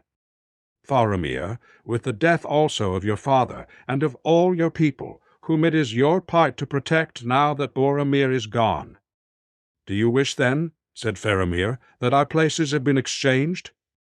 "Yes, I wish that indeed," said Denethor. for Boromir was loyal to me and no wizard's pupil. He would have remembered his father's need, and would not have squandered what fortune gave. He would have brought me a mighty gift." For a moment Faramir's restraint gave way. "I would ask you, my father, to remember why it was that I, not he, was in Ithilien. On one occasion at least your counsel has prevailed, not long ago. It was the lord of the city that gave the errand to him." "Stir not the bitterness in the cup that I mixed for myself," said Denethor. "Have I not tasted it now many nights upon my tongue, foreboding that worse yet lay in the dregs? As now indeed I find. Would it were not so! Would that this thing had come to me!" "Comfort yourself," said Gandalf. "In no case would Boromir have brought it to you. He is dead and died well. May he sleep in peace. Yet you deceive yourself. He would have stretched out his hand to this thing, and taking it he would have fallen. He would have kept it for his own, and when he returned you would not have known your son." The face of Denethor set hard and cold. "You found Boromir less apt to your hand, did you not?" he said softly. "But I who was his father say that he would have brought it to me. You are wise, maybe, Mithrandir, yet with all your subtleties you have not all wisdom. Counsels may be found that are neither the webs of wizards nor the haste of fools. I have in this matter more lore and wisdom than you deem." "What then is your wisdom?" said Gandalf. "Enough to perceive that there are two follies to avoid. To use this thing is perilous. At this hour, to send it in the hands of a witless halfling into the land of the enemy himself, as you have done, and this son of mine, that is madness. And the Lord Denethor, what would he have done? Neither, but most surely not for any argument would he have set. This thing at a hazard beyond all but a fool's hope, risking our utter ruin, if the enemy should recover what he lost. Nay, it should have been kept, hidden dark and deep, not used, I say, unless at the uttermost end of need, but set beyond his grasp, save by a victory so final that what then befell would not trouble us, being dead. You think, as is your wont, my lord, of Gondor only," said Gandalf. "Yet there are other men, and other lives, and times still to be, and for me I pity even his slaves." "And where will other men look for help if Gondor falls?" answered Denethor. "If I had this thing now in the deep vaults of this citadel, we should not then shake with dread under this gloom, fearing the worst, and our counsels would be undisturbed. If ye do not trust me to endure the test, ye do not know me yet." "None the less I do not trust you," said Gandalf. "Had I done so, I could have sent this thing hither to your keeping, and spared myself and others much anguish. And now hearing you speak, I trust you less, no more than Boromir. Nay, stay your wrath. I do not trust myself in this, and I refuse this thing, even as a freely given gift. You are strong, and can still in some matters govern yourself, Denethor. Yet if you had received this thing, even as a freely given gift, you are strong, and can still in some matters govern yourself, Denethor." For a moment the eyes of Denethor glowed again as he faced Gandalf, and Pippin felt once more the strain between their wills. But now almost it seemed as if their glances were like blades from eye to eye, flickering as they fenced. Pippin trembled, fearing some dreadful stroke. But suddenly Denethor relaxed and grew cold again. He shrugged his shoulders. "If you had," he said. "Such words and ifs are vain. It is gone into the shadow, and only time will show what doom awaits it, and us. The time will not be long. In what is left, let all who fight the enemy in their fashion be at one, and keep hope while they may, and after hope still the hardihood to die free." He turned to Faramir. "What think you of the garrison at Osgiligath?" "It is not strong," said Faramir. "I have sent the company of Ithilien to strengthen it, as I have said." "Not enough, I deem," said Denethor. "It is there that the first blow will fall. They will have need of some stout captain there." "There and elsewhere in many places," said Faramir, and sighed. Alas for my brother, whom I too loved. He rose. May I have your leave, father? And then he swayed and leaned upon his father's chair. You are weary, I see, said Denethor. You have ridden fast and far, and under shadows of evil in the air, I am told. Let us not speak of that, said Faramir. Then we will not, said Denethor. Go now and rest as you may. Tomorrow's need will be sterner. All now took leave of the lord of the city and went to rest while they still could. Outside there was a starless blackness as Gandalf, with Pippin beside him bearing a small torch, made his way to their lodging. They did not speak until they were behind closed doors. Then at last Pippin took Gandalf's hand. "Tell me," he said, "is there any hope? For Frodo, I mean, or at least mostly for Frodo." Gandalf put his hand on Pippin's head. "There never was much hope," he answered. "Just a fool's hope, as I have been told.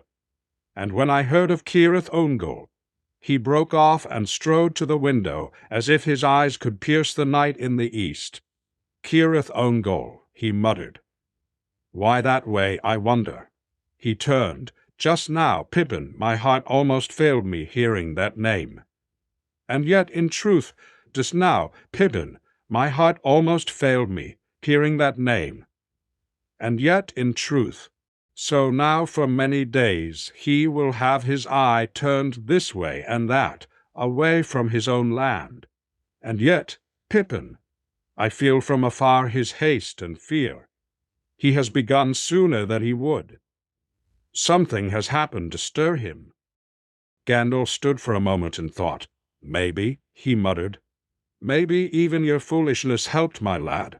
Let me see, some 5 days ago now he would discover that we had thrown down Saruman and had taken the stone. Still, what of that?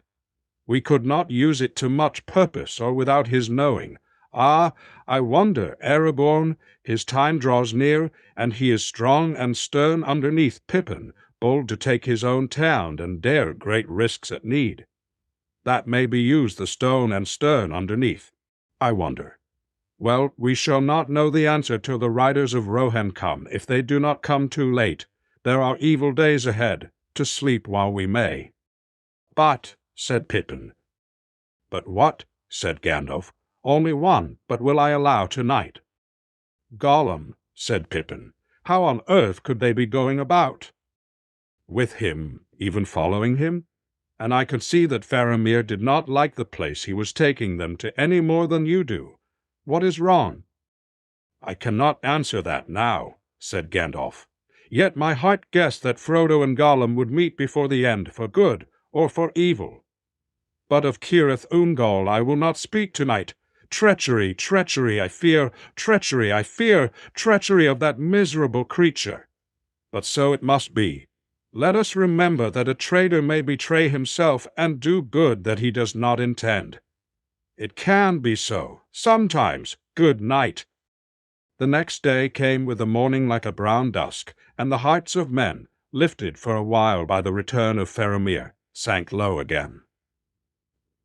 The winged shadows were not seen again that day, yet ever and anon, high above the city, a faint cry would come, and many who heard it would stand stricken with a passing dread, while the less stout-hearted quailed and wept. And now Faramir was gone again. They'd give him no rest. Some murmured, "The Lord drives his son too hard, and now he must do the duty of two, for himself and for the one that will not return." And ever men looked northward, asking, "Where are the riders of Rohan?"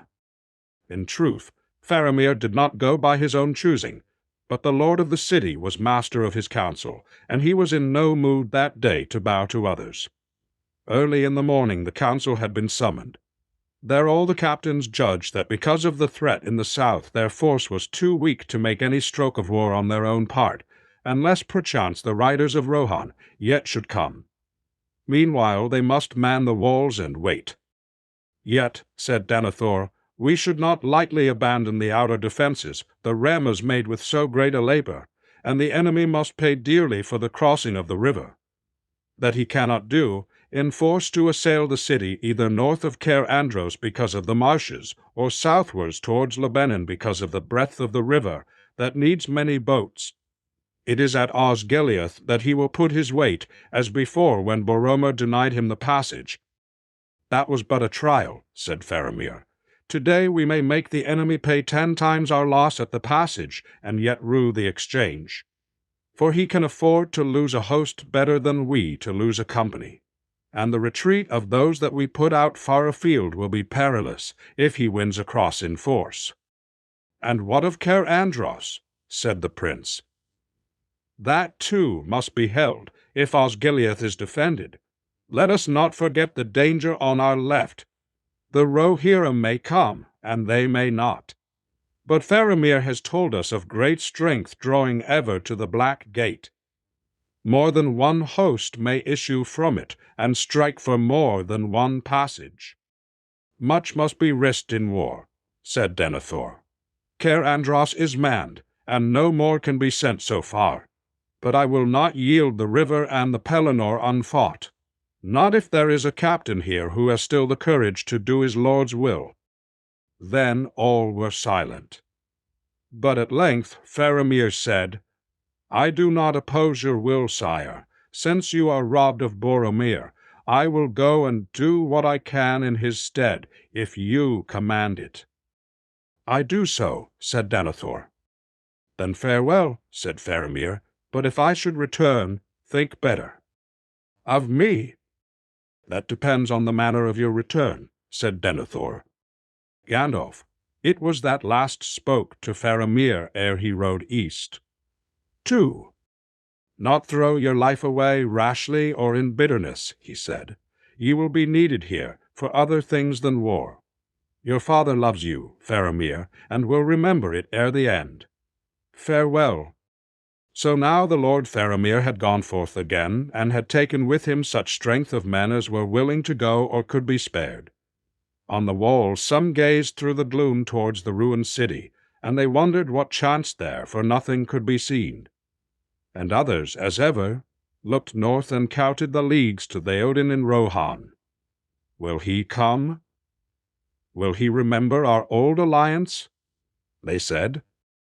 Yes, he will come, said Gandalf, even if he comes too late.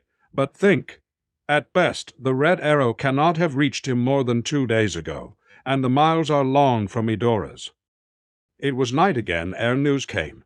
A man rode in haste from the fords, saying that a host had issued from Minas Morgul, and was already drawing nigh to Osgiliath, and it had been joined by regiments from the south, Haradrim, Cruel, and Tall. And we have learned, said the messenger, that the black captain leads them once again, and the fear of him has passed before him over the river. With those ill-boding words the 3rd day closed since Pippin came to Minas Tirith. Few went to rest, for small hope had any now that even Faramir could hold the fords for long.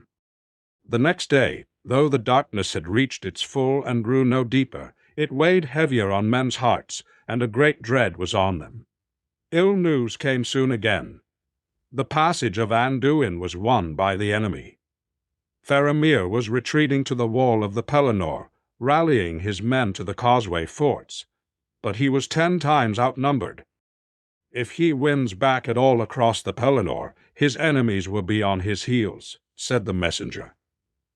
They have paid dear for the crossing, but less dearly than we hoped. The plan has been well laid. It is now seen that in secret they have long been building floats and barges in great number in East Osgiliath. They swarmed across like beetles. But it is the black captain that defeats us. Few will stand and abide even the rumor of his coming. They would slay them, and they would slay themselves. Then I am needed there more than here, said Gandalf, and rode off at once, and the glimmer of him faded soon from sight. And all that night Pippin alone and sleepless stood upon the wall and gazed eastward. The bells of day had scarcely rung out again, a mockery in the unlightened dark, when far away he saw fires spring up, across in the dim spaces where the walls of the Pelennor stood. The watchman cried aloud, and all men in the city stood to arms. Now ever and anon there was a red flash, and slowly through the heavy air dull rumbles could be heard. "They have taken the wall," men cried. "They are blasting breaches in it. They are coming." "Where is Faramir?" cried Beregond in dismay. "Say not that he is fallen." It was Gandalf that brought the first tidings. With a handful of horsemen he came in the middle morning, riding as escort to a line of wains. They were filled with wounded men, all that could be saved from the wreck of the causeway forts. At once he went to Denethor. The lord of the city sat now in a high chamber above the hall of the White Tower, with Pippin at his side, and through the dim windows north and south and east he bent his dark eyes as if to pierce the shadows of doom that reigned. Most to the south and east he bent his dark eyes as if to pierce the shadows of doom that reigned.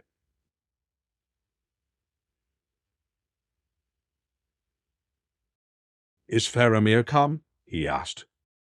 "No," said Gandalf, "but he still lived when I left him. Yet he is resolved to stay with the rearguard, lest the retreat over the Pelennor become a rout.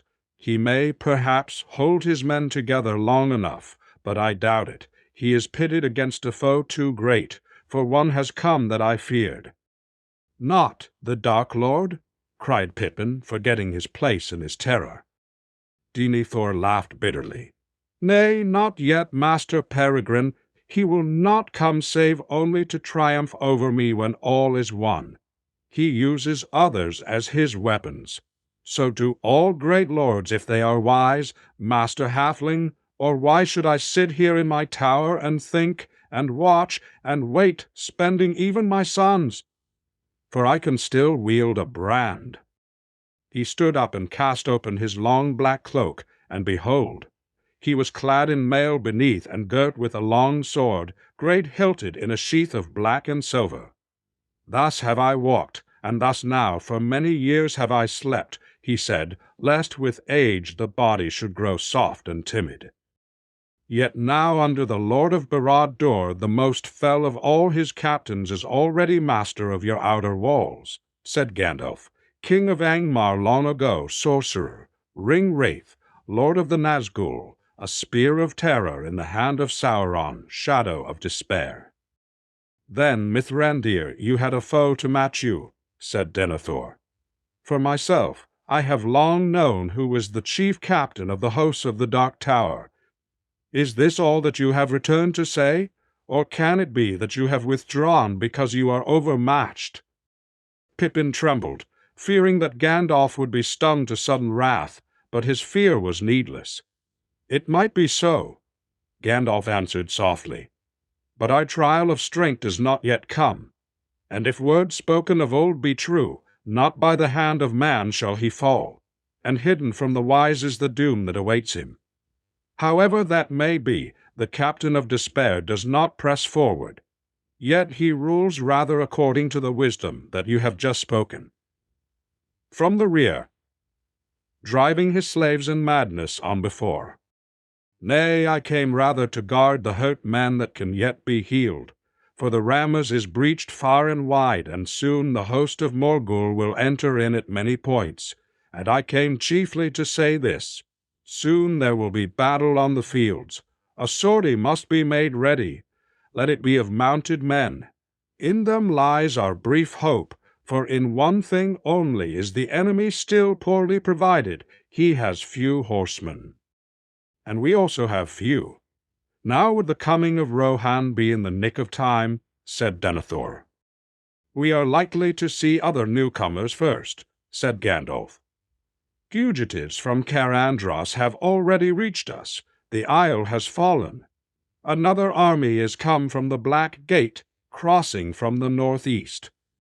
Some have accused you, Mithrandir, of delighting to bear ill news," said Denethor, "but to me this is no longer news. It was known to me ere nightfall yesterday. As for the sortie, I had already given thought to it. Let us go down." Time passed.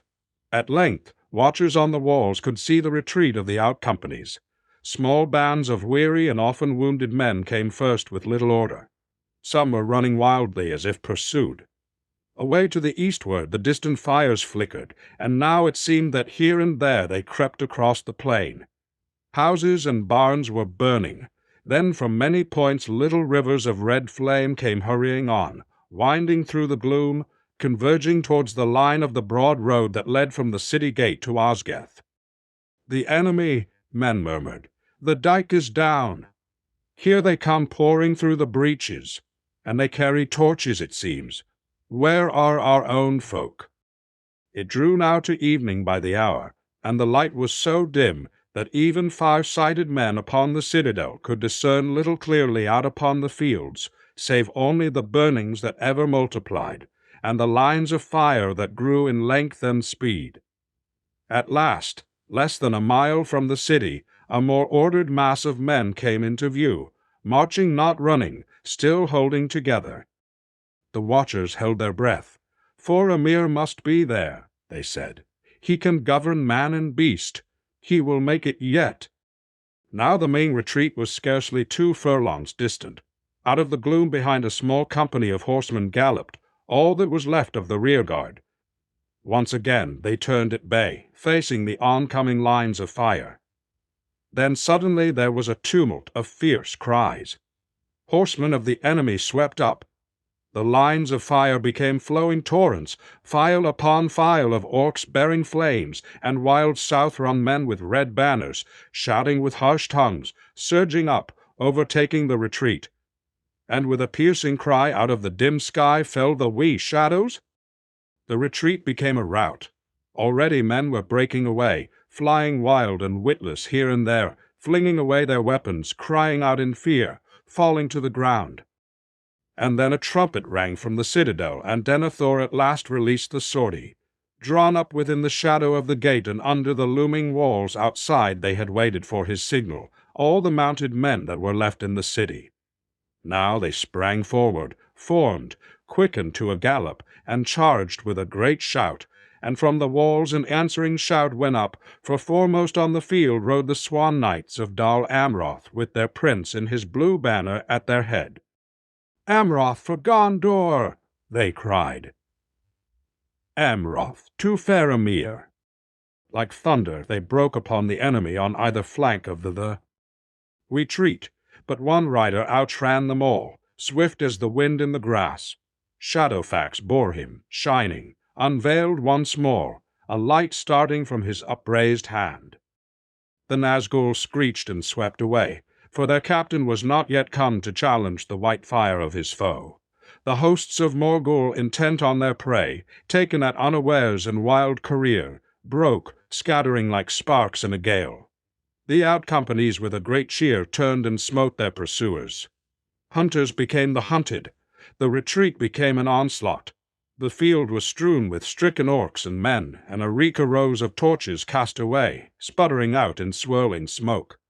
The cavalry rode on, but Denethor did not permit them to go far. Though the enemy was checked, and for the moment driven back, great forces were flowing in from the east. Again the trumpet rang, sounding the retreat. The cavalry of Gondor halted. Behind their screen the out-companies reformed. Now steadily they came marching back. They reached the gate of the city and entered, stepping proudly, and proudly the people of the city looked on them and cried their praise, and yet they were troubled in heart. For the companies were grievously reduced.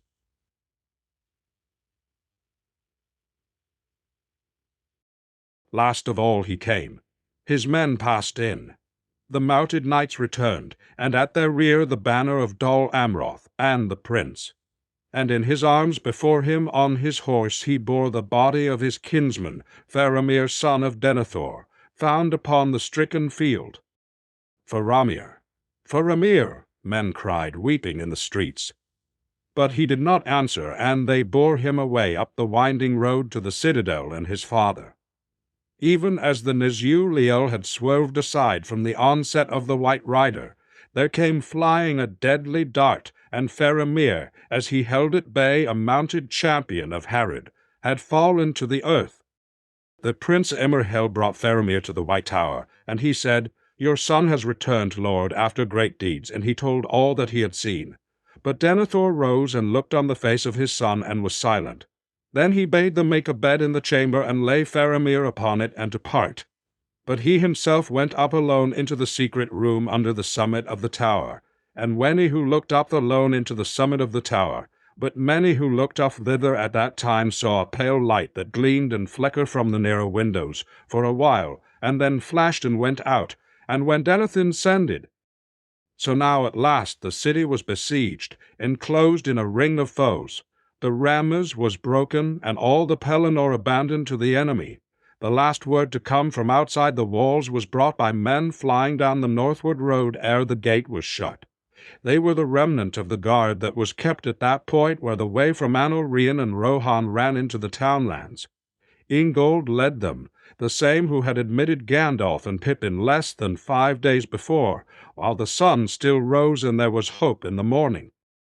"There is no news of the Rohirrim," he said. "Rohan will not come now, or if they come it will not avail us. The new host that we had tidings of has come first, from over the river by way of Andros, it is said. They are strong, battalions of orcs of the Eye, and countless companies of men of a new sort that we have not met before. Not tall, but broad and grim, bearded like dwarves, wielding great axes. Out of some savage land in the wide east they come, we deem. They hold the Northurim Canadian." The gate was shut. All night watchmen on the walls heard the rumor of the enemy that roamed outside, burning field and tree, and hewing any man that they found abroad, living or dead. The numbers that had already passed over the river could not be guessed in the darkness, but when morning or its dim shadow stole over the plain, it was seen that even fear by night had scarcely overcounted them. The plain was dark with their marching companies, and as far as eyes could strain in the mirk there sprouted like a foul fungus growth, all about the beleaguered city, great camps. Busy as ants hurrying orcs were digging lines of deep trenches in a huge ring, just out of bowshot from the walls. And as the trenches were made, each was filled with fire, though how it was kindled or fed by ardor devilry, none could see. All day the labor went forward, while the men of Minas Tirith, and as each length of trench was completed, they could see great wains approaching, and soon yet more companies of the enemy were swiftly setting up, each behind the cover of a trench, all upon the city walls enough to reach, so far, and none upon the city walls in Os. At first men laughed, and did not greatly fear such devices. For the main wall of the city was of great height and marvellous thickness, built ere the power and craft of Númenor waned in exile. And its outward face was like to the tower of Orthanc, hard and dark and smooth, unconquerable by steel or fire, unbreakable except by some convulsion that would rend the very earth on which it stood. "Nay," they said, "not if the Nameless One himself should come, not even he could enter here while we yet live." But some answered, "While we yet live? How long? He has a weapon that has brought low many strong places since the world began. Hunger. The roads are cut. Rohan will not come." But the engines did not waste shot upon the indomitable wall. It was no brigand or orc chieftain that ordered the assault upon the Lord of Mordor's greatest foe. A power and mind of malice guided it. As soon as the great catapults were set, with many yells and the creaking of rope and winch, they began to throw missiles marvelously high, so that they passed right above the battlement and fell thudding within the first circle of the city, and many of them, by some secret art, burst into flame as they came toppling down. Soon there was great peril of fire behind the wall, and all who could be spared were busy quelling the flames that sprang up in many places. Then among the greater castes there fell another hail, less ruinous, but more horrible. All about the streets and lanes behind the gate it tumbled down, small round shot that did not burn. But when men ran to learn what it might be, they cried aloud or wept. For the enemy was flinging into the city all the heads of those who had fallen at Osgath, or on the Rammons. They were grim to look on. For though some were crushed and shapeless, and some had been cruelly hewn, yet many had features that could be told, and it seemed that they had died in pain, and all were branded with the foul token of the lidless eye. But marred and dishonored as they were, it often chanced that thus a man would see again the face of someone that he had known, who had walked proudly once in arms, or tilled the fields, or ridden in upon a holiday from the green vales, In vain men shook their fists at the pitiless foes that swarmed before the gate. Curses they heeded not, nor understood the tongues of western men, crying with harsh voices like beasts and carrion birds. But soon there were few left in Minas Tirith who had the heart to stand up and defy the hosts of Mordor. For yet another weapon, swifter than hunger, the Lord of the Dark Tower had dread and despair. The Nazgul came again, and as their Dark Lord now grew and put forth his strength, so their voices, which uttered only his will and his malice, were filled with evil and horror.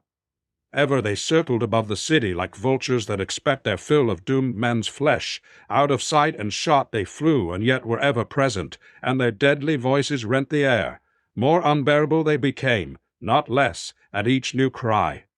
At length even the stout-hearted would fling, them stout-hearted would stand, letting their weapons fall from noble hands while into their minds, and they thought no more of war, but only of hiding and of crawling and of death.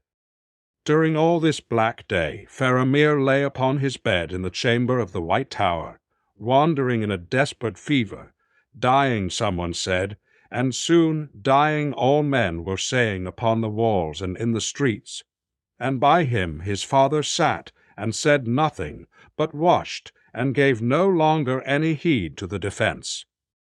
No hours so dark had Pippin known, not even in the clutches of the Uruk-hai.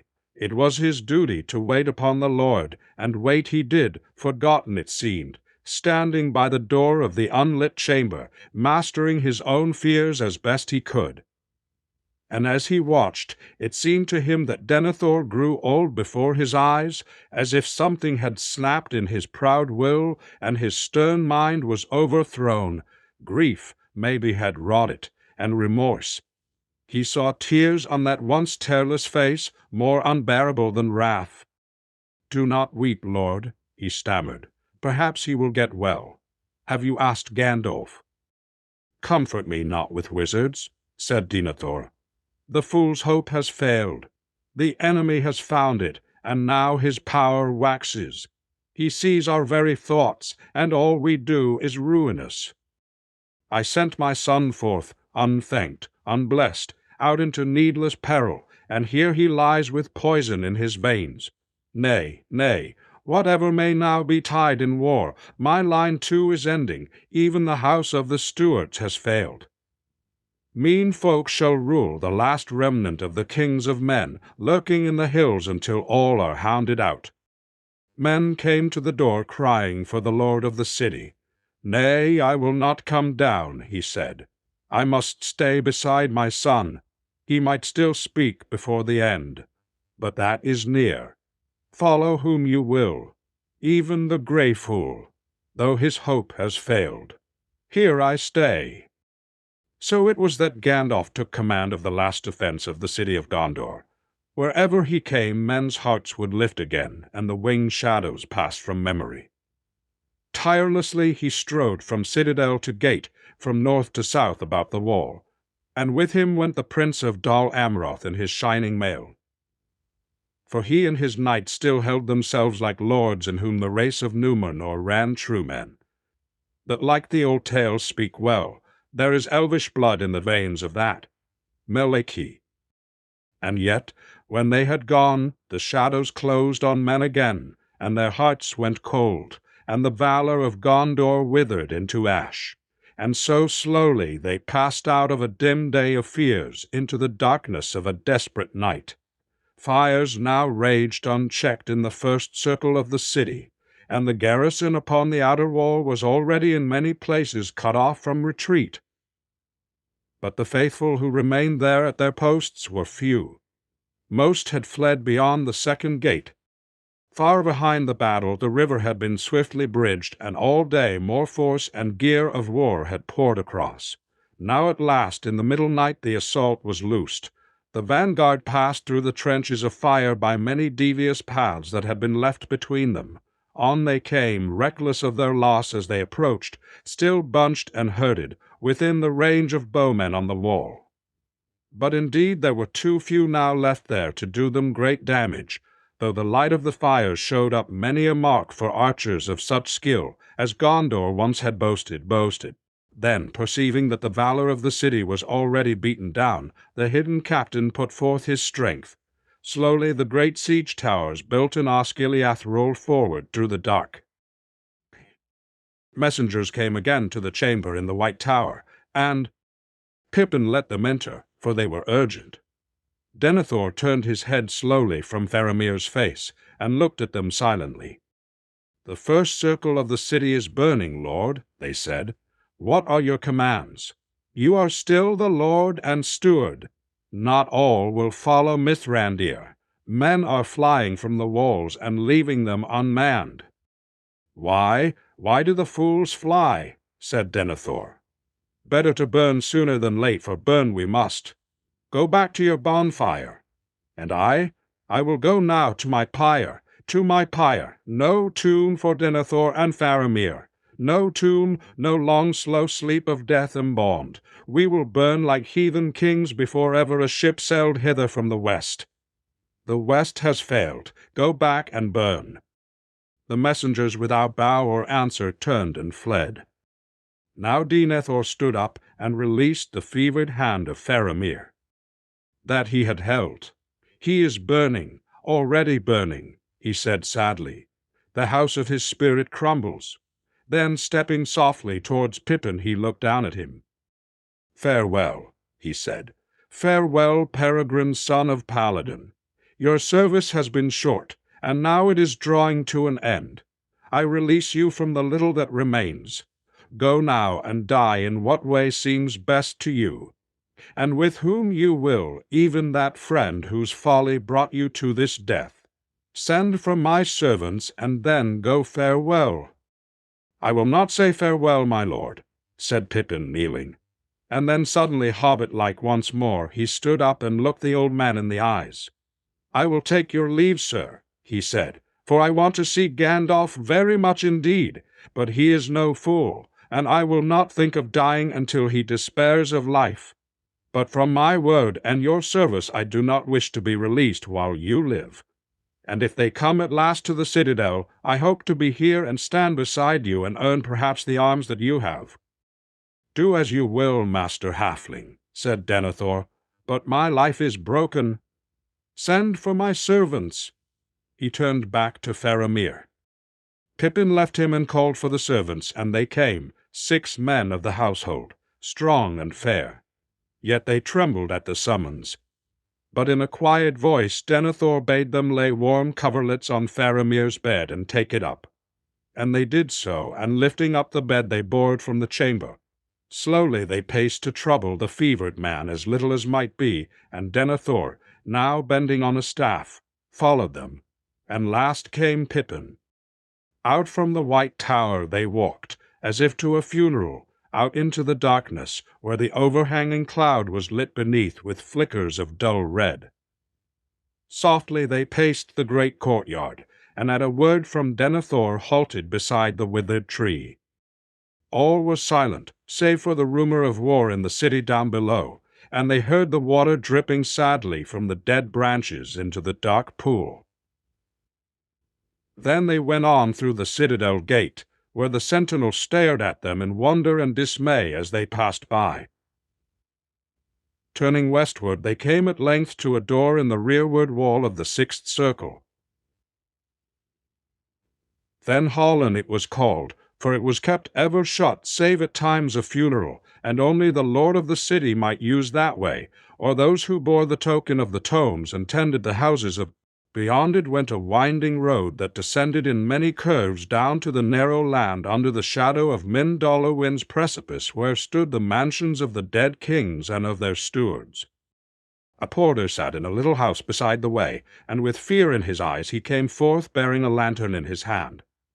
At the Lord's command he unlocked the door, and silently it swung back, and they passed through, taking the lantern from his hand. It was dark on the climbing road between ancient walls and many-pillared balusters looming in the swaying lantern beam. Their slow feet echoed as they walked down, until at last they came to the silent street, Rath-Dinnan, between pale domes and empty halls and images of men. There Pippin, staring uneasily about him, saw that he was in a wide vaulted chamber, draped as it were with the great shadows that the little lantern threw upon its shrouded walls. And dimly to be seen were many rows of tables, carved of marble, and upon each table lay a sleeping form, hands folded, head pillowed upon stone. But one table near at hand stood broad and bare. Upon it, at a sign from Denethor, they laid Faramir and his father side by side, and covered them with one covering, and stood thenwith, at a spode in Mallowan. "Here we will wait," he said, "but send not for the embalmers. Bring us wood quick to burn, and lay it all about us and beneath, and pour oil upon it. And when I bid you thrust in a torch, do this, and speak no more to me. Farewell." "By your leave, lord," said Pippin, and turned and fled in terror from the deathly house. "Poor Faramir," he thought. "I must find Gandalf. Poor Faramir! Quite likely he needs medicine more than tears. Oh, where can I find Gandalf? In the thick of things, I suppose, and he will have no time to spare for dying men or madmen." At the door he turned to one of the servants who had remained on guard there. "Your master is not himself," he said. "Go slow. Bring no fire to this place while Faramir lives. Do nothing until Gandalf comes." "Who is the master of Minas Tirith?" the man answered. "The Lord Denethor, or the Grey Wanderer?" "The Grey Wanderer, or no one, it would seem," said Pippin, and he sped back and up the winding way as swiftly as his feet would carry him, past the astonished porter, out through the door, and on, till he came near the gate of the citadel. The sentinel hailed him as he went by, and he recognized the voice of Beregond. "Whither do you run, Master Peregrine?" he cried. "To find Mithrandir," Pippin answered. "The Lord's errands are urgent, and should not be hindered by." "Me," said Beregond, "but tell me quickly, if you may, what goes forward?" "Whither has my lord gone?" "I have just come on duty, but I heard that he passed towards the closed door, and men were bearing Faramir before him." "Yes," said Pippin, "to the silent street." Beregond bowed his head to hide his tears. "They said that he was dying," he sighed, "and now he is dead." "No," said Pippin, "not yet. And even now his death might be prevented, I think. But the lord of the city, Beregond, has fallen before his city is taken. He is fey and dangerous. Quickly he told of Denethor's strange words and deeds. I must find Gandalf at once." "Then you must go down to the battle." "I know. The Lord has given me leave. But, Beregond, if you can, do something to stop any dreadful thing happening. The Lord does not permit those who wear the black and silver to leave their post for any cause, save at his own command." "Well, you must choose between orders and the life of Faramir," said Pippin. "And as for orders, I think you have a madman to deal with, not a lord. I must run. I will return if I can." He ran on downtown towards the outer city, men flying back from the burning past him, and some seeing his livery turned and shouted, but he paid no heed. At last he was through the second gate, beyond which great fires leaped up between the walls, yet it seemed strangely silent. No noise or shouts of battle or din of arms could be heard. Then suddenly there was a dreadful cry, and a great shock, and a great shock, and a deep echoing boom. Forcing himself on against a gust of fear and horror that shook him almost to his knees, Pippin turned a corner on the wide place behind. They shat. Ever since the middle night the great assault had gone on. The drums rolled. To the north and to the south company upon company of the enemy pressed to the walls. There came great beasts, like moving houses in the red and fitful light, the Mumakil of the Herod dragging through the lanes amid the fires, huge towers and engines. Yet their captain cared not greatly what they did or how many might be slain. Their purpose was only to test the strength of the defense and to keep the men of Gondor busy in many places. It was against the gate that he would throw his heaviest weight. Very strong it might be, wrought of steel and iron, and guarded with towers and bastions of stone. Yet the drums rolled louder. Fires leaped up. Great engines crawled across the field, and in the midst was a huge ram, great as a forest tree 100 feet in length, swinging on mighty chains. Long had it been forging in the dark smithies of Mordor, and its hideous head, founded of black steel, was shaped in the likeness of a ravening wolf. On its spells of ruin lay. Gron they named it. In memory of the Enderworld of old great beasts drew it. Orcs surrounded it, and behind walked mountain trolls to wield it, and behind walked mountain trolls to wield. But about the gate resistance still was stout, and there the knights of Dol Amroth and the hardiest of the garrison stood at bay. Shot and dart fell thick, siege towers crashed or blazed suddenly like torches. All before the walls on either side of the gate the ground was choked with wreck and with bodies of the slain. Yet still driven as by a madness more and more came up. Grond crawled on. Upon its housing no fire would catch, and though now and again some great beast that hauled it would go mad and spread stamping ruin among the orcs innumerable that guarded it, their bodies were cast aside from its path, and others took their place. Grond crawled on. The drums rolled wildly.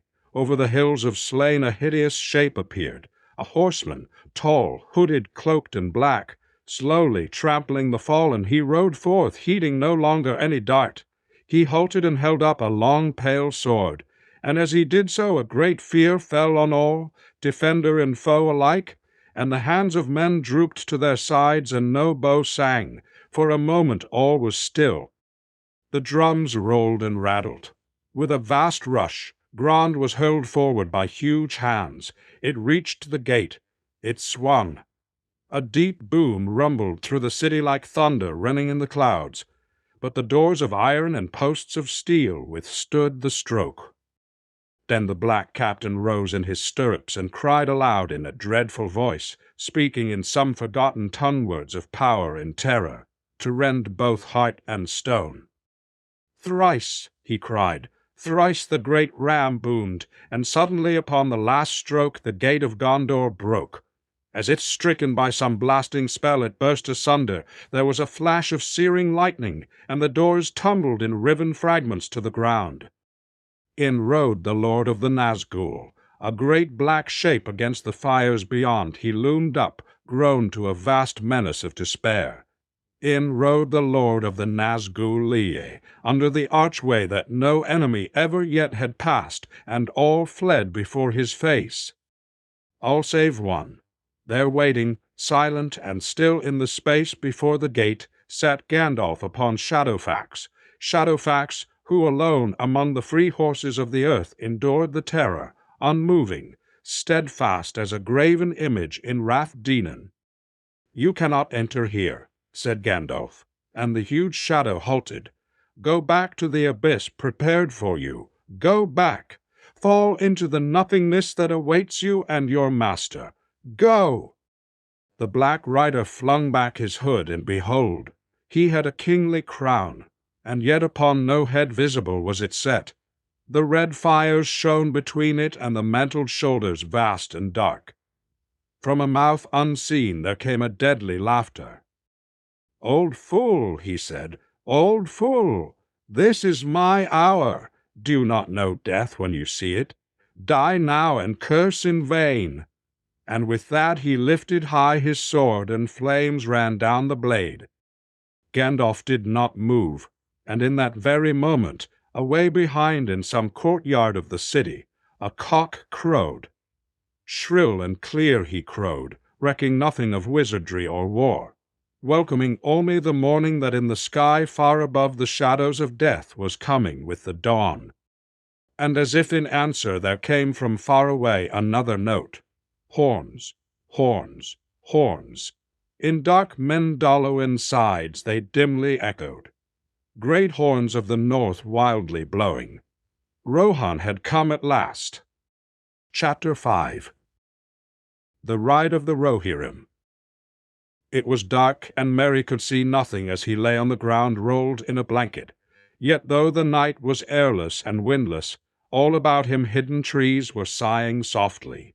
He lifted his head. Then he heard it again, a sound like faint drums in the wooded hills and mountain steppes. The throb would cease suddenly and then be taken up again at some other point, now nearer, now further off. He wondered if the watchmen had heard it. He could not see them, but he knew that all round him were the companies of the Rohirrim. He could smell the horses in the dark, and could hear their shiftings and their soft stamping on the needle-covered ground. The host was bivouacked in the pine woods that clustered about Islanich Beacon, a tall hill standing up from the long ridges of the Druidan forest that lay beside the great road in Eastan O'Reen. Tired as he was, Merry could not sleep. He had ridden now for 4 days on end, and the ever-deepening gloom had slowly weighed down his heart. He began to wonder why he had been so eager to come, when he had been given every excuse, even his lord's command, to stay behind. He wondered, too, if the old king knew that he had been disobeyed and was angry. Perhaps not. There seemed to be some understanding between Dernhelm and Elfhelm, the marshal who commanded the Ehrenfrode in which they were riding. He went haul his man Elfhelm. He might have been just another bag that Dernhelm was carrying. Dernhelm was no comfort. He never spoke to anyone. Merry felt small, unwanted, and lonely. Now the time was anxious, and the host was in peril. They were less than a day's ride from the outwalls of Minas Tirith that encircled the townlands. Scouts had been sent ahead. Some had not returned. Others hastening back had reported that the road was held in force against them. A host of the enemy was encamped upon it. 3 miles west of Aemon, orcs were roving in the hills and woods along the roadside. The king and Aomer held council in the watches of the night. Merry wanted somebody to talk to, and he thought of Pippin, but that only increased his restlessness. Poor Pippin, shut up in the great city of stone, lonely and afraid. Merry wished he was a tall rider like Aomer and could blow a horn or something and go galloping to his rescue. He sat up, listening to the drums that were beating again, now nearer at hand. Presently he heard voices speaking low, and he saw dim half-shrouded lanterns passing through the trees. Men nearby began to move uncertainly in the dark wool. A tall figure loomed up and stumbled over him, cursing the tree roots. He recognized the voice of Elfhelm the marshal. "I am not a tree root, sir," he said, "nor a bag, but a bruised hobbit. The least you can do in amends is to tell me what is afoot." "Anything that can keep so in this devil's murk," answered Elfhelm. "But my lord sends word that we must set ourselves in readiness. Orders may come for a sudden move." "Is the enemy coming, then?" asked Merry anxiously. "Are those their drums?" I began to think I was imagining them, as no one else seemed to take any notice of them. "Nay, nay," said Elfhelm, "the enemy is on the road, not in the hills. You hear the Woses, the wild men of the woods, thus they talk together from afar. They still haunt Druidan forest, it is said. Remnants of an older time they be, living few and secretly, wild and wary as the beasts. They go not to war with Gondor or the Mark, but now they are troubled by the darkness and the coming of the orcs. They are wood Gondor or the Mark. But now they are troubled by the darkness and the coming of the orcs. They be returning, as seems likely enough. But they have offered their services to Theoden. Even now one of their headmen is being taken to the king. Yonder go the lights. So much I have heard, but no more. And now I must busy myself with my lord's commands. Pack yourself up, Master Bag." He vanished into the shadows. Merry did not like this talk of wild men and poisoned darts, but quite apart from that, a great weight of dread was on him. Waiting was unbearable. He longed to know what was going to happen. He got up and soon was walking warily in pursuit of the last lantern before it disappeared among the trees. Presently he came to an open space where a small tent had been set up for the king under a great tree. A large lantern covered above was hanging from a bough and cast a pale circle of light below. There sat Theoden and Eomer, and before them on the ground sat a strange squat shape of a man, gnarled as an old stone, and the hairs of his scanty beard straggled on his lumpy chin like dry moss. He was short-legged and fat-armed, thick and stumpy, and clad only with grass about his seams somewhere, and the harem thick and stumpy, and clad only with grass about his waist. Here was one of those old images brought to life, or maybe a creature descended in true line through endless years from the models used by the forgotten craftsmen long ago. There was a silence as Merry crept nearer, and then the wild man began to speak, in answer to some question, it seemed. His voice was deep and guttural, yet to Merry's surprise he spoke the common speech, though in a halting fashion, and uncouth words were mingled with it. "No, father of horsemen," he said, "we fight not, hunt only. Kill Gorgyun in woods, hate orc folk. You hate Gorgyun too. We help as we can. Wild men have long ears and long eyes, know all paths. Wild men live here before stone houses, before tall men come up out of water." "But our need is for aid in battle," said Eomer. "How will you and your folk help us?" "Bring news," said the wild man. "We look out from hills. We climb big mountain and look down. Stone City is shut. Fire burns there outside. Now inside too. You wish to come there? Then you must be quick." But Gorgyun and men out of far away, he waved a short gnarled arm eastward, "sit on horse road. Very many, more than horsemen." "How do you know that?" said Eomer. The old man's flat face and dark eyes showed nothing but his. Voice was sullen with displeasure. "Wild men are wild, free, but not children," he answered. "I am great headman, Ganberi Gay Gan. I count many things, stars in sky, leaves on trees, men in the dark. You have a score of scores counted 10 times and 5. They have more. Big fight, and who will win? And many more walk round walls of stone houses." "Alas, he speaks all too shrewdly," said Theoden, "and our scouts say that they have cast trenches and stakes across the road. We cannot sweep them away in sudden onset." "And yet we need great haste," said Eomer. "Munburg is on fire."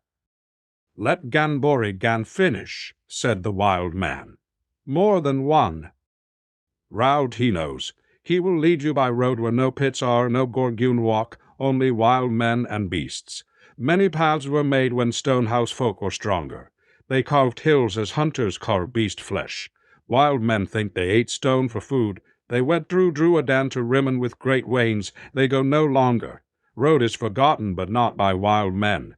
Over hill and behind hill it lies still under grass and tree. They're behind Rimmon and down to Darren, and down to Darren." Eomer and the king spoke together in their own tongue. At length Theoden turned to the wild man. "We will receive your offer," he said. "For though we leave a host of foes behind, what matter? If the stone city falls, then we shall have no returning. If it is saved, then the orc host itself will be cut off.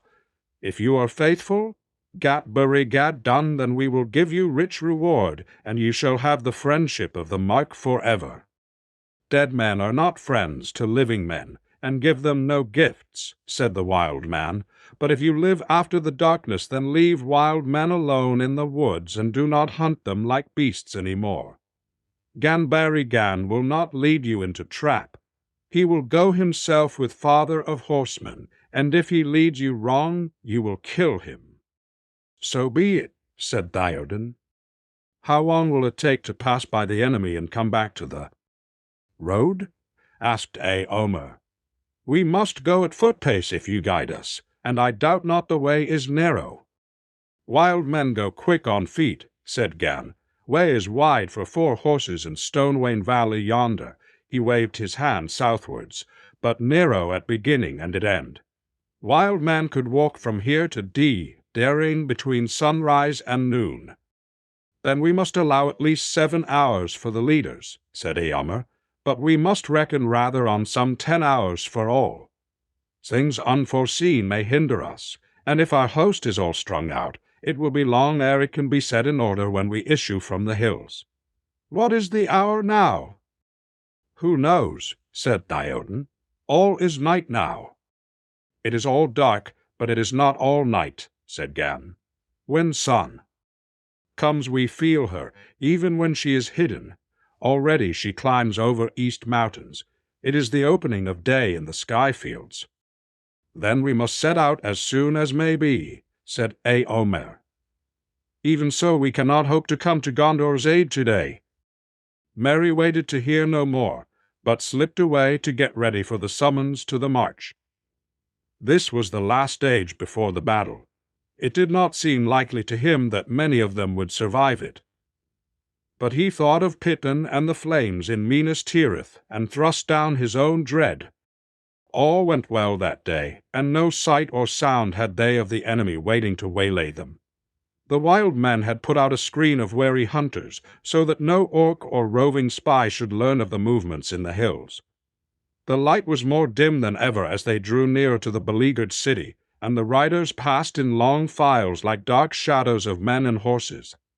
Each company was guided by a wild woodman. But old Gan walked beside the king. The start had been slower than was hoped, for it had taken slower than was hoped. For it had been slower than was hoped, for taken time for the warriors. It was late in the afternoon when the leaders came to wide grey thickets stretching beyond the eastward side of Amandine Daerin, and masking a great gap in the line of hills that from Nardal to Dyed Yaren ran east and west. Through the gap the forgotten Wain road long ago had run down, back into the main horseway from the city through Onareen. But now for many lives of men trees had had their way with it, and it had vanished, broken and buried under the leaves of uncounted years. While east and southwards the slopes were bare and rocky, as the Rythen hills gathered themselves together and climbed up, bastion upon bastion, into the great mass and shoulders of Men Doluin. The leading company was halted, and as those behind filed up out of the trough of the Stonewain Valley, they spread out and passed to camping places under the great trees. The king summoned the captains to council. Eomer sent out scouts to spy upon the road, but old Gan shook his head. No good to send horsemen, he said. Wild men have already seen all that can be seen in the bad air. They will come soon and speak to me here. The captains came, and then out of the trees crept warily other Puckle shapes, so like old Gan that Merry could hardly tell them apart. They spoke to Gan in a strange, throaty language. Presently Gan turned to the king. Wild men say many things, he said. First, be wary. Still many men in camp beyond Dierid an hour's walk yonder. He waved his arm west towards the black beacon. But none to see between here and Stone Folk's new walls. Many busy there. Walls stand up no longer. Gorgue knock them down with earth thunder and with clubs of black iron. They are unwary and do not look about them. They think their friends watch all roads. At that Old made a curious gurgling noise, and it seemed that he was laughing. Good tidings, cried Eomer. Even in this gloom hope gleams again. Our enemy's devices oft serve us in his despite. The accursed darkness itself has been a cloak to us, and now, lusting to destroy Gondor and throw it down stone from stone, his orcs have taken away my greatest fear. The outwall could have been held long against us. Now we can sweep through if once we win so far.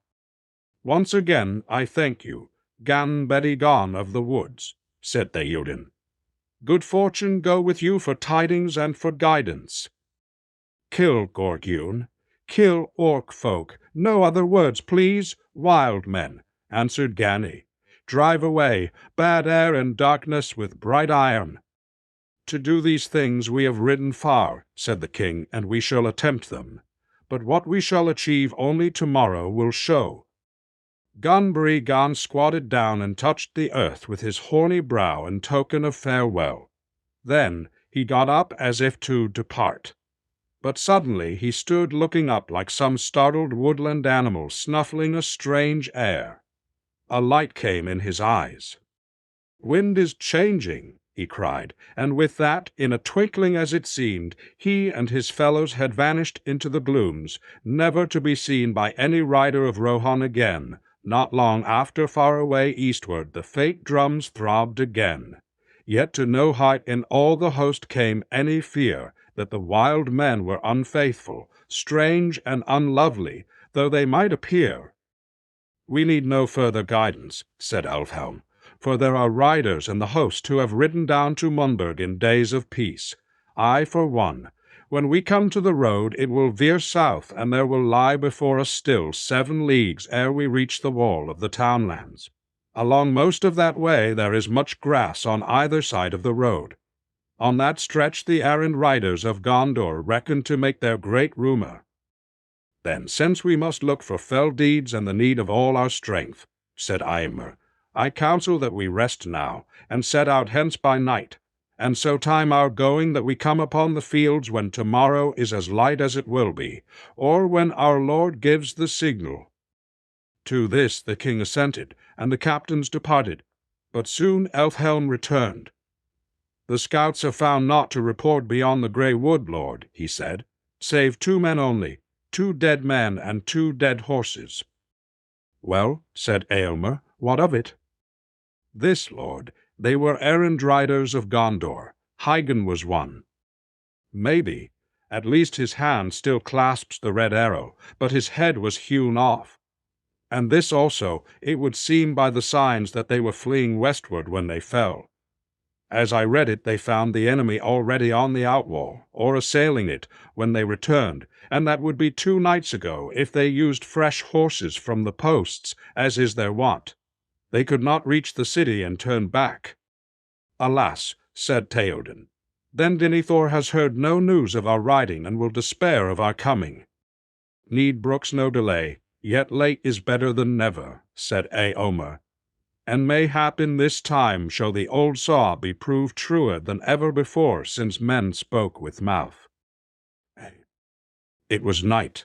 On either side of the road the host of Rohan was, moving silently. Now the road passing about the skirts of Mindalluin turned southward. Far away, and almost straight ahead, there was a red glow under the black sky, and the sides of the great mountain loomed dark against it. They were drawing near the Ramas of the Pelennor, but the day was not yet come. The king rode in the midst of the leading company, his household men about him. Elfhelm's Eord came next, and now Merry noticed that Dernhelm had left his place and in the darkness was moving steadily forward, until at last he was riding just in rear of the king's guard. There came a check. Merry heard voices in front speaking softly. Outriders had come back who had ventured forward almost to the wall. They came to the king. "There are great fires, lord," said one. "The city is all set about with flame, and the field is full of foes, but all seem drawn off to the assault. As well as we could guess, there are few left upon the outwall, and they are heedless, busy in destruction." "Do you remember the wild man's words, lord?" said another. "I live upon the open wold in days of peace. Wheatfara is my name, and to me also the air brings messages. Already the wind is turning. There comes a breath out of the south. There is a sea tang in it, fate though it be. The morning will bring new things. Above the reek it will be dawn when you pass the wall. If you speak truly, Wheatfara, then may you live beyond this day in years of blessedness," said Theoden. He turned to the men of his household who were near, and he spoke now in a clear voice so that many also of the riders of the first Eord heard him. "Now is the hour come, riders of the mark, sons of Yorl. Foes and fire are before you, and your homes far behind. Yet, though you fight upon an alien field, the glory that you reap there shall be your own forever. Oaths ye have taken, now fulfill them all, to lord and land and league of friendship. Men clashed spear upon shield. Eomer, my son, you lead the first Aord, said Theoden, and it shall go behind the king's banner in the center.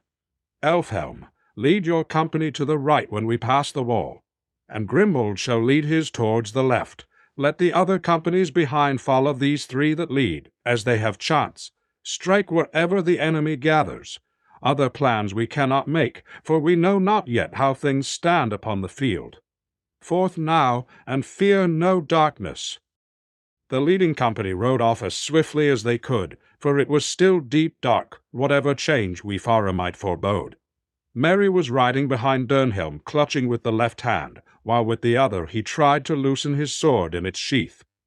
He felt now bitterly the truth of the old king's words, "In such a battle what would you do? Meriadoc." Just this, he thought. Encumber a rider, and hope at best to stay in my seat and not be pounded to death by galloping hoofs. It was no more than a league to where the outwalls had stood. They soon reached them, too soon for Merry. Wild cries broke out, and there was some clash of arms, but it was brief. The orcs busy about the walls were few and amazed, and they were quickly slain or driven off.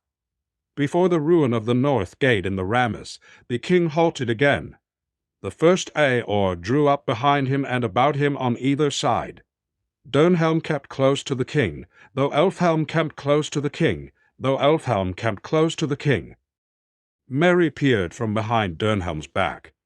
Far away, maybe 10 miles or more, there was a great burning, but between it and the riders' lines of fire blazed in a vast crescent, at the nearest point less than a league distant.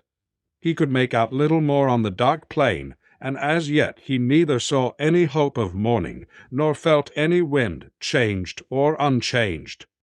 Now silently the host of Rohan moved forward into the field of Gondor, pouring in slowly but steadily, like the rising tide through breaches in a dike that men have thought secure.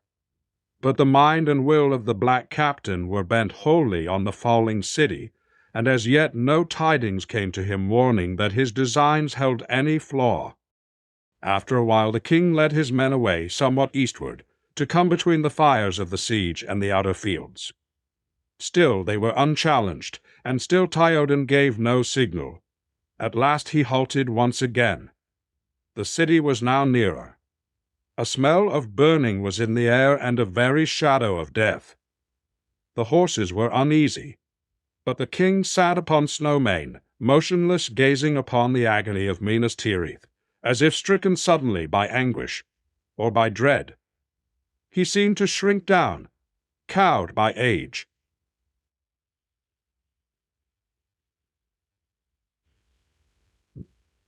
His heart beat slowly. Time seemed poised in uncertainty. They were too late. Too late was worse than never. Perhaps Théoden would quail, bow his old head, turn, slink away to hide in the hills. Then suddenly Merry felt it at last, beyond doubt, a change. Wind was in his face. Light was glimmering. Far, far away, in the south, the clouds could be dimly seen as remote gray shapes, rolling up, drifting, morning lay beyond them. But at that same moment there was a flash, as if lightning had sprung from the earth beneath the city. For a searing second it stood dazzling far off in black and white, its topmost tower like a glittering needle. And then as the darkness closed again there came rolling over the fields a great boom. At that sound the bent shape of the king sprang suddenly erect. Tall and proud he seemed again, and rising in his stirrups he cried in a loud voice, more clear than any there had ever heard a mortal man achieve before, "Arise, arise, riders of Daleldin! Fell deeds awake, fire and slaughter. Spear shall be shaken, shield be splintered. A sore day, a red day ere the sun rises. Ride now, ride now, ride to Gondor." With that he seized a great horn from Guthlaf, his banner-bearer, and he blew such a blast upon it that it burst asunder. And straightway all the horns in the host were lifted up in music, and the blowing of the horns of Rohan in that hour was like a storm upon the plain and a thunder in the mountains. Ride now, ride now, ride to Gondor. Suddenly the king cried to Snow Mane, and the horse sprang away. Behind him his banner blew in the wind, white horse upon a field of green, but he outpaced it.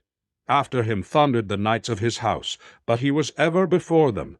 Eomer rode there, the white horse-tail on his helm floating in his speed, and the front of the first Aord roared like a breaker foaming to the shore. But Theoden could not be overtaken, fey he seemed, or the battle-fury of his fathers ran like new fire in his veins, and he was borne up on Snowman like a god of old, even as Orway to Balor. His golden shield was uncovered, and lo, it shone like an image of the sun, and the grass flamed into green about the white feet of his steed. For morning came, morning and a wind from the sea, and darkness was removed, and the hosts of Mordor wailed, and terror took them, and they fled and died, and the hosts of wrath rode over them. And then all the host of wrath rode over them, and the sound of their singing that was fair and terrible came to the city. Chapter 6. The Battle of the Pelennor Fields. The Pelennor Fields. But it was no orc chieftain or brigand that led the assault upon Gondor. The darkness was breaking too soon. Before the date that his master had set for it, fortune had betrayed him for the moment, and the world had turned against him. Victory was slipping from his grasp even as he stretched out his hand to seize it. But his arm was long. He was still in command, wielding great powers. King Ringwraith, lord of the Nazgul. He had many weapons. Theoden, king of the Mark, had reached the road from the gate to the river, and he turned towards the city that was now less than a mile distant. He slackened his speed a little, seeking new foes, and his knights came about him, and Dernhelm was with them. Ahead nearer the walls, Elfhelm's men were among the siege engines, hewing, slain, driving their foes into the fire-pits. Well nigh all the northern half of the Pelennor was overrun, and their camps were blazing. Orcs were flying towards the river like herds, and the Rohirrim went hither at their will. But they had not yet overthrown the siege, nor won the gate.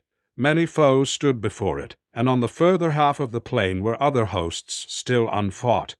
Southward beyond the road lay the main force of the Haradrim, and there their horsemen were gathered about the standard of their chieftain. And he looked out, and in the growing light he saw the banner of the king, and that it was far ahead of the battle with few men about it. Then he was felled with a red wrath and shouted aloud, and displaying his standard, black serpent upon scarlet. He came against the white horse and the great with men. Then Theoden was aware of him, and would not wait for his onset, but crying to Snow Mane, he charged headlong to greet him. Great was the clash of their meeting. But the white fury of the Northmen burned the harder, and more skilled was their knighthood with long spears and bitter. Fewer were they, but they clove through the south runs like a firebolt in a forest. Right through the press drove Theoden, Thangel's son, and his spear was shivered as he threw down their chieftain. Out swept his... But lo, suddenly in the midst of the glory of the king his golden shield was dimmed. The new morning was blotted from the sky. Dark fell about him. Horses reared and screamed. Men cast from the saddle lay groveling on the ground. To me, cried Theoden. Abiorlinus, fear no darkness. But Snow Mane, wild with terror, stood up on high, fighting with the air, and then with a great scream he crashed upon his side. A black dart had pierced him. The king fell beneath him. The great shadow descended like a falling cloud. And behold, it was a winged creature, if bird, then greater than all other birds. And it was naked, and neither quill nor feather did it bear. And its vast pinions were as webs of hide between horned fingers, and it stank. A creature of an older world maybe it was, whose kind, lingering in forgotten mountains cold beneath the moon, outstayed their day, and in hideous eyrie bred this last untimely brood, apt to evil, and the Dark Lord took it in Nursted Fell viewed apt to evil.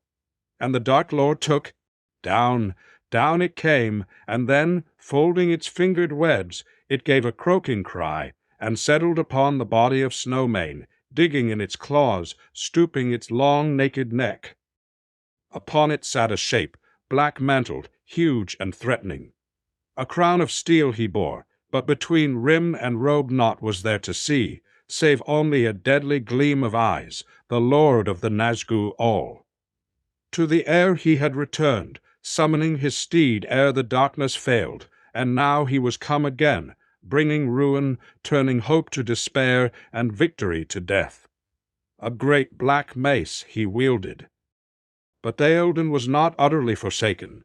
The knights of his house lay slain about him, or else mastered by the madness of their steeds were borne far away.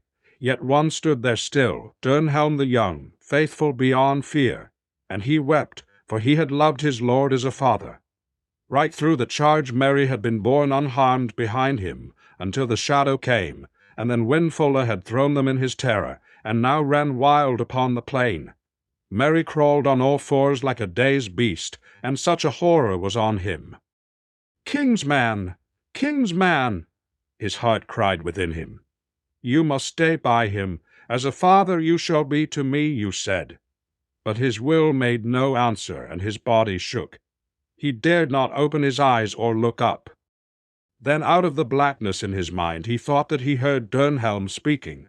Yet now the voice seemed strange, recalling some other voice that he had known. "Begone, Faldwimmer Lake, lord of Carrion, leave the dead in peace."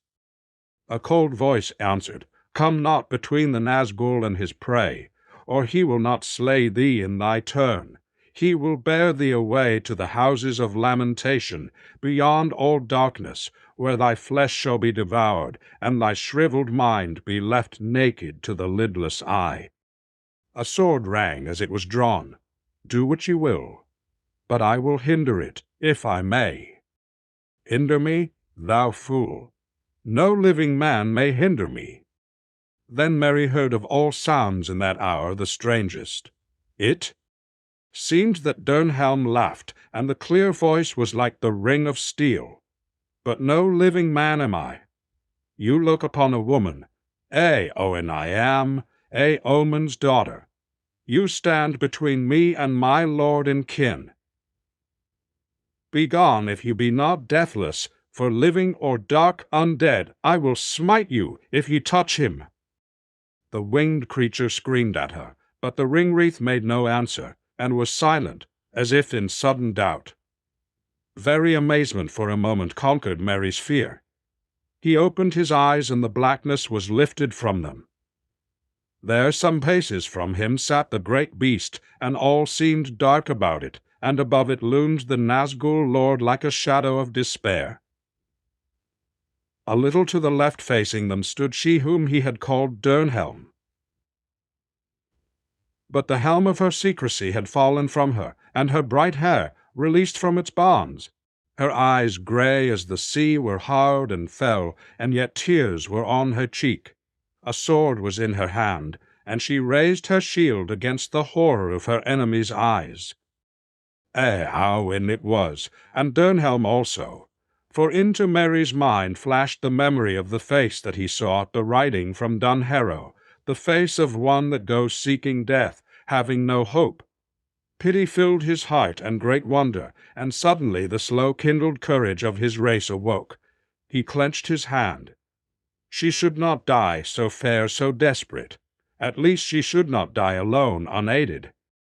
The face of their enemy was not turned towards him, but still he hardly dared to move, dreading lest the deadly eyes should fall on him. Slowly, slowly he began to crawl aside, but the black captain, in doubt and malice intent upon the woman before him, heeded him no more than a worm in the mud. Suddenly the great beast beat its hideous wings, and the wind of them was foul. Again it leaped into the air, and then swiftly fell down upon Eowyn, shrieking, striking with beak and claw. Still she did not blench, maiden of the Rohirrim, child of kings, slender but as a steel blade, fair yet terrible. A swift stroke she dealt, skilled and deadly. The outstretched neck she clove asunder, and the hewn head fell like a stone. Backward she sprang as the huge shape crashed to ruin. Vast wings outspread, crumpled on the earth, and with its fall the shadow passed away. A light fell about her, and her hair shone in the sunrise. Out of the wreck rose the Black Rider, tall and threatening, towering above her. With a cry of hatred that stung the very ears like venom, he let fall his mace. Her shield was shivered in many pieces, and her arm was broken. She stumbled to her knees. He bent over her like a cloud, and his eyes glittered. He raised his mace to kill. But suddenly he too stumbled forward with a cry of bitter pain, and his stroke went wide, driving into the ground. Mary's sword had stabbed him from behind, shearing through the black mantle, and passing up beneath the hauberk had pierced the sinew behind his mighty knee. "I Iowen at Awen," cried Mary. Then, tottering, struggling up, with her last strength she drove her sword between crown and mantle, as the great shoulders bowed before her. The sword broke sparkling into many shards. The crown rolled away with a clang. Eowyn fell forward upon her fallen foe. But lo, the mantle and hauberk were empty. Shapeless they lay now on the ground, torn and tumbled. And a cry went up into the shuddering air, and faded to a shrill wailing, passing with the wind. And there stood Meriadoc the hobbit in the midst of the slain, blinking like an owl in the daylight, for tears blinded him. And through a mist he looked on Eowyn's fair head, as she lay and did not move, and he looked on the face of the king, fallen in the midst of his glory. For Snowmane in his agony had rolled away from him again. Yet he was the bane of his master. Then Merry stooped and lifted his hand to kiss it, and lo! Theoden opened his eyes, and they were clear, and he spoke in a quiet voice, though labored. "Farewell, Master Holbeatla," he said. "My body is broken. I go to my fathers, and even in their mighty company I shall not now be ashamed. I felled the black serpent. A grim morn, and a glad day, and a golden sunset." Merry could not speak, but wept anew. "Forgive me, Lord," he said at last, "if I broke your command, and yet have done no more in your service than to weep at our parting." The old king smiled. "Grieve not, it is forgiven. Great heart will not be denied. Live now in blessedness, and when you sit in peace with your pipe, think of me. For never now shall I sit with you in Madaseld as I promised, or listen to your erblore." He closed his eyes, and Merry bowed beside him. Presently he spoke again. "Where is Eomer?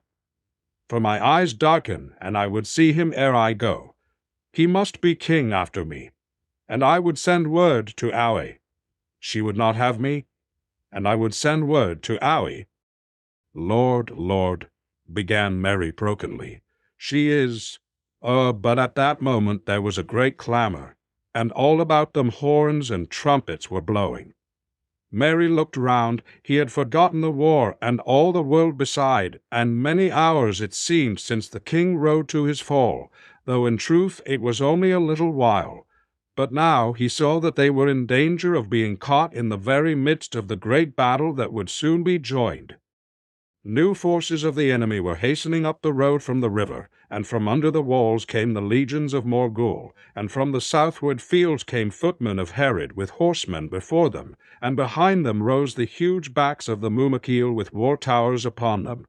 But northward the white crest of Eomer led the great front of the Rohirrim, which he had again gathered and marshalled, and out of the city came all the strength of men that was in it, and the silver swan of Dol Amroth was borne in the van, driving the gate. For a moment the thought flitted through Merry's mind, "Where is Gandalf? Is he not here? Could he not have saved the king and Eowyn?"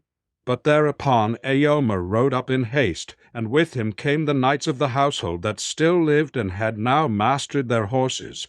They looked in wonder at the carcase of the fell beast that lay there, and their steeds would not go near. But Eomer leaped from the saddle, and grief and dismay fell upon him as he came to the king's side and stood there in silence, stood there. Then one of the knights took the king's banner from the hand of Guthloth, the banner-bearer who lay dead, and he lifted it up. Slowly,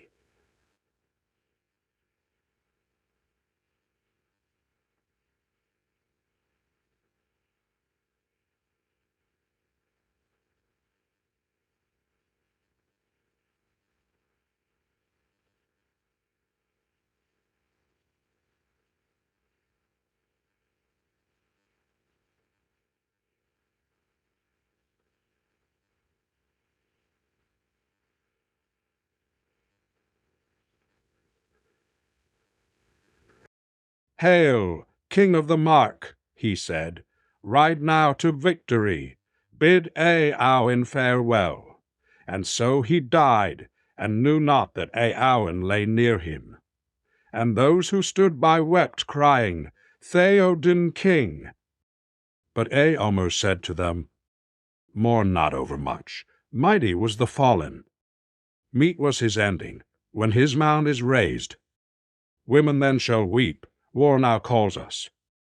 Yet he himself wept as he spoke. "Let his knights remain here," he said, "and bear his body in honor from the field, lest the battle ride over it. Yea, and all these other of the king's men that lie here." And he looked at the slain, recalling their names.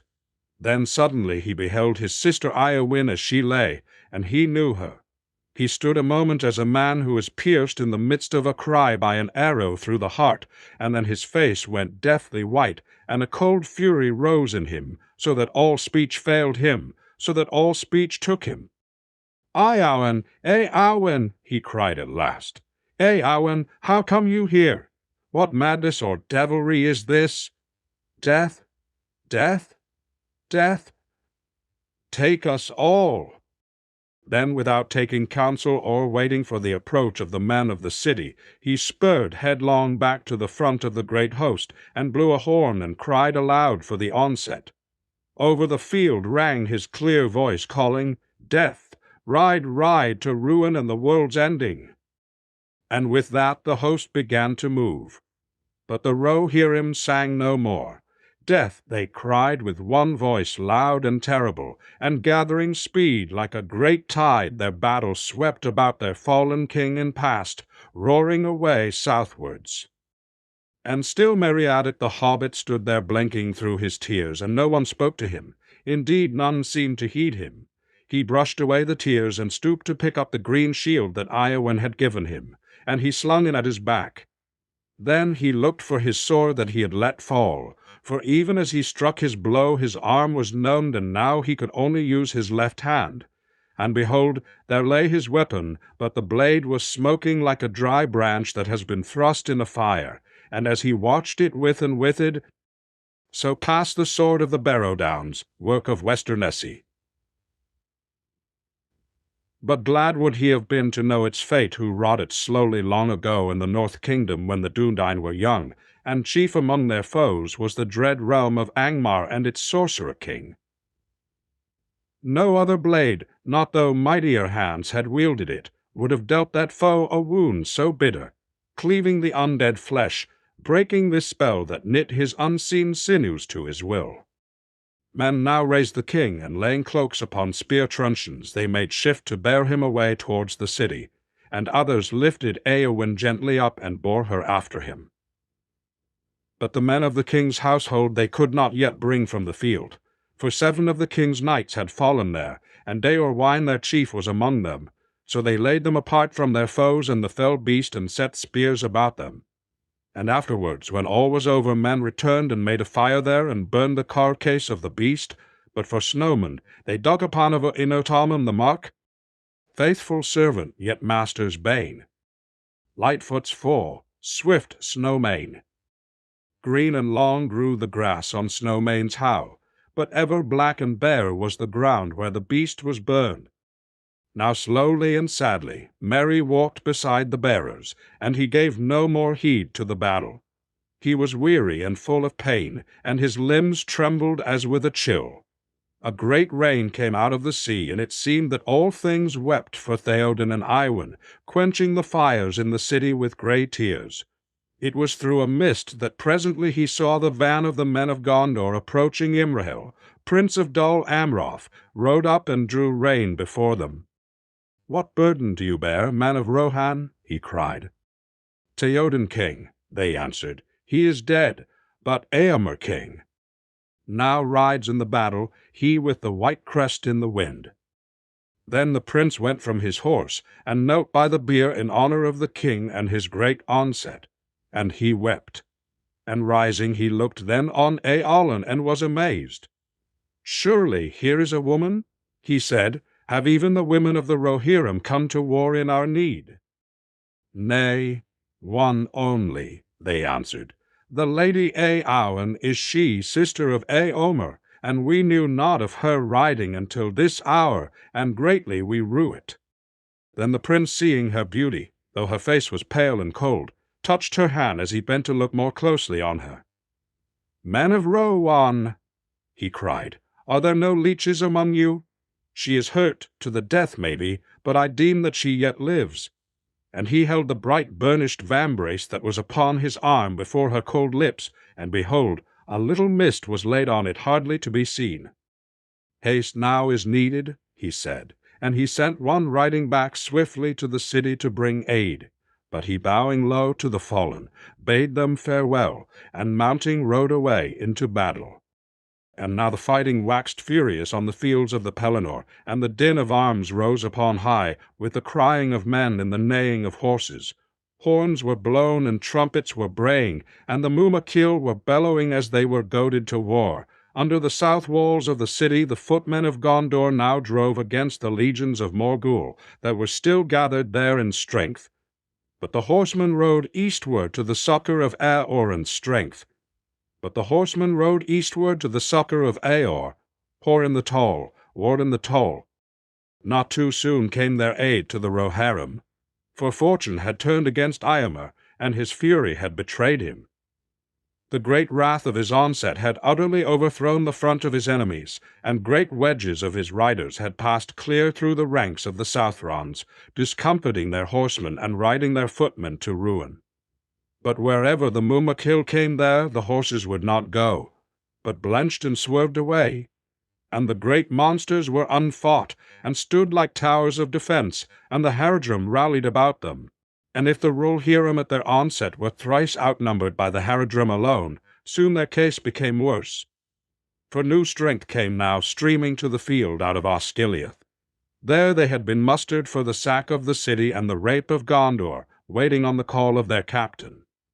He now was destroyed, but Gothmog the lieutenant of Morgul had flung them into the fray.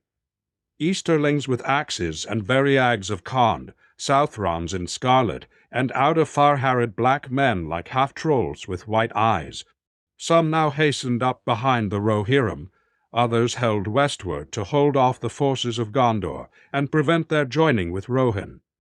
It was even as the day thus began to turn against Gondor, and their hope wavered, that a new cry went up in the city, it being then mid-morning, and a great wind blowing, and the rain flying north, and the sun shining.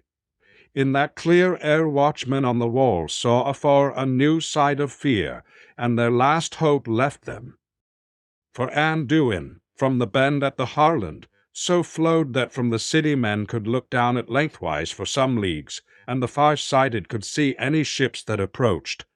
And looking thither they cried in dismay, for black against the glittering stream they beheld a fleet borne up on the wind, dromons and ships of great draught with many oars, and with black sails bellying in the breeze. "The corsairs of Umbar," men shouted, "the corsairs of Umbar! Look, the corsairs of Umbar are coming! So Bophalis is taken, and the Ether, and Libenin is gone. The corsairs are upon us. It is the last stroke of doom." And some without order, for none could be found to command them in the city, ran to the bells and tolled the alarm, and some blew the trumpet sounding the retreat. "Back to the walls," they cried. "Back to the walls. Come back to the city before all are overwhelmed." But the wind that sped the ships blew all their clamor away. The Rohirrim indeed had no need of news or alarm. All too well they could see for themselves the black sails. For Eomer was now scarcely a mile from the Harland, and a great press of his first foes was between him and the haven there, while new foes came swirling behind, cutting him off from the prince. Now he looked to the river, and hope died in his heart, and the wind that he had blessed he now called accursed. But the hosts of Mordor were enheartened, and filled with a new lust and fury they came yelling to the onset. Stern now was Eomer's mood, and his mind clear again. He let blow the horns to rally all men to his banner that could come thither, for he thought to make a great shield wall at the last, and stand, and fight there on foot till all fell, and do deeds of song on the fields of Pelennor, though no man should be left in the west to remember the last king of the Mark. So he rode to a green hillock, and there set his banner, and the white horse ran rippling in the wind. Out of doubt, out of dark to the day's rising. I came singing in the sun, sword unsheathing. To hope's end I rode, and to heart's breaking. Now for wrath, now for ruin, and a red nightfall. These staves he spoke, yet he laughed as he said them. For once. More lust of battle was on him, and he was still unscathed, and he was young, and he was king, the lord of a fell people. And lo, even as he laughed at despair, he looked out again on the black ships, and he lifted up his sword to defy them. And then wonder took him, and a great joy, and he cast his sword up in the sunlight and sang as he caught it.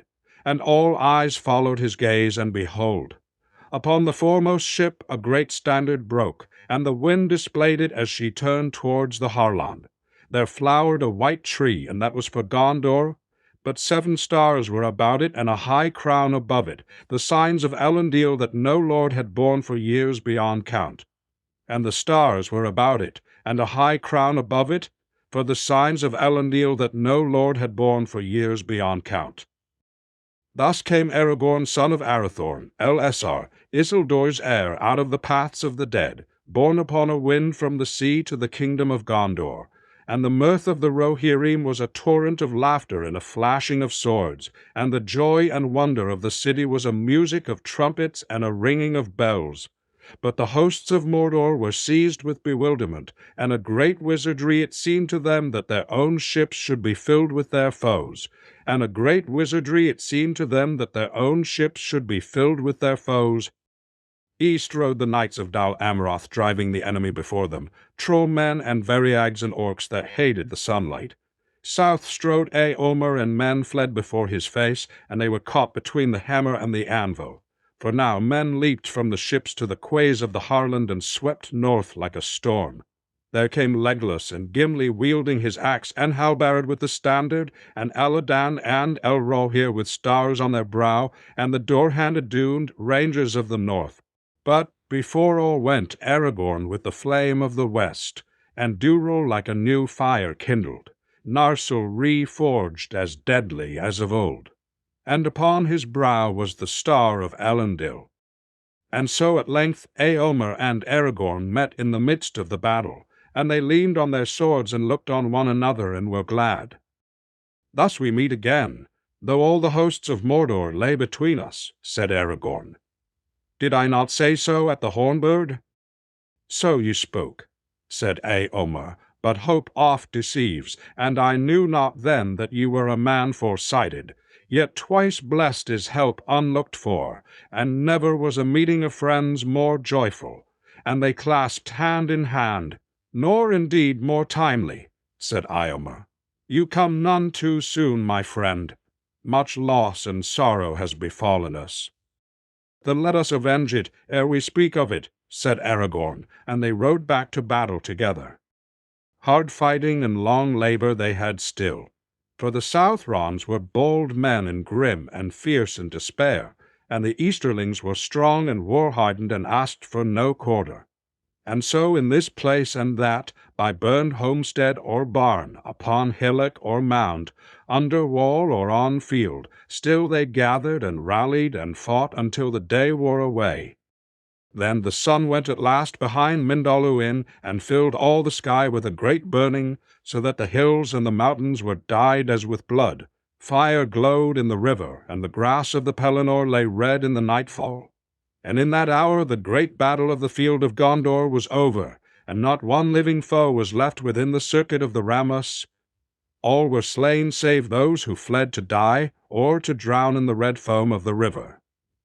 Few ever came eastward to Morgul or Mordor, and to the land of the Herev, a rummer of the terror. Aragorn and Eomer and Imrahil rode back towards the gate of the city, and they were now weary beyond joy or sorrow. These three were unscathed, for such was their fortune and the skill and might of their arms, and few indeed had dared to abide them or look on their faces in the hour of their wrath. But many others were hurt or maimed or dead upon the field. The axes hewed for long as he fought alone and unhorsed, and both Dwelin of Morthond and his brother were trampled to death when they assailed the monsters. Neither Herluin the Fair would return to Penethgilin, nor Grimbold to Grimslade, nor Halbarad to the Northlands, dour-handed ranger. No few had fallen, renowned or nameless, captain or soldier, for it was a great battle, and the full count of it no tale has told. So long afterward, a maker in Rohan said in his song of the mounds of Munburg, "We heard of the horns in the hills ringing, the swords shining in the south kingdom. Steeds went striding to the stoning land. As wind in the morning, war was kindled. There Tyield and fell, Thingling mighty, to his golden halls and green pastures. In the northern fields never returning, High Lord of the host, Harding and Guthlaf, Dunir and Deorwine, Dodi Grimbold, Hirfara and Hirabrand, Horn and Fastrid, fought and fell there in a far country. In the mounds of Mundburg under mould they lie, with their league fellows, lords of Gondor. Neither Herluin the Fair to the hills by the sea, nor for long the old to the flowering bales, ever to Arnok, to his own country, returned in triumph, nor the tall bowmen, Derufin and Doylin to their dark waters, meres of Morthond under mountain shadows, death in the morning and at day's ending. Lords Tuck and Lowly, long now they sleep, under grass in Gondor by the great river, grey now as tears, gleaming silver. Red then it rolled, roaring water. Foam dyed with blood flamed at sunset. As beacons mountains burned at evening, red fell the dew in Ramus Echor. Chapter 7. The Pyre of Denethor. When the dark shadow at the gate withdrew, Gandalf still sat motionless. But Pippin rose to his feet, as if a great weight had been lifted from him, and he stood listening to the horns, and it seemed to him that they would break his heart with joy. And never in after years could he hear a horn blown in the distance without tears starting in his eyes. But now suddenly his errand returned to his memory, and he ran forward.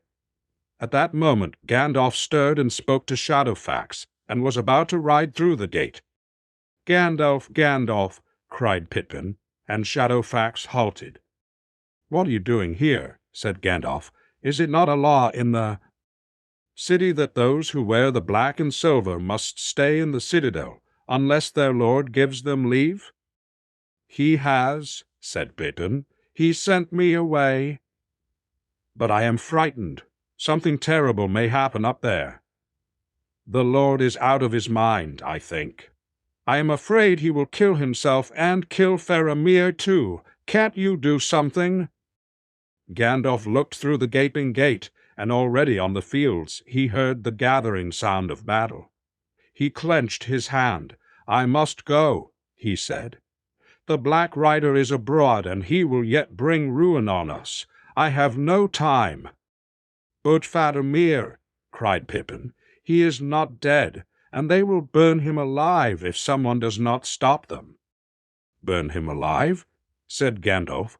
"What is this tale? Be quick." "Denethor has gone to the tombs," said Pippin, "and he has taken Faramir, and he says we are all to burn, and he will not wait, and they are to make a pyre and burn him on it, and Faramir as well, and he has set men to fetch wood and oil. And I have told Beregond, but I'm afraid he won't dare to leave his post. He is on guard. And what can he do anyway? So Pippin poured out his tale, reaching up and touching Gandalf's knee with trembling hands. Can't you save Faramir?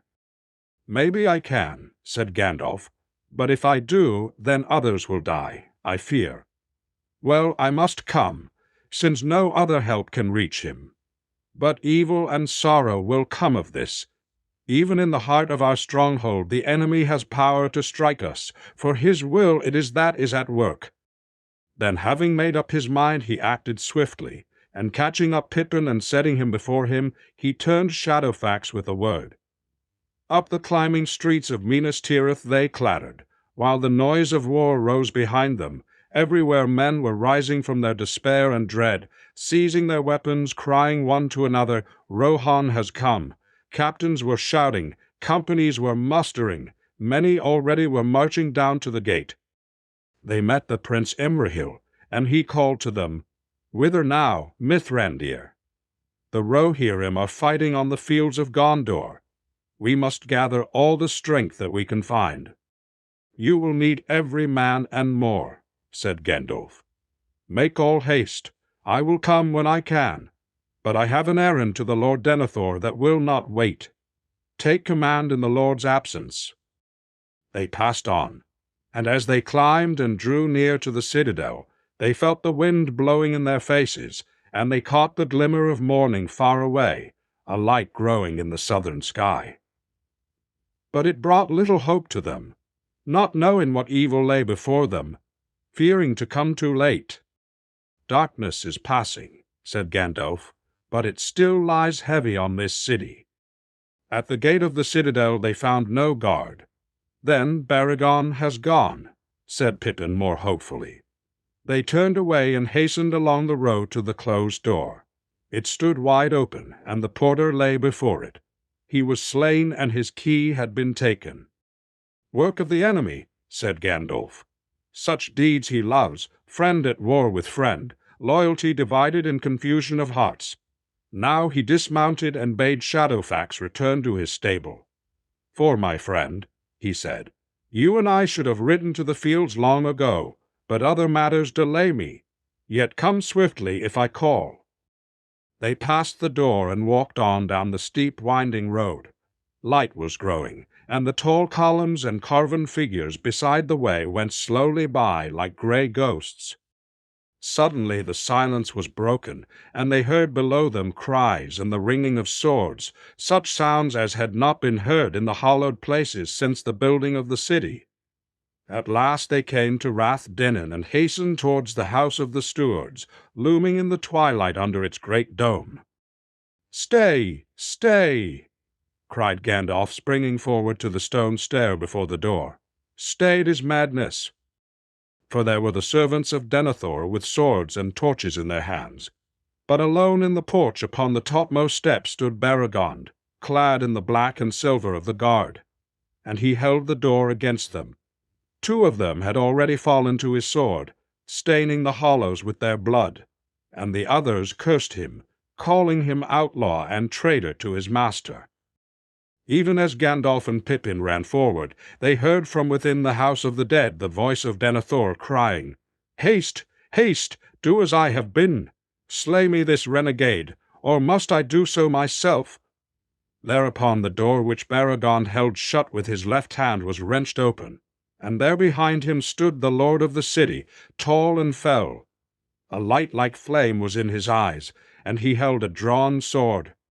But Gandalf sprang up the steps, and the men fell back from him and covered their eyes.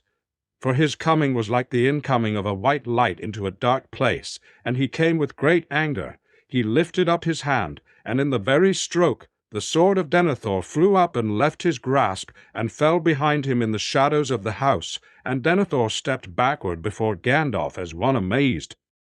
"What is this, my lord?" said the wizard. "The houses of the dead are no places for the living, and why do men fight here in the Hallows when there is war enough before the gate, or has our enemy come even to Rath Dinnan?" "Since when has the Lord of Gondor been answerable to thee?" said Denethor. or may I not command my own servants?" "You may," said Gandalf, "but others may contest your will when it is turned to madness and evil. Where is your son, Faramir?" "He lies within," said Denethor, "burning, already burning.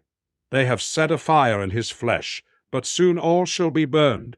The west has failed. It shall all go up in a great fire, and all shall be ended. Ash, ash and smoke blown away on the wind." Then Gandalf, seeing the madness that was on him, feared that he had already done some evil deed, and he thrust forward with Beregond and Pippin behind him, while Denethor gave back until he stood beside the table within. But there they found Faramir, still dreaming in his fever, lying upon the table. Wood was piled under it, and high all about it, and all was drenched with oil, even the garments of Faramir and the coverlets. But as yet no fire had been set to the fuel. Then, even as the light of his grey mantle, he leaped up onto the faggots, and raising the sick man lightly, he sprang down again, and bore him towards the door. But as he did so, Faramir moaned and called on his father in his dream. Denethor started as one waking from a trance, and the flame died in his eyes, and he wept, and he said, "Do not take my son from me. He calls for me." "He calls," said Gandalf, "but you cannot come to him yet, for he must seek healing on the threshold of death, and maybe find it not. Whereas your part is to go out to the battle of your city, where maybe death awaits you. This you know in your heart." "He will not wake again," said Denethor. "Battle is vain. Why should we wish to live longer? Why should we not go to death side by side?" "Authority is not given to you, Steward of Gondor, to order the hour of your death," answered Gandalf. "And only the heathen kings under the domination of the Dark Power did thus, slaying themselves in pride and despair, murdering their kin to ease their own death." Then passing through the door, he took Faramir from the deadly house, and laid him on the bier on which he had been brought, and which had now been set in the porch. Denethor followed him, and stood trembling, looking with longing on the face of his son. "And Wad, washing the Lord in his stroes." "Come," said Gandalf, "we are needed. There is much that you can yet do." Then suddenly Denethor laughed. He stood up tall and proud again, and stepping swiftly back to the table he lifted from it the pillow on which his head had lain. Then coming to the doorway he drew aside the covering, and lo, he had between his hands a palantir. And as he held it up, it seemed to those that looked on that the globe began to glow with an inner flame, so that the lean face of the Lord was lit as with a red fire, and it seemed cut out of hard stone, sharp with black shadows, noble, proud, and terrible. His carol, "Pride and despair," he cried. "Didst thou think that the eyes of the White Tower were blind? Nay, I have seen more than thou knowest, grey fool, for thy hope is but ignorance. Go then and labor in healing. Go forth and fight, vanity. For a little space you may triumph on the field, for a day, but against the power that now arises there is no victory. To this city only the first finger of its hand has yet been stretched. All the east is moving. And even now, the wind of thy hope cheats thee, and a wet, and o feet with spen." "Such counsels will make the enemy's victory certain indeed," said Gandalf.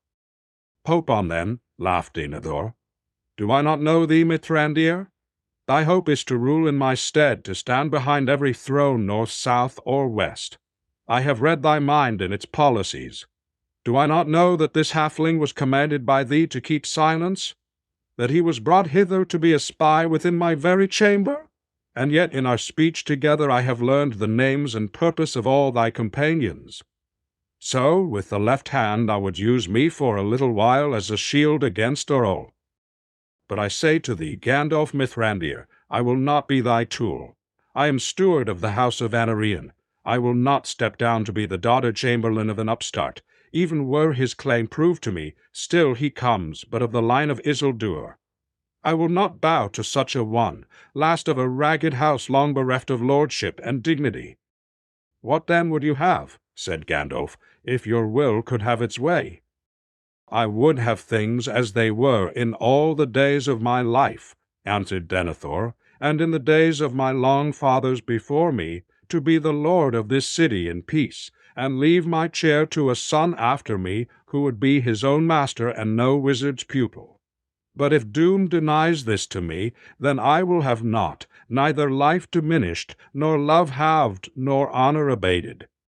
To me it would not seem that a steward who faithfully surrenders his charge is diminished in love or in honor," said Gandalf.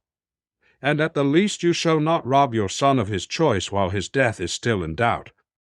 At those words, Denethor's eyes flamed again, and taking the stone under his arm, he drew a knife and strode towards the bier. But Baragon sprang forward and set himself before Faramir. "So," cried Denethor, "thou hadst already stolen half my son's love. Now thou stealest the hearts of my knights also, so that they rob me wholly of my son at the last. But in this at least thou shalt not defy my will, to rule my own end. Come hither," he cried to his servants. "Come, if you are not all recreant." Then two of them ran up the steps to him. Swiftly he snatched a torch from the hand of one and sprang back into the house. Before Gandalf could hinder him, he thrust the brand amid the fuel, and at once it crackled and roared into flame. Then Denethor leaped upon the table, and standing there wreathed in fire and smoke, he took up the staff of his stewardship that lay at his feet and broke it on his knee. Casting the pieces into the blaze, he bowed and laid himself on the table, clasping the palantir with both hands upon his breast. And it was said that ever after, if any man looked in that stone, unless he had a great strength of will to turn it to other purpose, he saw only two aged hands withering in flame. Gandalf, in grief and horror, turned his face away and closed the door. For a while he stood in thought, silent upon the threshold, while those outside heard the greedy roaring of the fire within.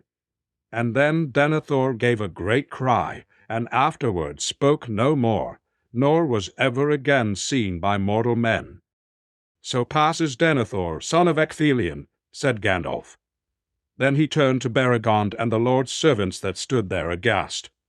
"And so pass also the days of Gondor that you have known. For good or evil they are ended. Ill deeds have been done here. But let now all enmity that lies between you be put away, for it was contrived by the enemy and works his will. You have been caught in a net of warring duties that you did not weave.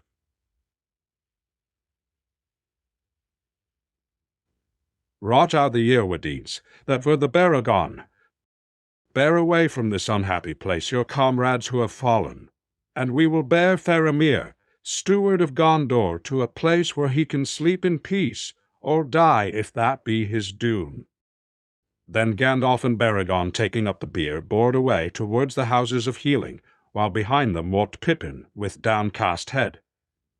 But the servants of the Lord stood gazing as stricken men at the house of the dead, and even as Gandalf came to the end of Rathdenan there was a great noise. Looking back, they saw the dome of the house crack and smokes issue forth, and then with a rush and rumble of stone it fell in a flurry. Then with a rush and rumble of stone it fell in a flurry of fire. At length they came back to the steward's door, and Beregond looked with grief at the porter. "This deed I shall ever rue," he said, "but a madness of haste was on me, and he would not listen, but drew sword against me. Then, taking the key that he had wrested from the slain man, he closed the door and locked it. This should now be given to the Lord Faramir," he said. "The Prince of Dol Amroth is in command in the absence of the Lord," said Gandalf. "But since he is not here, I must take this on myself. I bid you keep the key and guard it until the city is set in order again." Now at last they passed into the high circles of the city, and in the light of morning they went their way towards the houses of healing. And these were fair houses set apart for the care of those who were grievously sick, but now they were prepared for the tending of men hurt in battle or dying. They stood not far from the citadel gate in the sixth circle, nigh to its southward wall, and about them was a garden and a greensward with trees, the only such place in the city. There dwelt the few women that had been permain in Tirith, since they were skilled in the service of. But even as Gandalf and his companions came carrying the bier to the main door of the houses, they heard a great cry that went up from the field before the gate, and rising shrill and pusing into the sky passed, and died away on the wind. So terrible was the cry that for a moment all stood still, and yet when it had passed, suddenly their hearts were lifted up in such a hope as they had not known since the darkness came out of the east, and it seemed to them that the light grew clear, and the sun broke through the clouds. But Gandalf's face was grave and sad, and bidding Baragond and Pippin to take Faramir into the houses of healing, he went up onto the walls near by, and there like a figure carven in white he stood in the new sun and looked out, and he beheld with the sight that was given to him all that had befallen. And when Erev rode out from the forefront of his battle and stood beside those who lay upon the field, he sighed, and he cast his cloak about him again, and went from the walls, and Pippin found him in Thorn before the houses when they came out. They looked at him, and for a while he was silent. At last he spoke. "My friends," he said, "and all you people of the city and of the western lands, things of great sorrow and renown have come to pass. Shall we weep or be glad? Beyond hope the captain of our foes has been destroyed, and you have heard the echo of his last despair. But he has not gone without woe and bitter loss, and that I might have averted but for the madness of Denethor. So long has the reach of our enemy become. Alas, but now I perceive how it entereth to the very heart. Though the stewards deemed that it was a secret kept only by themselves, long ago, I guess that here in the White Tower one at least of the 7 seeing stones was preserved. In the days of his wisdom, Denethor would not presume to use it to challenge Sauron, knowing the limits of his own strength. But his wisdom failed, and I fear that as the peril of his realm grew, he looked in the stone and was deceived. Far too often, I guess, since Boromir departed. He was too great to be subdued to the will of the dark power. The knowledge which he obtained was, doubtless, often of service to him. Yet the vision of the great might of Mordor that was shown to him fed the despair of his heart until it overthrew his mind. Now I understand what seemed so strange to me," said Pippin, shuddering at his memories as he spoke. "The Lord went away from the room where Faramir lay, and it was only when he returned that I first thought he was changed, old and broken. It was in the very hour that Faramir was brought to the tower that many of us saw a strange light in the topmost chamber," said Baragond. "But we have seen that light before, and it has long been rumored in the city that the Lord would at times wrestle in thought with his enemy." "Alas, then I have guessed rightly," said Gandalf. "Thus the will of Sauron entered into Minas Tirith, and thus I have been delayed here.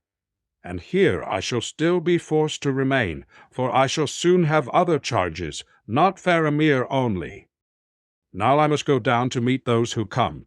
I have seen a sight upon the field that is very grievous to my heart, and greater sorrow may yet come to pass. Come with me, Pippin. But you, Baragond, should return to the citadel and tell the chief of the guard there what has befallen. It will be his duty, I fear, to withdraw you from the guard there what has befallen. It will be his duty, I fear, to withdraw you from the guard. But say to him that, if I may give him counsel, ye should be sent to the houses of healing, to be a guard and to servant of your captain, and to be at wakes." With that he turned away and went with Pippin down towards the lower city. And even as they hastened on their way, the wind brought a grey rain, and all the fires sank, and there arose a great smoke before them. Chapter 8. The Houses of Healing. A mist was in Merry's eyes of tears and weariness when they drew near the ruined gate of Minas Tirith. He gave little heed to the wreck and slaughter that lay about all. Fire and smoke and stench was in the air, for many engines had been burned or cast into the fire pits, and many of the slain also, while here and there lay many carcases of the great Southron monsters, half burned or broken by stone cast or shot through the eyes by the valiant archers of Morthond. The flying rain had ceased for a time, and the sun gleamed up above. The lower city was still wrapped in reap.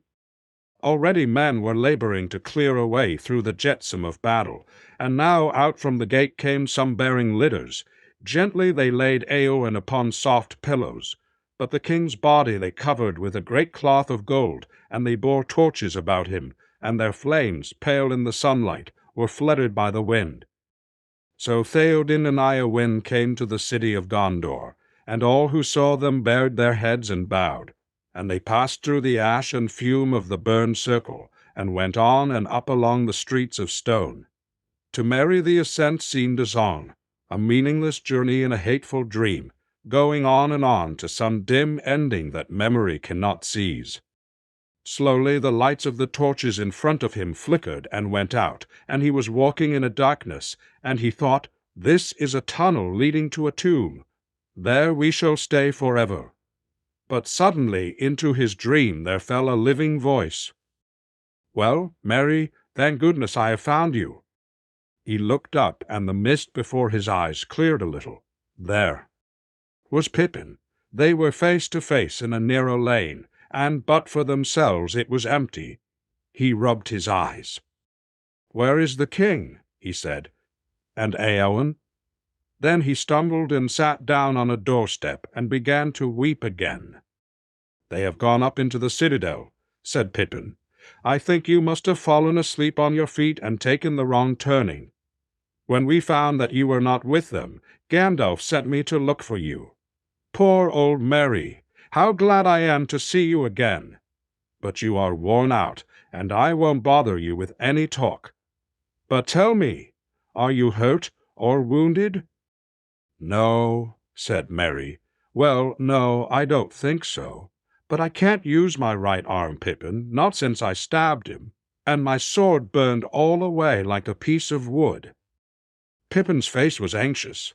"Well, you had better come with me as quick as you can," he said. "I wish I could carry you.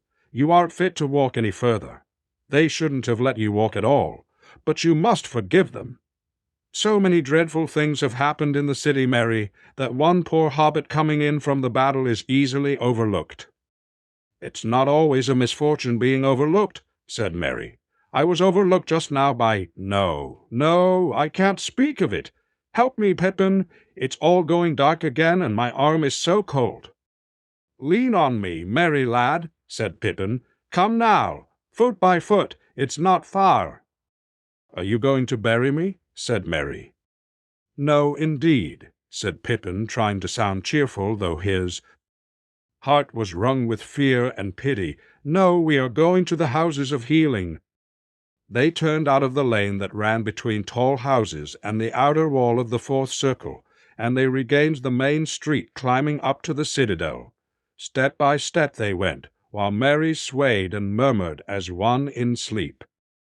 "I'll never get him there," thought Pippin. "Is there no one to help me? I can't leave him here."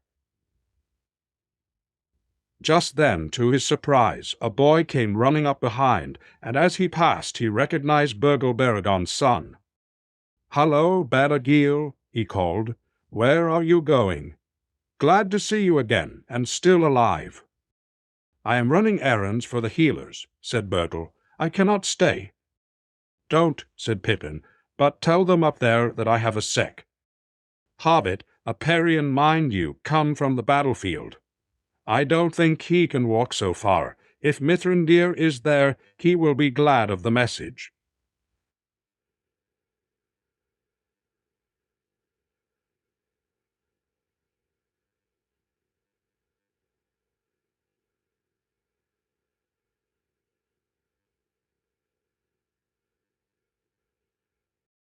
"I better wait here," thought Pippin. So he let Merry sink gently down onto the pavement in a patch of sunlight, and then he sat down beside him, laying Merry's head in his lap. He felt his body and limbs gently, and took his friend's hands in his own. The right hand felt icy to the touch.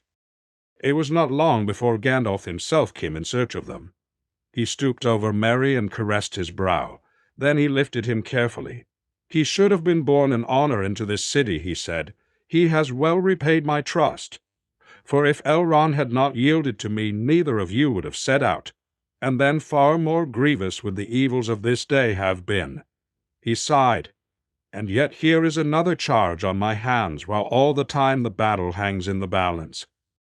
So at last Faramir and Éowyn and Meriadoc were laid in beds in the houses of healing, and there they were tended well. For though all lore was in these latter days fallen from its fullness of old, the leechcraft of Gondor was still wise, and skilled in the healing of wound and hurt, and all such sickness as east of the sea mortal men were subject to save old age only. For that they had found no cure, and indeed the span of their lives had now waned to little more than that of other men, and those among them who passed the tale of Bear with groan save and say. But now their art and knowledge were baffled, for there were many sick of a malady that would not be healed, and they called it the Black Shadow, for it came from the Nazgul. And those who were stricken with it fell slowly into an ever deeper dream, and then passed to silence and a deadly cold, and so died. And it seemed to the tenders of the sick that on the halfling and on the Lady of Rohan this malady lay heavily. Still at whiles, as the morning wore away, they would speak, murmuring in their dreams, and the watchers listened to all that they said.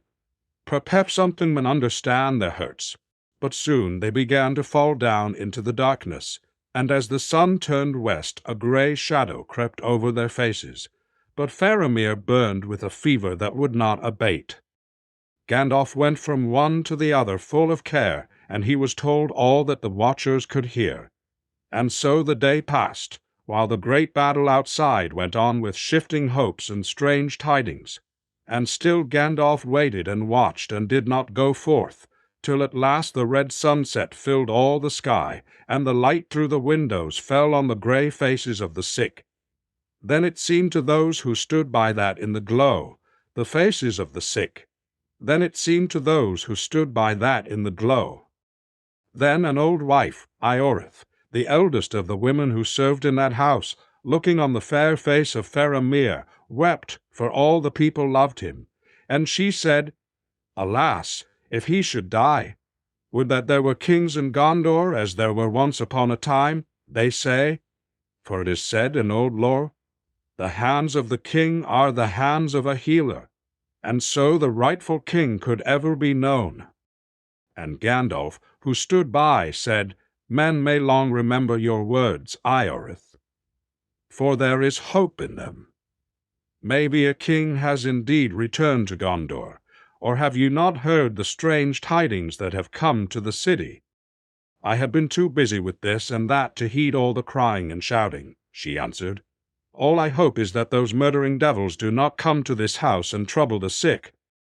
Then Gandalf went out in haste, and already the fire in the sky was burning out, and the smouldering hills were fading, while ash-grey evening crept over the fields.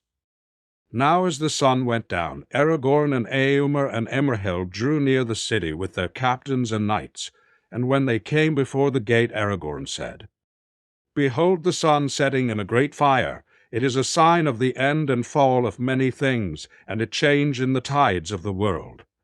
But this city and realm has rested in the charge of the stewards for many long years, and I fear that if I enter it unbidden, then doubt and debate may arise, which should not be while this war is fought.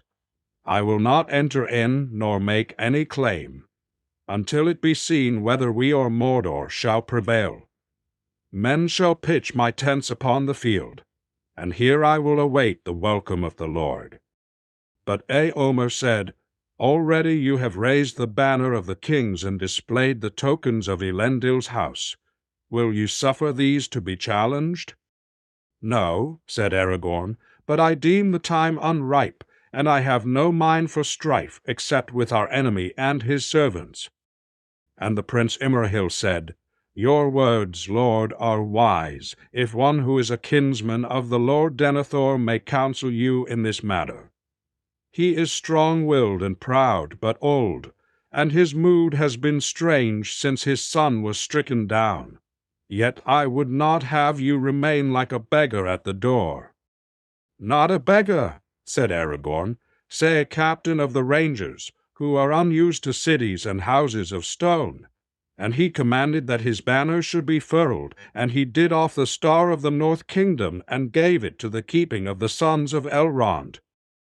Then the Prince Imrahil and Eomer of Rohan left him, and passed through the city and the tumult of the people, and mounted to the citadel, and they came to the hall of the tower, seeking the steward. But they found his chair empty, and before the dais lay Theoden, king of the Mark, upon a bed of state, and 12 torches stood about it, and 12 guards, knights both of Rohan and Gondor. And the hangings of the bed were of green and white, but upon the king was laid the great cloth of gold up to his breast, and upon that hinsewed sword at his seized sword. The light of the torches shimmered in his white hair like sun in the spray of a fountain, but his face was fair and young, save that a peace lay on it beyond the reach of youth, and it seemed that he slept. When they had stood silent for a time beside the king, Imrahil said, "Where is the steward? And where also is Mithrandir?" And one of the guards answered, "The steward of Gondor is in the houses of healing." But Eomer said, "Where is the lady Eowyn, my sister? For surely she should be lying beside the king, and in no less honor. Where have they bestowed her?" And Imrahil said, "But the lady Eowyn was yet living when they bore her hither. Did you not know?" Then hope unlooked for came so suddenly to Eomer's heart, and with it the bite of care and fear renewed, that he said no more, but turned and went swiftly from the hall, and the prince followed him. And when they came forth, evening had fallen, and many stars were in the sky. And there came Gandalf on foot, and with him one cloaked in grey, and they met before the doors of the houses of healing. And they greeted Gandalf, and said, "We seek the steward, and men say that he is in this house. Has any hurt befallen him?" And they greeted Gandalf, and said, and Gandalf answered, "She lies within, and is not dead, but is near death." But the Lord Faramir was wounded by an evil dart, as you have heard, and he is now the steward. For Denethor has departed, and his house is in ashes. And they were filled with grief and wonder at the tale that he told. But Imrahil said, "So victory is shorn of gladness, and it is bitter bought, if both Gondor and Rohan are in one day bereft of their lords. Eomer rules the Rohirrim. Who shall rule the city meanwhile? Shall we not send now for the Lord Aragorn?" And the cloaked man spoke and said, "He is come." And they saw as he stepped into the light of the lantern by the door that it was Aragorn, wrapped in the grey cloak of Lorien above his mail, and bearing no other token than the green stone of Galadriel. "I have come because Gandalf begs me to do so," he said, "but for the present I am but the captain of the Dúnedain of Arnor, and the Lord of Dol Amroth shall rule the city until Faramir all wakes wake screech wool in the Danes that Valav should rule us all in the days that follow in their enemy, and they agreed upon outwas all in the Danish way." Then Gandalf said, "Let us not stay at the door, for the time is urgent. Let us enter. For it is only in the coming of Aragorn that any hope remains for the sick that lie in the house. Thus spake Ioreth, wise woman of Gondor, the hands of the king are the hands of a healer, and so shall the rightful king be known." Then Aragorn entered first, and the others followed. And there at the door were 2 guards in the livery of the citadel, one tall, but the other scarce the height of a boy. And when he saw them, he cried aloud in surprise and joy, "Strider, how splendid! Do you know, I guessed it was you in the black ships, but they were all shouting corsairs and wouldn't listen to me. How did you do it?" Aragorn laughed and took the hobbit by the hand. "Well met indeed," he said. "But there is not time yet for travellers' tales." But Imrahil said to Eomer, "Is it thus that we speak to our kings? Yet maybe he will wear his crown in some other name." And Aragorn, hearing him, turned and said, "Verily, for in the high tongue of old I am El-Esser, the Elfstone, and Envinyatar the Renewer. And he lifted from his breast the green stone that lay there. But Strider shall be the name of my house, if that be ever established. In the high tongue it will not sound so ill, and Tel-Contar I will be and all the heirs of my body. And with that they passed into the house. And as they went towards the rooms where the sick were tended, Gandalf told of the deeds of Eowyn and Meriadoc. "For," he said, "long have I stood by them, and at first they spoke much in their dreaming, before they sank into the deadly darkness. Also it is given to me to see many things far off." Aragorn went first to Faramir, and then to the Lady Eowyn, and last to Merry. When he had looked on the faces of the sick and seen their hurts, he sighed.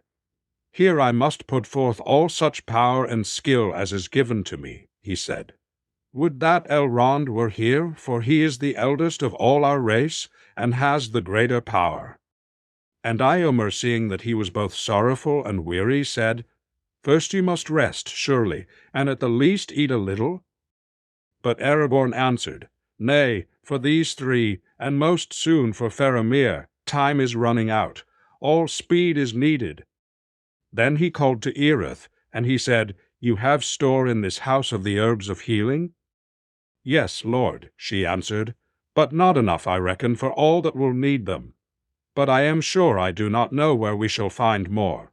For all things are amiss in these dreadful days, what with fires and burnings, and the lads that run errands so few, and all the roads blocked. Why, it is days out of count since ever a carrier came in from Lossarnoch to the market. But we do our best in this house with what we have, as I am sure your lordship will know." "I will judge that when I see," said Aragorn. "One thing also is short, time for speech. Have you awful us?" "I do not know, I am sure, Lord," she answered, "at least not by that name. I will go and ask of the Erdmaster. He knows all the old names." "It is also called Kingsfoil," said Aragorn. "And maybe you know it by that name, for so the country folk call it in these latter days." "Oh, that," said Earith. "Well, if your lordship had named it at first, I could have told you." "No, we have none of it, I am sure." "Why, I have never heard that it had any great virtue, and indeed I have often said to my sisters when we came upon it growing in the woods, Kingsfoil, I said, "'Tis a strange name, and I wonder why it is called so. For if I were a king, I would have plants more bright in my garden. Still it smells. It's sweet is the right word. Wholesome, maybe, is nearer." "Wholesome verily," said Aragorn.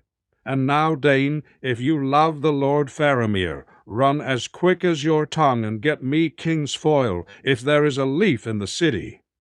"And if not," said Gandalf, "I will ride to Lossarnoch with Ihoreth behind me, and she shall take me to the woods, but not to her sisters. And Shadowfax shall show her the meaning of haste." When Eärith was gone, Aragorn bade the other women to make water hot. Then he took Faramir's hand in his, and laid the other hand upon the sick man's brow. It was drenched with sweat, but Faramir did not move or make any sign, and seemed hardly to breathe. "He is nearly spent," said Aragorn, turning to Gandalf. "But this comes not from the wound. See, that is healing. Had he been smitten by some dart of the Nazgûl Lull, as you thought, he would have died that night. This hurt was given by some Southron arrow, I would guess. Who drew it forth? Was it kept?"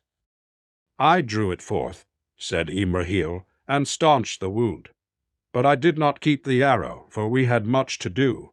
It was, as I remember, just such a dart as the Southrons use. Yet I believed that it came from the shadows above, for else his fever and sickness were not to be understood, since the wound was not deep or vital. How then do you read the matter?" "Weariness, grief for his father's mood, a wound, and over all the black breath," said Aragorn. "He is a man of staunch will, for already he had come close under the shadow before ever he rode to battle on the outwalls. Slowly the dark must have crept on him, even as he fought and strove to hold his outpost. Would that I could have been here sooner." Thereupon the Earl-master entered. "Your lordship asked for king's foil, as the rustics name it," he said, "or athalas in the noble tongue, or to those who know somewhat of the Valinorian." "I do so," said Aragorn, "and I care not whether you say now Azea Arenian or king's foil, so long as you have some." "Your pardon, lord," said the man. "I see you are a lore-master, not merely a captain of war. But alas, sir, we do not keep this thing in the houses of healing, where only the gravely hurt or sick are tended. For it has no virtue that we know of, save perhaps to sweeten a fouled air, or to drive away some passing heaviness. Unless, of course, you give heed to rhymes of old days, which women such as our good Ior still repeat without understanding. When the black breath blows, and death's shadow grows, and all lights pass, come Aphalas, come Aphalas, life to the dying, in the king's hand wine. It is but a doggerel, I fear, garbled in the memory of old wise. Its meaning I leave to your judgment, if indeed it has any, but old folks still use an infusion of the herb for headaches. Then, in the name of the king, go and find some old man of less lore and more wisdom who keeps some in his house," cried Gandalf. Now Aragorn knelt beside Faramir, and held a hand upon his brow, and those that watched felt that some great struggle was going on. For Aragorn's face grew grey with weariness, and ever and anon he called the name of Faramir, but each time more faintly to their hearing, as if Aragorn himself was removed from them, and walked afar in some dark vale, calling for one that was lost. And at last Burgil came running in, and he bore 6 leaves in a cloth. "It is king's foil, sir," he said, "but not fresh, I fear. It must have been culled 2 weeks ago at the least. I hope it will serve, sir." Then, looking at Faramir, he burst into tears. Aragorn smiled. "It will serve," he said. "The worst is now over. Stay and be comforted." Then, taking 2 leaves, he laid them on his hands and breathed on them, and then he crushed them, and straightway a living freshness filled the room, as if the air itself awoke and tingled, sparkling with joy. And then he cast the leaves into the bowls of steaming water that were brought to him, for the fragrance that came to each was like a memory of dewy mornings, of unshadowed. Smiled asked, "Well now, who would have believed it?" said Erith to a woman that stood beside her. "The weed is better than I thought. It reminds me of the roses of Imloth Malui when I was a lass, and no king could ask for better." Suddenly Faramir stirred, and he opened his eyes, and he looked on Aragorn, who bent over him, and a light of knowledge and love was kindled in his eyes, and he spoke softly, "My lord, you called me. I come. What does the king command?" "Walk no more in the shadows, but awake," said Aragorn. "You are weary. Rest a while, and take food, and be ready when I return." "I will, lord," said Faramir, for who would lie idle when the king has returned? "Farewell, then, for a while," said Aragorn. "I must go to others who need me." And he left the chamber with Gandalf and Imrahil, but Baragond and his son remained behind, unable to contain their joy. As he followed Gandalf and shut the door, Pippin heard Ioreth exclaim, "King, did you hear that? What did I say? The hands of a healer, I said." And soon the word had gone out from the house that the king was indeed come among them, and after war he brought healing, and the news ran through the city. But Aragorn came to Eowyn, and he said, "Here there is a grievous hurt and a heavy blow. The arm that was broken has been tended with due skill, and it will mend in time if she has the strength to live. It is the shield arm that is maimed, but the chief evil comes through the sword arm. In that there now seems no life, although it is unbroken. Alas, for she was pitted against a foe beyond the strength of her mind or body, and those who will take a weapon to such an enemy must be sterner than steel, if the very shock shall not destroy them. It was an evil doom that set her in his path. For she is a fair maiden, fairest lady of a house of queens, and yet I know not how I should speak of her. When I first looked on her and perceived her unhappiness, it seemed to me that I saw a white flower standing straight and proud, shapely as a lily, and yet knew that it was hard. Or was it, maybe, a frost that had turned its sap to ice, and so it stood, bitter-sweet, still fair to see, but stricken, soon to fall and die? Her malady begins far back before this day, does it not, Omer? I marvel that you should ask me, Lord, he answered, for I hold you blameless in this matter as in all else, yet I knew not that Owen, my sister, was touched by any frost, until she first looked on you. Care and dread she had and shared with me in the days of Worm-tongue and the king's bewitchment, and she tended the king in growing fear. But that did not bring her to this pass. My friend, said Gandalf, you had horses and deeds of arms, and the free fields. But she, born in the body of a maid, had a spirit and courage at least the match of yours. Yet she was doomed to wait upon an old man, whom she loved as a father, and watch him falling into a mean, dishonored dotage, and her part seemed to her more ignoble than that of the staff he leaned on. Think you that Worm-tongue had poison only for Theoden's ears? Dotard! What is the house of Yorl but a thatched barn where brigands drink in the reek and their brats roll on the floor among their dogs? Have you not heard those words before? Saruman spoke them, the teacher of Worm-tongue, though I do not doubt that Worm-tongue at home wrapped their meaning in terms more cunning. My lord, if your sister's love for you, and her will still bent to her duty, had not restrained her lips, but who knows what she spoke to the darkness, alone, in the bitter watches of the night, when all her life seemed shrinking, and the walls of her bower closing in about her, a hutch to trammel some wild thing in. Then Omer was silent, and looked on his sister, as if pondering anew all the days of their past life together. But Aragorn said, I saw also what ye saw, Omer. Few other griefs amid the ill chances of this world have more bitterness and shame for a man's heart than to behold the love of a lady so fair and brave that cannot be returned. Sorrow and pity have followed me ever since I left her desperate in Dun Yarrow, and rode to the paths of the dead, and no fear upon that way was so present as dead. And yet, Eomer, I say to you that she loves you more truly than me. For you she loves and knows. But in me she loves only a shadow and a thought, a hope of glory and great deeds, and lands far from the fields of Rohan. I have, maybe, the power to heal her body, and to recall her from the dark valley. But to what she will awake, hope, or forgetfulness, or despair, I do not know. And if to despair, then she will die, unless other healing comes which I cannot bring. Alas, for her deeds have set her among the queens of great renown.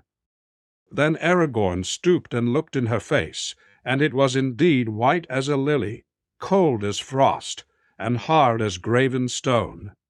But he bent and kissed her on the brow, and called her softly, saying, Eowyn O Mon's daughter, awake, for your enemy has passed away. She did not stir, but now she began again to breathe deeply, so that her breast rose and fell beneath the white linen of the sheet. Once more, Aragorn bruised 2 leaves of athelas and cast them into steaming water, and he laved her brow with it, and her right arm lying cold and nerveless on the coverlet. Then, whether Aragorn had indeed some forgotten power of Westernessy, or whether it was but his words of the Lady Eowyn that wrought on them, as the sweet influence of the herb stole about the chamber, it seemed to those who stood by that a keen wind blew through the window, and it bore no scent, but was an air wholly fresh and clean and young, as if it had not before been breathed by any living thing, and came new-made from snowy mountains high beneath a dome of stars, or from shores of silver away washed by seas of foam. Awake, Eowyn, Lady of Rohan, said Aragorn again, and he took her right hand in his and felt it warm with life returning. Awake, the shadow is gone, and all darkness is washed clean. Then he laid her hand in Anne Ammer's and stepped away. Call her, he said, and he passed silently from the chamber. Iowen, Owen, cried Omer amid his tears. But she opened her eyes and said, Omer, what joy is this? For they said that ye were slain. Nay, but that was only the dark voices in my dream. How long have I been dreaming? Not long, my sister, said Aylmer, but think no more on it. I am strangely weary, she said. I must rest a little. But tell me, what of the Lord of the Mark? Alas, do not tell me that that was a dream, for I know that it was not. He is dead as he foresaw. He is dead, said Eomer, but he bade me say farewell to Eowyn, dearer than daughter. He lies now in great honor in the citadel of Gondor. That is grievous, she said, and yet it is good beyond all that I dared hope in the dark days when it seemed that the house of Yorl was sunk in honor less than any shepherd's cot. And what of the king's esquire, the halfling? Eomer, you shall make him a knight of the Riddermark, for he is valiant. He lies near by in this house, and I will go to him, said Gandalf. Eomer shall stay here for a while, but do not speak yet of war or woe until you are made whole again. Great gladness it is to see you wake again to health and hope, so valiant a lady. To health, said Eowyn, it may be so, at least while there is an empty saddle of some fallen rider that I can fill, and there are deeds to do. But to hope? I do not know. Gandalf and Pippin came to Merry's room, and there they found Aragorn standing by the bed. Poor old Merry, cried Pippin, and he ran to the bedside, for it seemed to him that his friend looked worse, and a greyness was in his face, as if a weight of years of sorrow lay on him. And suddenly a fear seized Pippin that Merry would die. Do not be afraid, said Aragorn. I came in time, and I have called him back. He is weary now and grieved, and he has taken a hurt like the Lady Eowyn, daring to smite that deadly thing. But these evils can be amended, so strong and gay a spirit is in him.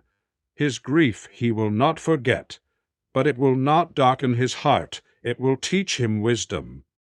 Then Aragorn laid his hand on Merry's head, and passing his hand gently through the brown curls, he touched the eyelids and called him by name. And when the fragrance of Athelas stole through the room, like the scent of orchards and of heather in the sunshine full of bees, suddenly Merry awoke, and he said, I am hungry. What is the time? Past supper time now, said Pippin, though I dare say I could. Bring you something if they will let me. They will indeed, said Gandalf, and anything else that this rider of Rohan may desire, if it can be found in Minas Tirith, where his name is in honor. Good, said Merry. Then I would like supper first, and after that a pipe. At that his face clouded. No, not a pipe. I don't think I'll smoke again. Why not? Said Pippin. Well, answered Merry slowly, he is dead. It has brought it all back to me. He said he was sorry he had never had a chance of talking Erblor with me. Almost the last thing he ever said. I shan't ever be able to smoke again without thinking of him. And that day, Pippin, when he rode up to Isengard and was so polite. Smoke, then, and think of him, said Aragorn. For he was a gentle heart and a great king, and kept his oaths, and he rose out of the shadows to a last fair morning. Though your service to him was brief, it should be a memory glad and honorable to the end of your days. Merry smiled. Well then, he said, if Strider will provide what is needed, I will smoke and think. I had some of Saruman's best in my pack, but what became of it in the battle, I am sure I don't know. Master Meriadoc, said Aragorn, if you think that I have passed through the mountains and the realm of Gondor with fire and sword to bring herbs to a careless soldier who throws away his gear, you are mistaken. If your pack has not been found, then you must send for the herb-master of this house, and he will tell you that he did not know that the herb you desire had any virtues, but that it is called Westmansweet by the vulgar, and Galen is by the noble, and other names in other tongues more learned, and after adding of forgotten rhymes that is not known. And he will leave you to reflect on the history of tongues, and so now must I. For I have not slept in such a bed as this, since I rode from Dunharrow, nor eaten since the dark before dawn. Mary seized his hand and kissed it. I am frightfully sorry, he said. Go at once. Ever since that night at Bree we have been a nuisance to you. But it is the way of my people to use light words at such times and say less than they mean. We fear to say too much. It robs us of the right words when a jest is out of place. I know that well, or I would not deal with you in the same way, said Aragorn. May the Shire live forever unwithered. And kissing Mary, he went out, and Gandalf went with him. Pippin remained behind. Was there ever anyone like him? He said, except Gandalf, of course. I think they must be related. My dear ass, your pack is lying by your bed, and you had it on your back when I met you. He saw it all the time, of course. And anyway, I have some stuff of my own. Come on now. Longbottom Leaf, it is. Fill up while I run and see about some food, and then let's be easy for a bit. Dear me, we took some brandy bucks, we can't live on the heights. No, said Mary, I can't. Not yet, at any rate. But at least, Pippin, we can now see them and honor them. It is best to love first what you are fitted to love, I suppose. You must start somewhere and have some roots, and the soil of the Shire is deep. Still there are things deeper and higher, and not a gaffer could tend his garden in what he calls peace, but for them, whether he knows about them or not. I am glad that I know about them. A little why I'm talking like this. Where is that? Aragorn and Gandalf went now to the Warden of the Houses of Healing, and they counselled him that Faramir and Eowyn should remain there and still be tended with care for many days. The Lady Eowyn, said Aragorn, will wish soon to rise and depart, but she should not be permitted to do so, if you can in any way restrain her, until at least 10 days be past. As for Faramir, said Gandalf, he must soon learn that his father is dead, but the full tale of the madness of Denethor should not be told to him, until he is quite healed and has duties to do. See that Beregond and the Parian who were present do not speak to him of these things yet. And the other Parian, Merry Adak, who is under my care, what of him? Said the warden. It is likely that he will be fit to arise tomorrow, for a short while, said Aragorn. Let him do so, if he wishes. He may walk a little in the care of his friends. They are a remarkable race, said the warden, nodding his head. Very tough in the fibre, I deem. At the doors of the houses many were already gathered to see Aragorn, and they followed after him, and when at last he had supped, men came and prayed that he would heal their kinsmen or their friends whose lives were in peril through hurt or wound, or who lay under the black shadow. And Aragorn arose and went out, and he sent for the sons of Elrond, and together they laboured far into the night, and he sent for the sons of Elrond, and together they laboured far into the night. And word went through the city, the king is come again, indeed. And they named him Elfstone, because of the green stone that. And when he could labour no more, he cast his cloak about him, and slipped out of the city, and went to his tent just ere dawn, and slept for a little. And in the morning the banner of Dol Amroth, a white ship like a swan upon blue water, floated from the tower, and men looked up and wondered if the coming of the king had been but a dream. Chapter 9. The Last Devate. The morning came after the day of battle, and it was fair with light clouds and the wind turning westward. Legolas and Gimli were early abroad, and they begged leave to go up into the city, for they were eager to see Merry and Pippin. It is good to learn that they are still alive, said Gimli, for they cost us great pains in our march over Rohan, and I would not have such pains all wasted. Together the elf and the dwarf entered Minas Tirith, and folk that saw them pass marvelled to see such companions. For Legolas was fair of face beyond the measure of men, and he sang an elven song in a clear voice as he walked in the morning. But Gimli stopped beside him, stroking his beard and staring about him. "There is some good stonework here," he said as he looked at the walls, "but also some that is less good, and the streets could be better contrived. When Aragorn comes into his own, I shall offer him the service of stone rights of the mountain, and we will make this a town to be proud of." "They need more gardens," said Legolas. "The houses are dead, and there is too little here that grows and is glad. If Aragorn comes into his own, the people of the wood shall bring him birds that sing and trees that do not die."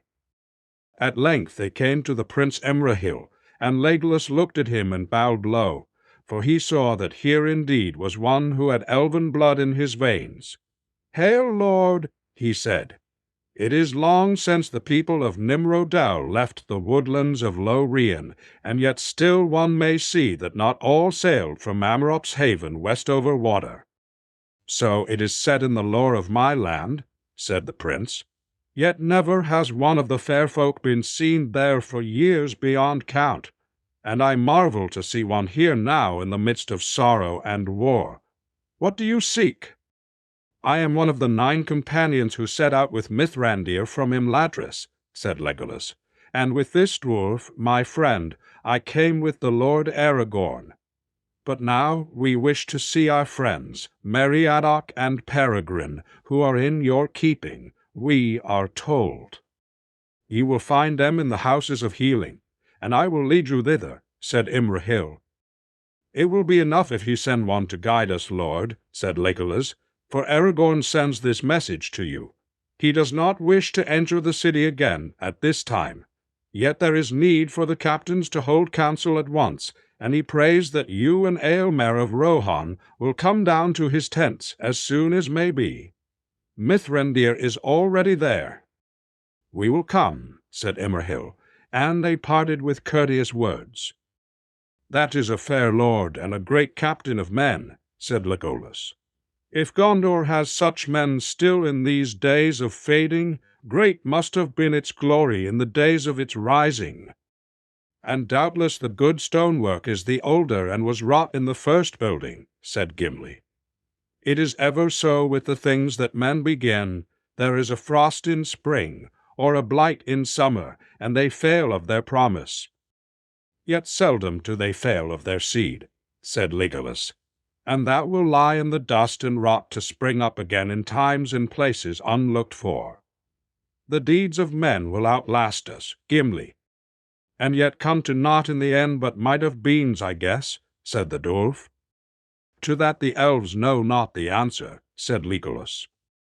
With that the servant of the prince came and led them to the houses of healing, and there they found their friends in the garden, and their meeting was a merry one. For a while they walked and talked, rejoicing for a brief space in peace and rest under the morning high up in the windy circles of the city. Then, when Merry became weary, they went and sat upon the wall with the greensward of the houses of healing behind them, and away southward before them was the Anduin glittering in the sun, as it flowed away, out of the sight even of Legolas into the wide flats and green haze of Liben and Sound.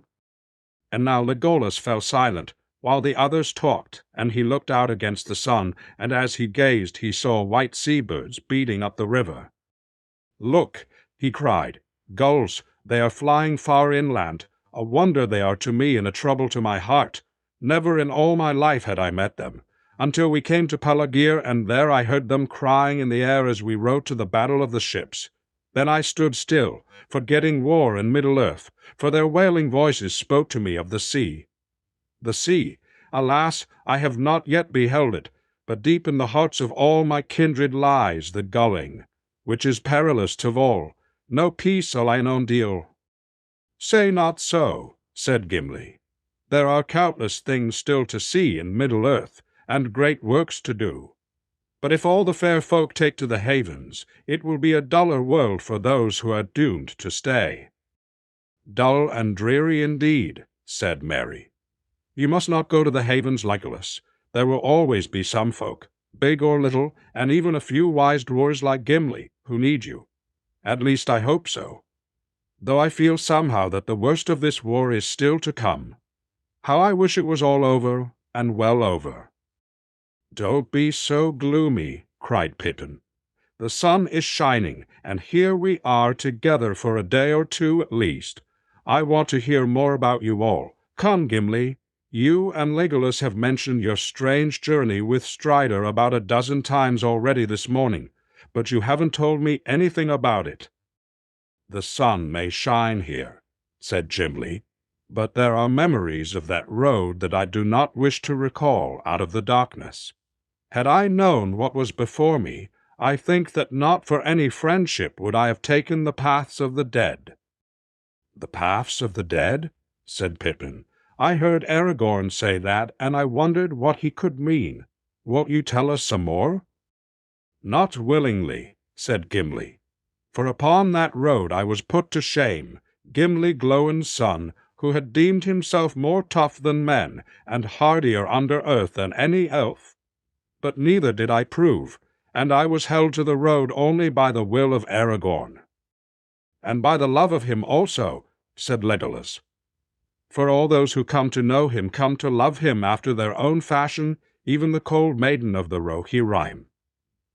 It was at early morn of the day ere you came there, Merry, that we left on Harrow, and such a fear was on all the folk that none would look on our going, save the Lady Eowyn, who lies now hurt in the house below. There was grief at that parting, and I was grieved to behold it." "Alas, I had heart only for myself," said Gimli. "Nay, I will not speak of that journey." He fell silent, but Pippin and Merry were so eager for news that at last Legolas said, "I will tell you enough for your peace, for I felt not the horror, and I feared not the shadows of men, powerless and frail as I deemed them."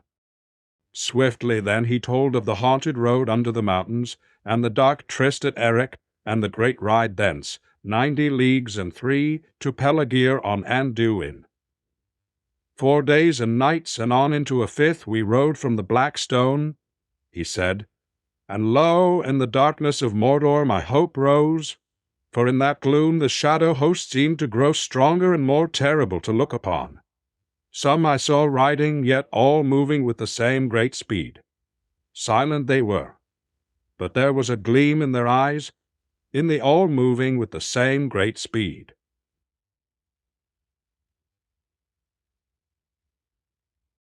At his command they fell back. Even the shades of men are obedient to his will, I thought. They may serve his needs yet. 1 day of light we rode, and then came the day without dawn, and still we rode on, and Cyril and Ringlow we crossed. And on the 3rd day we came to Linhir above the mouth of Gillane, and there men of Lamadon contested the fords with fell folk of Umbar and Herod who had sailed up the river. But defenders and foes alike gave up the battle and fled when we came, crying out that the king of the dead was upon them. Only Angbor, lord of Lamadon, had the king of the dead was upon them. Only Angbor, lord of Lamadon, had the Gary Hote had it passed. "At Pelargir the hair of Isildur will have need of you," he said. Thus we crossed over Gilrain, driving the allies of Mordor in rout before us, and then we rested a while. But soon Aragorn arose, saying, "Lo, already Minas Tirith is assailed. I fear that it will fall ere we come to its aid." So we mounted again before night had passed, and went on with all the speed that our horses could endure over the plains of Lebanon. Legolas paused and sighed, and turning his eyes southward softly, he sang. Silver flow the streams from Selos to Iri. In the green fields of Lebanon, tall grows the grass there, in the wind from the sea. The white lilies sway, and the golden bells are shaken of mallows and alfiran. In the green fields of Lebanon, in the wind from the sea. Green are those fields in the songs of my people, but they were. Dark then, grey wastes in the blackness before us, and over the wide land, trampling unheeded the grass and the flowers, we hunted our foes through a day and a night, until we came at the bitter end to the great river at last. Then I thought in my heart that we drew near to the sea, for wide was the water in the darkness, and sea-birds innumerable cried on its shores. Alas for the wailing of the gulls! Did not the lady tell me to beware of them? And now I cannot forget them. For my part, I heeded them not, said Gimli. For we came then at last upon battle in earnest. There at Pelargir lay the main fleet of Umbar, 50 great ships and smaller vessels beyond count. Many of those that we pursued had reached the havens before us, and brought their fear with them, and some of the ships had put off, seeking to escape down the river or to reach the far shore, and many of the smaller craft were ablaze. But the Herodrim, being now driven to the brink, turned at bay, and they were fierce in despair, and they laughed when they laught, for they weighed army. But Aragorn halted and cried with a great voice, Now come, by the black stone I call you. And suddenly the shadow host that had hung back at the last came up like a grey tide, sweeping all away before it. Faint cries I heard, and dim horns blowing, and a murmur as of countless far voices. It was like the echo of some forgotten battle in the dark years long ago. Pale swords were drawn, but I know not whether their blades would still bite, for the dead needed no longer any weapon. None would withstand them. To every ship they came that was drawn up, and then they passed over the water to those that were anchored. And all the mariners were filled with a madness of terror, and leaped overboard, save the slaves chained to the oars. Reckless we rowed among our fleeing foes, driving them like leaves, until we came to the shore. And then to each of the great ships that remained Aragorn sent one of the Dúnedain, and they comforted the captives that were aboard, and bade them put aside fear and be free. Ere that dark day ended, none of the enemy were left to resist us. All were drowned, or were flying south in the hope to find their own lands upon foot. Strange and wonderful I thought it that the designs of Mordor should be overthrown by such wraiths of fear and darkness. With its own weapons was it worsted. Strange indeed, said Legolas. In that hour I looked on Aragorn and thought how great and terrible a lord he might have become in the strength of his will, had he taken the ring to himself. Not for naught does Mordor fear him. But nobler is his spirit than the understanding of Sauron, for is he not of the children of Lúthien? Never shall that line fail, though the years may lengthen beyond count. Beyond the eyes of the dwarves are such foretellings, said Gimli. But mighty indeed was Aragorn that day. Lo, all the black fleet was in his hands, and he chose the greatest ship to be his own, and he went up into it. Then he let sound a great concourse of trumpets taken from the enemy, and the shadow host withdrew to the shore. There they stood silent, hardly to be seen, save for a red gleam in their eyes that caught the glare of the ships that were burning. And Aragorn spoke in a loud voice to the dead. Hear now the words of the heir of Isildur. Your oath is fulfilled. Go back and trouble not the valleys ever again. Depart and be at rest. And thereupon the king of the dead stood out before the host, and broke his spear and cast it down. Then he bowed low and turned away, and swiftly the whole grey host drew off and vanished like a mist that is driven back by a sudden wind, and it seemed to me that I awoke from a dream. That night we rested while others labored, for there were many captives set free, and many slaves released who had been folk of Gondor taken in raids, and soon also there was a great gathering of men out of Lebanon and the Ether, and Angbor of Lamendan came up with all the horsemen that he could muster. Now that the fear of the dead was removed, they came to aid us and to look on the hair of Isol. For the rumor of that name had run like fire in the dark. And that is near the end of our tale. For during that evening and night many ships were made ready and manned, and in the morning the fleet set forth. Long past it now seems, yet it was but the morn of the day ere yesterday, the 6th since we rode from Dunharrow. But still Aragorn was driven by fear that time was too short. It is 40 leagues and 2 from Pelargir to the landings at the Harland, he said. Yet to the Harland we must come tomorrow or fail utterly. The oars were now wielded by free men, and manfully they labored. Yet slowly we passed up the great river, for we strove against its stream, and though that is not swift down in the south, we had no help of wind. Heavy would my heart have been for all our victory at the havens if Legolas had not laughed suddenly. "Up with your beard, Durin's son," he said, "for thus is it spoken, oft hope is born when all is forlorn. But what hope he saw from afar he would not tell.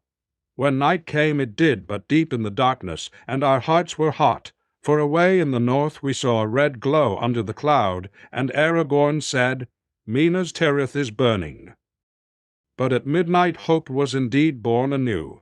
Sea-crafty men of the ether gazing southward spoke of a change coming with a fresh wind from the sea. Long ere day the masted ships hoisted sail, and our speed grew, until dawn whitened the foam at our prows.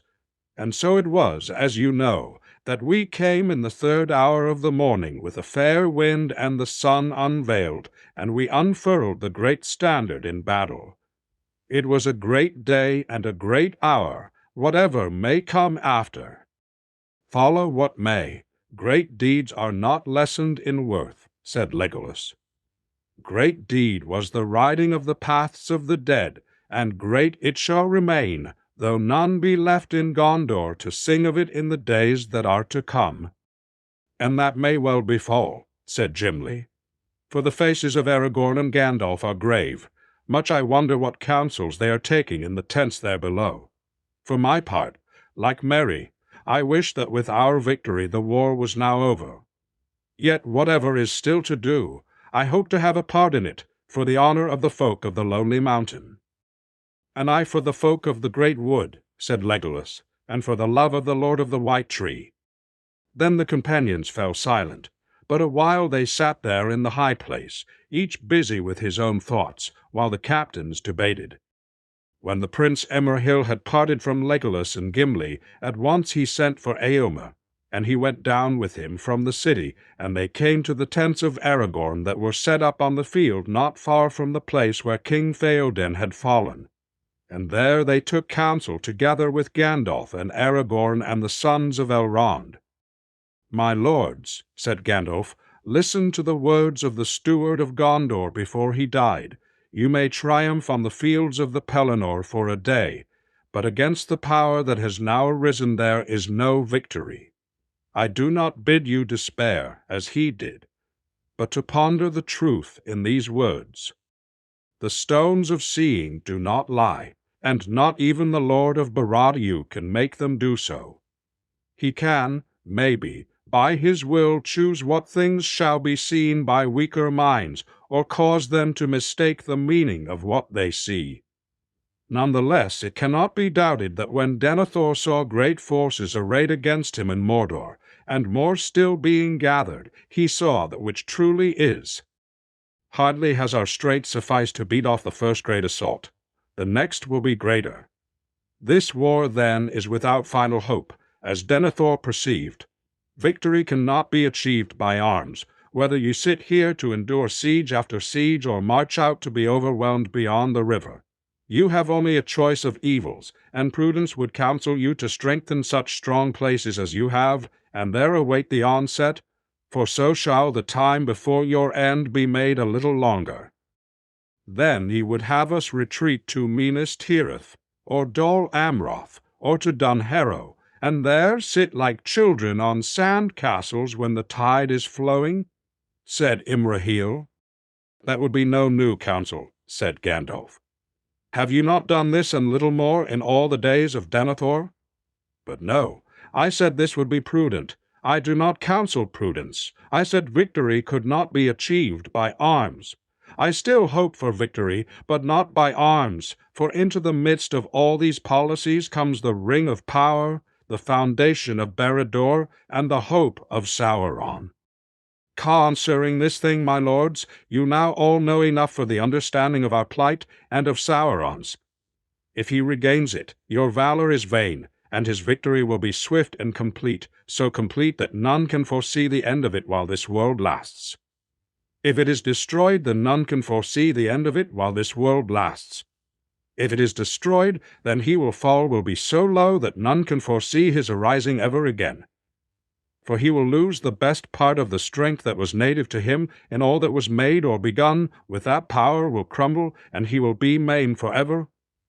Malice itself in cake tate. Other evils there are that may come. For Sauron is himself but a servant or emissary. Yet it is not our part to master all the tides of the world, but to do what is in us for the succor of those years wherein we are set, uprooting the evil in the fields that we know, so that those who live after may have clean earth to till. What weather they shall have is not ours to rule. Now Sauron knows all this, and he knows that this precious thing which he lost has been found again, but he does not yet know where it is, or so we hope, and therefore he is now in great doubt. For if we have found this thing, there are some among us with strength enough to wield it. That, too, he knows. For do I not guess rightly, Aragorn, that you have shown yourself to him in the stone of Orthanc? I did so ere I rode from the Hornburg, answered Aragorn. I deemed that the time was ripe, and that the stone had come to me for just such a purpose. It was then 10 days since the ring-bearer went east from Rauros, and the eye of Sauron, I thought, should be drawn out from his own land. Too seldom has he been challenged since he returned to his tower. Though if I had foreseen how swift would be his onset in answer, maybe I should not have dared to show myself. But how is this? Asked Diomer. All is vain, you say, if he has the ring. Why should he think it not vain to assail us, if we have it? He is not yet sure, said Gandalf, and he has not built up his power by waiting until his enemies are secure, as we have done. Also we could not learn how to wield the full power all in a day. Indeed, it can be used only by one master alone, not by many, and he will look for a time of strife, ere one of the great among us makes himself master and puts down the others. In that time the ring might aid him, if he were sudden. He is watching, he sees much and hears much. His Nazgul are still abroad. They passed over this field ere the sunrise, though few of the weary and sleeping were aware of them. He studies the signs, the sword that robbed him of his treasure remade, the winds of fortune turning in our favor, and the defeat unlooked for of his first assault, the fall of his great captain. His doubt will be growing, even as we speak here. His eye is now straining towards us, blind almost to all else that is moving, so we must keep it. Therein lies all our hope. This, then, is my counsel. We have not the ring. In wisdom or great folly it has been sent away to be destroyed, lest it destroy us. Without it we cannot by force defeat his force. But we must at all costs keep his eye from his true peril. We cannot achieve victory by arms, but by arms we can give the ring-bearer. As Aragorn has begun, so we must go on. We must push Sauron to his last throw. We must call out his hidden strength, so that he shall empty his land. We must march out to meet him at once. We must make ourselves the bait, though his jaws should close on us. He will take that bait in hope and in greed, for he will think that in such rashness he sees the pride of the new ring-lord, and he will say, so he pushes out his neck too soon and too far. Let him, and behold, I will have in a trap from which he cannot find, a wet hell's cresh, and what him? We must walk open-eyed into that trap, with courage, but small hope for ourselves. For, my lords, it may well prove that we ourselves shall perish utterly in a black battle far from the living lands, so that even if Barad-dûr be thrown down, we shall not live to see a new age. But this, I deem, is our duty, and better so than to perish none the less, as we surely shall, if we sit here and know as we die that no new age shall be. They were silent for a while. At length Aragorn spoke. As I have begun, so I will go on. We come now to the very brink, where hope and despair are akin. To waver is to fall. Let none now reject the counsels of Gandalf, whose long labors against Sauron come at last to their test. But for him all would long ago have been lost. None the less, I do not yet claim to command any man. Let others choose as they will." Then said Alrohir, "From the north we came with this purpose, and from Elrond our father we brought this very counsel. We will not turn back."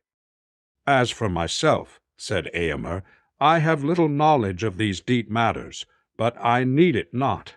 This I know, and it is enough, that as my friend Aragorn succored me and my people, so I will aid him when he calls. I will go." "As for me," said Imrahil, "the Lord Aragorn I hold to be my liege lord, whether he claim it or no. His wish is to me a command. I will go also. Yet for a while I stand in the place of the steward of Gondor, and it is mine to think first of its people. To prudence some heed must still be given, for we must prepare against all chances, good as well as evil. Now it may be that we shall triumph, and while there is any hope of this, Gondor must be protected. I would not have us return with victory to a city named And." "That is true," said Gandalf. "I do not counsel you to leave the city all unmanned. Indeed, the force that we lead east need not be great enough for any assault in earnest upon Mordor, so long as it be great enough to challenge battle, and it must move soon. Therefore I ask the captains, what force could we muster and lead out in 2 days' time at the latest? And they must be hardy men that go willingly, knowing their peril. All are weary, and very many have wounds light or grievous," said Eomer, "and we have suffered much loss of our horses, and that is ill to bear. If we must ride soon, then I cannot hope to lead even 2,000, and yet leave as many for the defense of the city." "We have not only to reckon with those who fought on this field," said Aragorn. "New strength is on the way from the southern fiefs, now that the coasts have been rid. 4,000 I sent marching from Peligir through Lossarnoch 2 days ago, and Angbor the Fearless rides before them. If we set out in 2 days more, they will draw nigh ere we depart.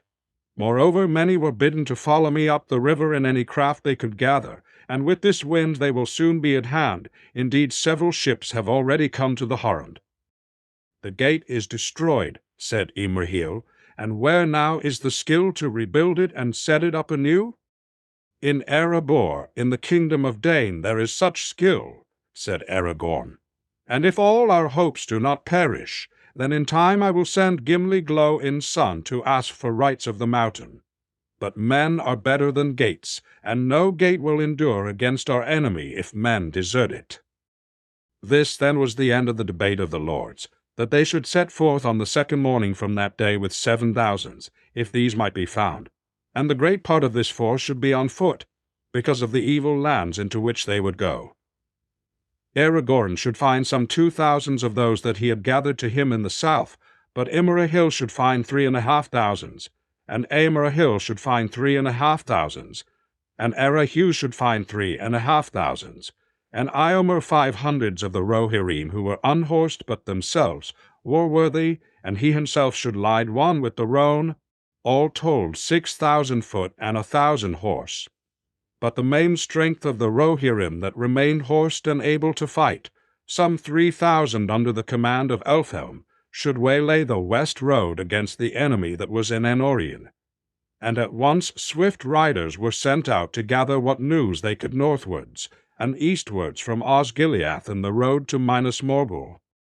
And when they had reckoned up all their strength, and taken thought for the journeys they should make and the roads they should choose, Imrahil suddenly laughed aloud.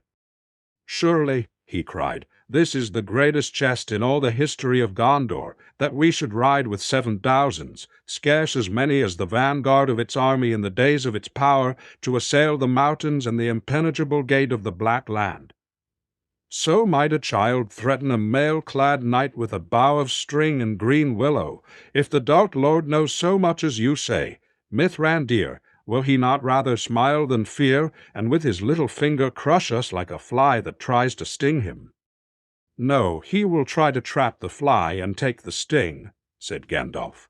"And there are names among us that are worth more than 1,000 mail-clad knights apiece. No, he will not smile." "Neither shall we," said Aragorn. "If this be jest, then it is too bitter for laughter. Nay, it is the last move in a great jeopardy, and for one side or the other it will bring the end of the game." Then he drew and drew and held it up glittering in the sun. "You shall not be sheathed again until the last battle is fought," he said. Chapter 10. The Black Gate Opens. 2 days later the army of the west was all assembled on the Pelennor. The host of orcs and Easterlings had turned back out of Enorion, but harried and scattered by the Rohirrim they had broken and fled with little fighting towards Caer Andros, and with that threat destroyed in new strength arriving out of the south, the city was as well manned as might be. Scouts reported that no enemies remained upon the roads east as far as the fallen king. All now was ready for the last throes of the fallen king. Legolas and Gimli were to ride again together in the company of Aragorn and Gandalf, who went in the van with the Dúnedain and the sons of Elrond. But Merry to his shame was not to go with them. "You are not fit for such a journey," said Aragorn, "but do not be ashamed. If you do no more in this war, you have already earned great honor. Peregrine shall go and represent the Shire folk, and do not grudge him his chance of peril, for though he has done as well as his fortune allowed him, he has yet to match your deed. But in truth, all now are in like danger, though it may be our part to find a bitter end before the gate of Mordor. If we do so, then you will come also to a last stand, either wherever the black tide overtakes you." And so despondently Merry now stood and watched the mustering of the army. Burgel was with him, and he also was downcast, for his father was to march leading a company of the men of the city. He could not rejoin the guard until his case was judged. In that same company Pippin was also to go. As a soldier of Gondor, Merry could see him not far off, a small but upright figure among the tall men of Minas Tirith. At last the trumpets rang and the army began to move. Troop by troop, and company by company, they wheeled and went off eastward. And long after they had passed away out of sight down the great road to the causeway, Merry stood there. The last glint of the morning sun on spear and helm twinkled and was lost, and still he remained with bowed head and heavy heart, feeling friendless and alone. Everyone that he cared for had gone away into the gloom that hung over the distant eastern sky, and little hope at all was left in his heart that he would ever see any of them again. As if recalled by his mood of despair, the pain in his arm returned, and he felt weak and old, and the sunlight seemed thin. He was roused by the touch of Beregil's hand. "Come, Master Perrin," said the lad. "You are still in pain, I see. I will help you back to the healers, but do not fear. They will come back. The men of Minas Tirith will never be overcome. And now they have the Lord Alfstone, and Beregond of the Guard too." Ere noon the army came to Osgiliath. There all the workers and craftsmen that could be spared were busy. Some were strengthening the ferries and boat bridges that the enemy had made and in part destroyed when they fled. Some gathered stores and booty, and others on the eastern side across the river were throwing up hasty works of defense. The vanguard passed on through the ruins of old Gondor, and over the wide river, and on up the long straight road that in the high days had been made to run from the fair tower of the sun to the tall tower of the moon, which now was Minas Morgul in its accursed vale. 5 miles beyond Osgiliath they halted, ending their first day's march. But the horsemen pressed on, and ere evening they came to the crossroads and the great ring of trees, and all was silent. No sign of any enemy had they seen, no cry or call had been heard, no shaft had sped from rock or thicket by the way, yet ever as they went forward they felt the watchfulness of the land increase. Tree and stone, blade and leaf were listening. The darkness had been dispelled, and far away westward sunset was on the vale of Andu, but a shadow and a gloom upon the Epel Duaton. Then Aragorn set trumpeters at each of the 4 roads that ran into the ring of trees, and they blew a great fanfare, and the heralds cried aloud, "The lords of Gondor have returned, and all this land that is theirs they take back." The hideous orc head that was set upon the carven figure was cast down and broken in pieces, and the old king's head was raised and set in its place once more. still crowned with white and golden flowers, and men labored to wash and pare away all the foul scrawls that orcs had upon the stone. Now, in their debate, some had counseled that Minas Morgul should first be assailed, and if they might take it, it should be utterly destroyed. And, maybe, said Imrahil, the road that leads thence to the pass above will prove an easier way of assault upon the Dark Lord than his northern gate. But against this Gandalf had spoken urgently, because of the evil that dwelt in the valley, where the minds of living men would turn to madness and horror, and because also of the news that Faramir had brought. For if the ring-bearer had indeed attempted that way, then above all they should not draw the eye of Mordor thither. So the next day, when the main host came up, they set a strong guard upon the crossroads to make some defense, if Mordor should send a force over the Morgul Pass, or should bring more men up from the south. For that guard they chose mostly archers who knew the ways of Ithilien and would lie hid in the woods and slopes about the meeting of the ways. But Gandalf and Aragorn rode with the vanguard to the entrance of Morgul Vale and looked on the evil city. It was dark and lifeless, for the orcs and lesser creatures of Mordor that had dwelt there had been destroyed in battle, and the Nazgul were abroad. Yet the air of the valley was heavy with fear and enmity. Then they broke the evil bridge and set red flames in the noisome fields and departed. The day after, being the third day since they set out from Minas Tirith, the army began its northward march along the road. It was some 100 miles by that way from the crossroads to the Morannon, and what might befall them before they came so far none knew. They went openly but heedfully, with mounted scouts before them on the road, and others on foot upon either side, especially on the eastward flank, for there lay dark thickets and a tumbled land of rocky giles and crags, behind which the long grim slopes of the Apald the Wong ground slope slam. The weather of the world remained fair, and the wind held in the west, but nothing could waft away the glooms and the sad mists that clung about the mountains of shadow, and behind them at whiles great smokes would arise and hover in the upper winds. Ever and anon Gandalf let blow the trumpets, and the heralds would cry, "The lords of Gondor are come, let all leave this land or yield them up."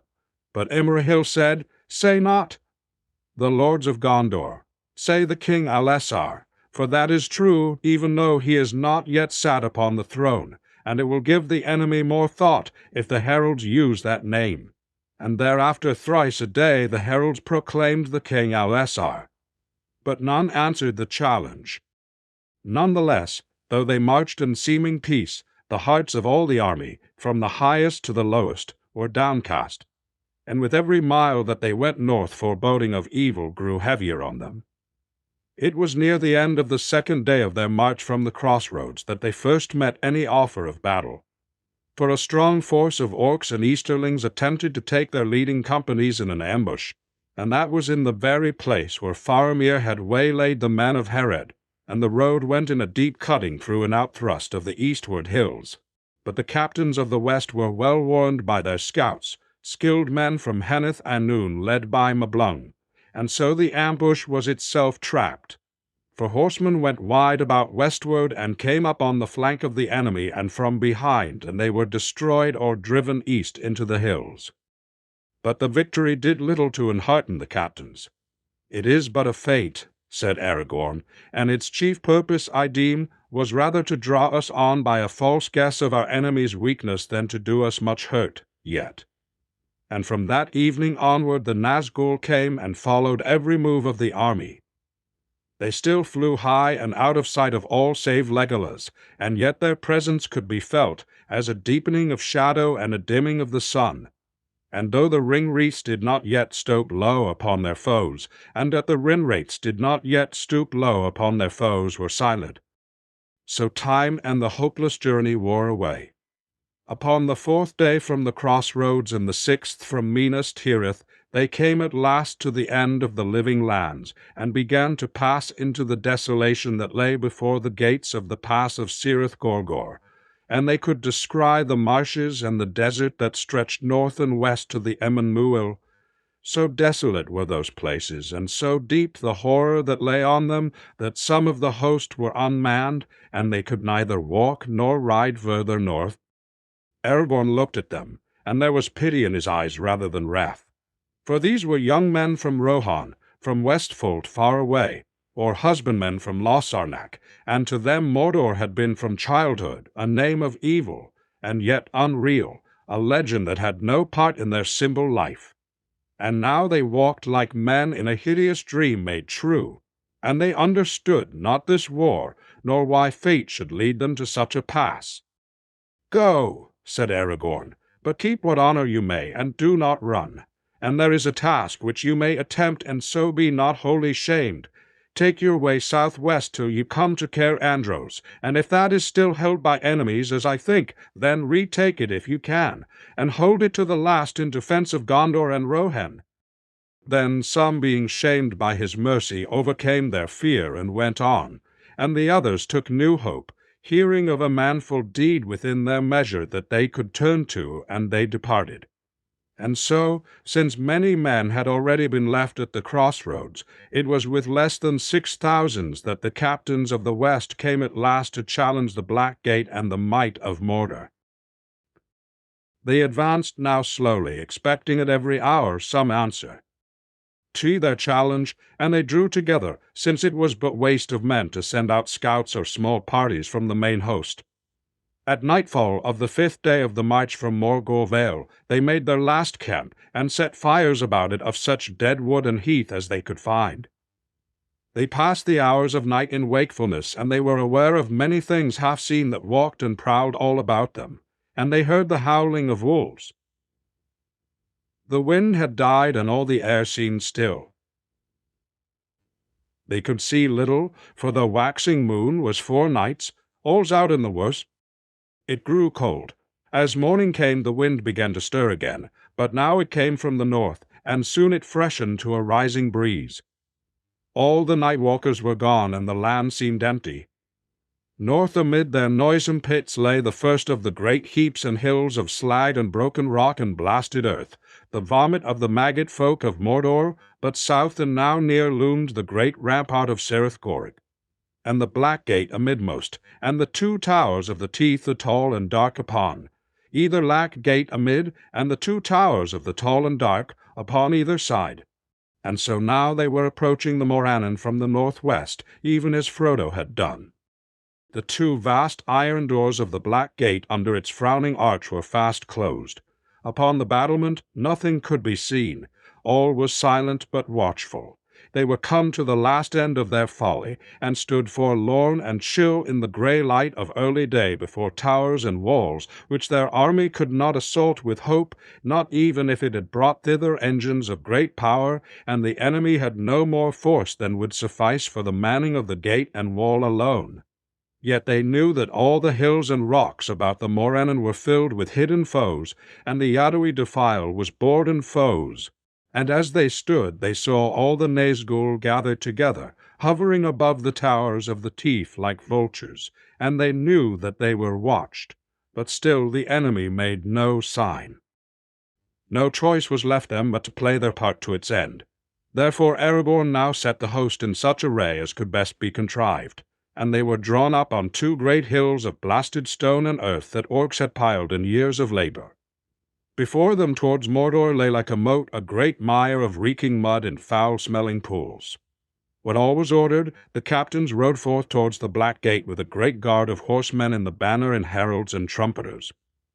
There was Gandalf as chief herald and Eorland and Arwan Will, and Eimel and Yilij Amend.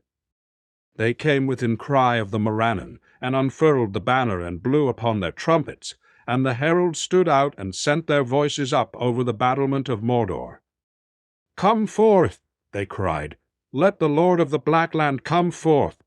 Justice shall be done upon him. For wrongfully he has made war upon Gondor, and wrested its lands. Therefore the king of Gondor demands that he should atone for his evils, and depart then forever. Come forth."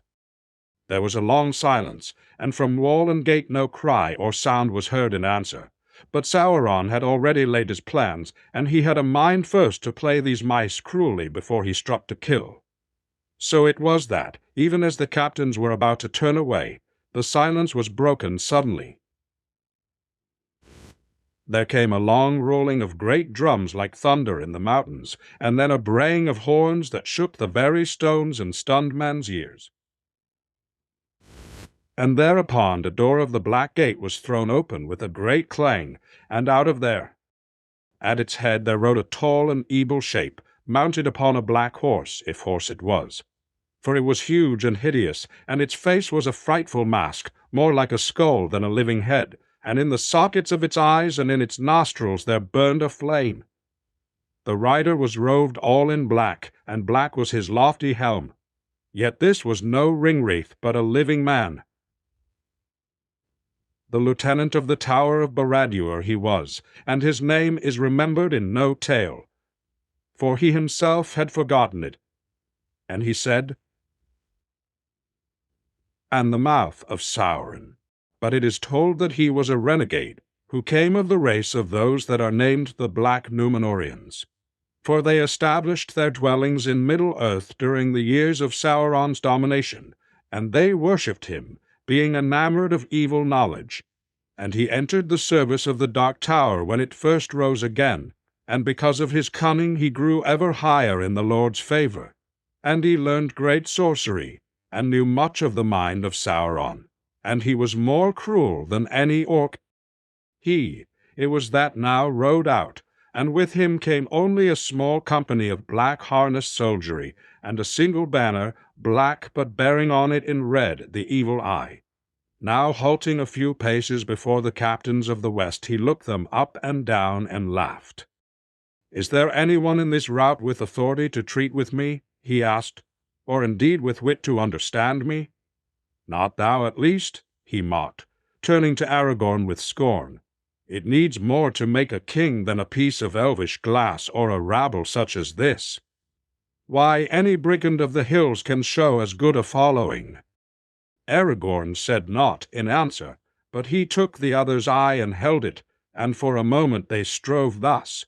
But soon, though Aragorn did not stir nor move hand to weapon, the other quailed and gave back as if menaced with a blow. "I am a herald and ambassador, and may not be assailed," he cried. "Where such laws hold," said Gandalf, "it is also the custom for ambassadors to use less insolence. But no one has threatened you. You have naught to fear from us, until your errand is done. But unless your master has come to new wisdom, then with all his servants you will be in great peril." "So," said the messenger, "then thou art the spokesman, old greybeard? Have we not heard of thee at whiles, and of thy wanderings, ever hatching plots and mischief at a safe distance? But this time thou hast stuck out thy nose too far, Master Gandalf, and thou shalt see what comes to him who sets his foolish webs before the feet of Sauron the Great. I have tokens that I was bidden to show to thee in especial, if thou shouldst dare to come." He signed to one of his guards, and he came forward, and he came forward, and he came forward. The messenger put these aside, and there to the wonder and dismay of all the captains he held up first the short sword that Sam had carried, and next a grey cloak with an elven brooch, and last the coat of mithril mail that Frodo had worn wrapped in his tattered garments. A blackness came before their eyes, and it seemed to them in a moment of silence that the world stood still, but their hearts were dead and their last hope gone. Pippin, who stood behind Prince Imrahil, sprang forward with a cry of grief. "Silence," said Gandalf sternly, thrusting him back, but the messenger laughed aloud. "So you have yet another of these imps with you," he cried. "What use you find in them I cannot guess, but to send them as spies into Mordor is beyond even your accustomed folly. Still, I thank him, for it is plain that this brat at least has seen these tokens before, and it would be vain for you to deny them now." "I do not wish to deny them," said Gandalf. "Indeed, I know them all and all their history, and despite your scorn, foul mouth of Sauron, ye cannot say as much. But why do you bring them here? Dwarf coat, elf cloak, blade of the downfallen west, and spy from the little rat-land of the Shire. Nay, do not start. We know it well. Here are the marks of a conspiracy. Now, maybe he that bore these things was a creature that you would not grieve to lose, and maybe otherwise, one dear to you, perhaps. If so, take swift counsel with what little wit is left to you. For Sauron does not love spies, and what his fate shall be depends now on your choice. No one answered him, but he saw their faces grey with fear and the horror in their eyes, and he laughed again, for it seemed to him that his sport went well. "Good, good," he said. "He was dear to you, I see. Or else his errand was one that you did not wish to fail. It has. And now he shall endure the slow torment of years, as long and slow as our arts in the great tower can contrive, and never be released, unless maybe when he is changed and broken, so that he may come to you, and you shall see what you have done. This may be when he shares, and name the terms," said Gandalf steadily, but those nearby saw the anguish in his face, and now he seemed an old and wizened man, crushed, defeated at last. They did not doubt that he would accept. "They sure, Ulfor," said the messenger, and smiled as he eyed them one by one. "The rabble of Gondor and its deluded allies shall withdraw at once beyond the Anduin, first taking oaths never again to assail Sauron the Great in arms, open or secret. All lands east of the Anduin shall be Sauron's forever, solely west of the Anduin shall be Sauron's forever, solely west of the Anduin shall be Stor, and Sauron's forever. Solely west of the Anduin shall be Stroid, and there shall bear no weapons, but shall have leave to govern Erin Serol." Looking in the messenger's eyes, they read his thought. He was to be that lieutenant, and gather all that remained of the West under his sway. He would be their tyrant, and they his slaves. But Gandalf said, "This is much to demand for the delivery of one servant, that your master should receive in exchange what he must else fight many a war to gain. Or has the field of Gondor destroyed his hope in war, so that he falls to haggling? And if indeed we rated this prisoner so high, what surety have we that Sauron, the base master of treachery, will keep his part? Where is this prisoner? Let him be brought forth and yielded to us, and then we will consider these demands." It seemed then to Gandalf, intent, watching him as a man engaged in fencing with a deadly foe, that for the taking of a breath the messenger was at a loss. Yet swiftly he laughed again. "Do not bandy words in your insolence with the mouth of Sauron," he cried. "Surety you crave. Sauron gives none. If you sue for his clemency, you must first do his bidding. These are his terms. Take them or leave them." "These we will take," said Gandalf suddenly. He cast aside his cloak, and a white light shone forth like a sword in that black place. Before his upraised hand the foul messenger recoiled, and Gandalf coming seized and took from him the tokens, coat, cloak, and sword. "These we will take in memory of our friend," he cried, "but as for your terms, we reject them utterly. Get you gone, for your embassy is over, and death is near to you. We did not come here to waste words entreating with Sauron, faithless and accursed, still less with one of his." Then the messenger of Mordor laughed no more. His face was twisted with amazement and anger to the likeness of some wild beast that, as it crouches on its prey, is smitten on the muzzle with a stinging rod. Rage filled him, and his mouth slavered, and shapeless sounds of fury came strangling from his throat, but he looked at the fell faces of the captains and their deadly eyes, and fear overcame his wrath. He gave a great cry, and turned, leaped upon his steed, and with his company galloped madly back to Cirith Ungol. But as they went, his breed there, in turned, leaped upon his steed, and with his company galloped madly back to Seren Droll. Drums rolled, and fires leaped up. The great doors of the black gate swung back wide. Out of it streamed a great host as swiftly as swirling waters when a sluice is lifted. The captains mounted again and rode back, and from the host of Mordor there went up a jeering yell. Dust rose smothering the air, as from nearby there marched up an army of Easterlings that had waited for the signal in the shadows of arid Lithui beyond the further tower. Down from the hills on either side of the Morannon poured orcs innumerable. The men of the west were trapped, and soon, all about the grey mounds where they stood, forces 10 times and more than 10 times their match would ring them in a sea of enemies. Sauron had taken the proffered bait in steel. A little time was left to Aragorn for the ordering of his battle. Upon the one hill he stood with Gandalf, and there fair and desperate was raised the banner of the tree and stars. Upon the other hill hard by stood the banners of Rohan and Dol Amroth, White Horse and Silver Swan. And about each hill a ring was made, facing all ways, bristling with spear and sword.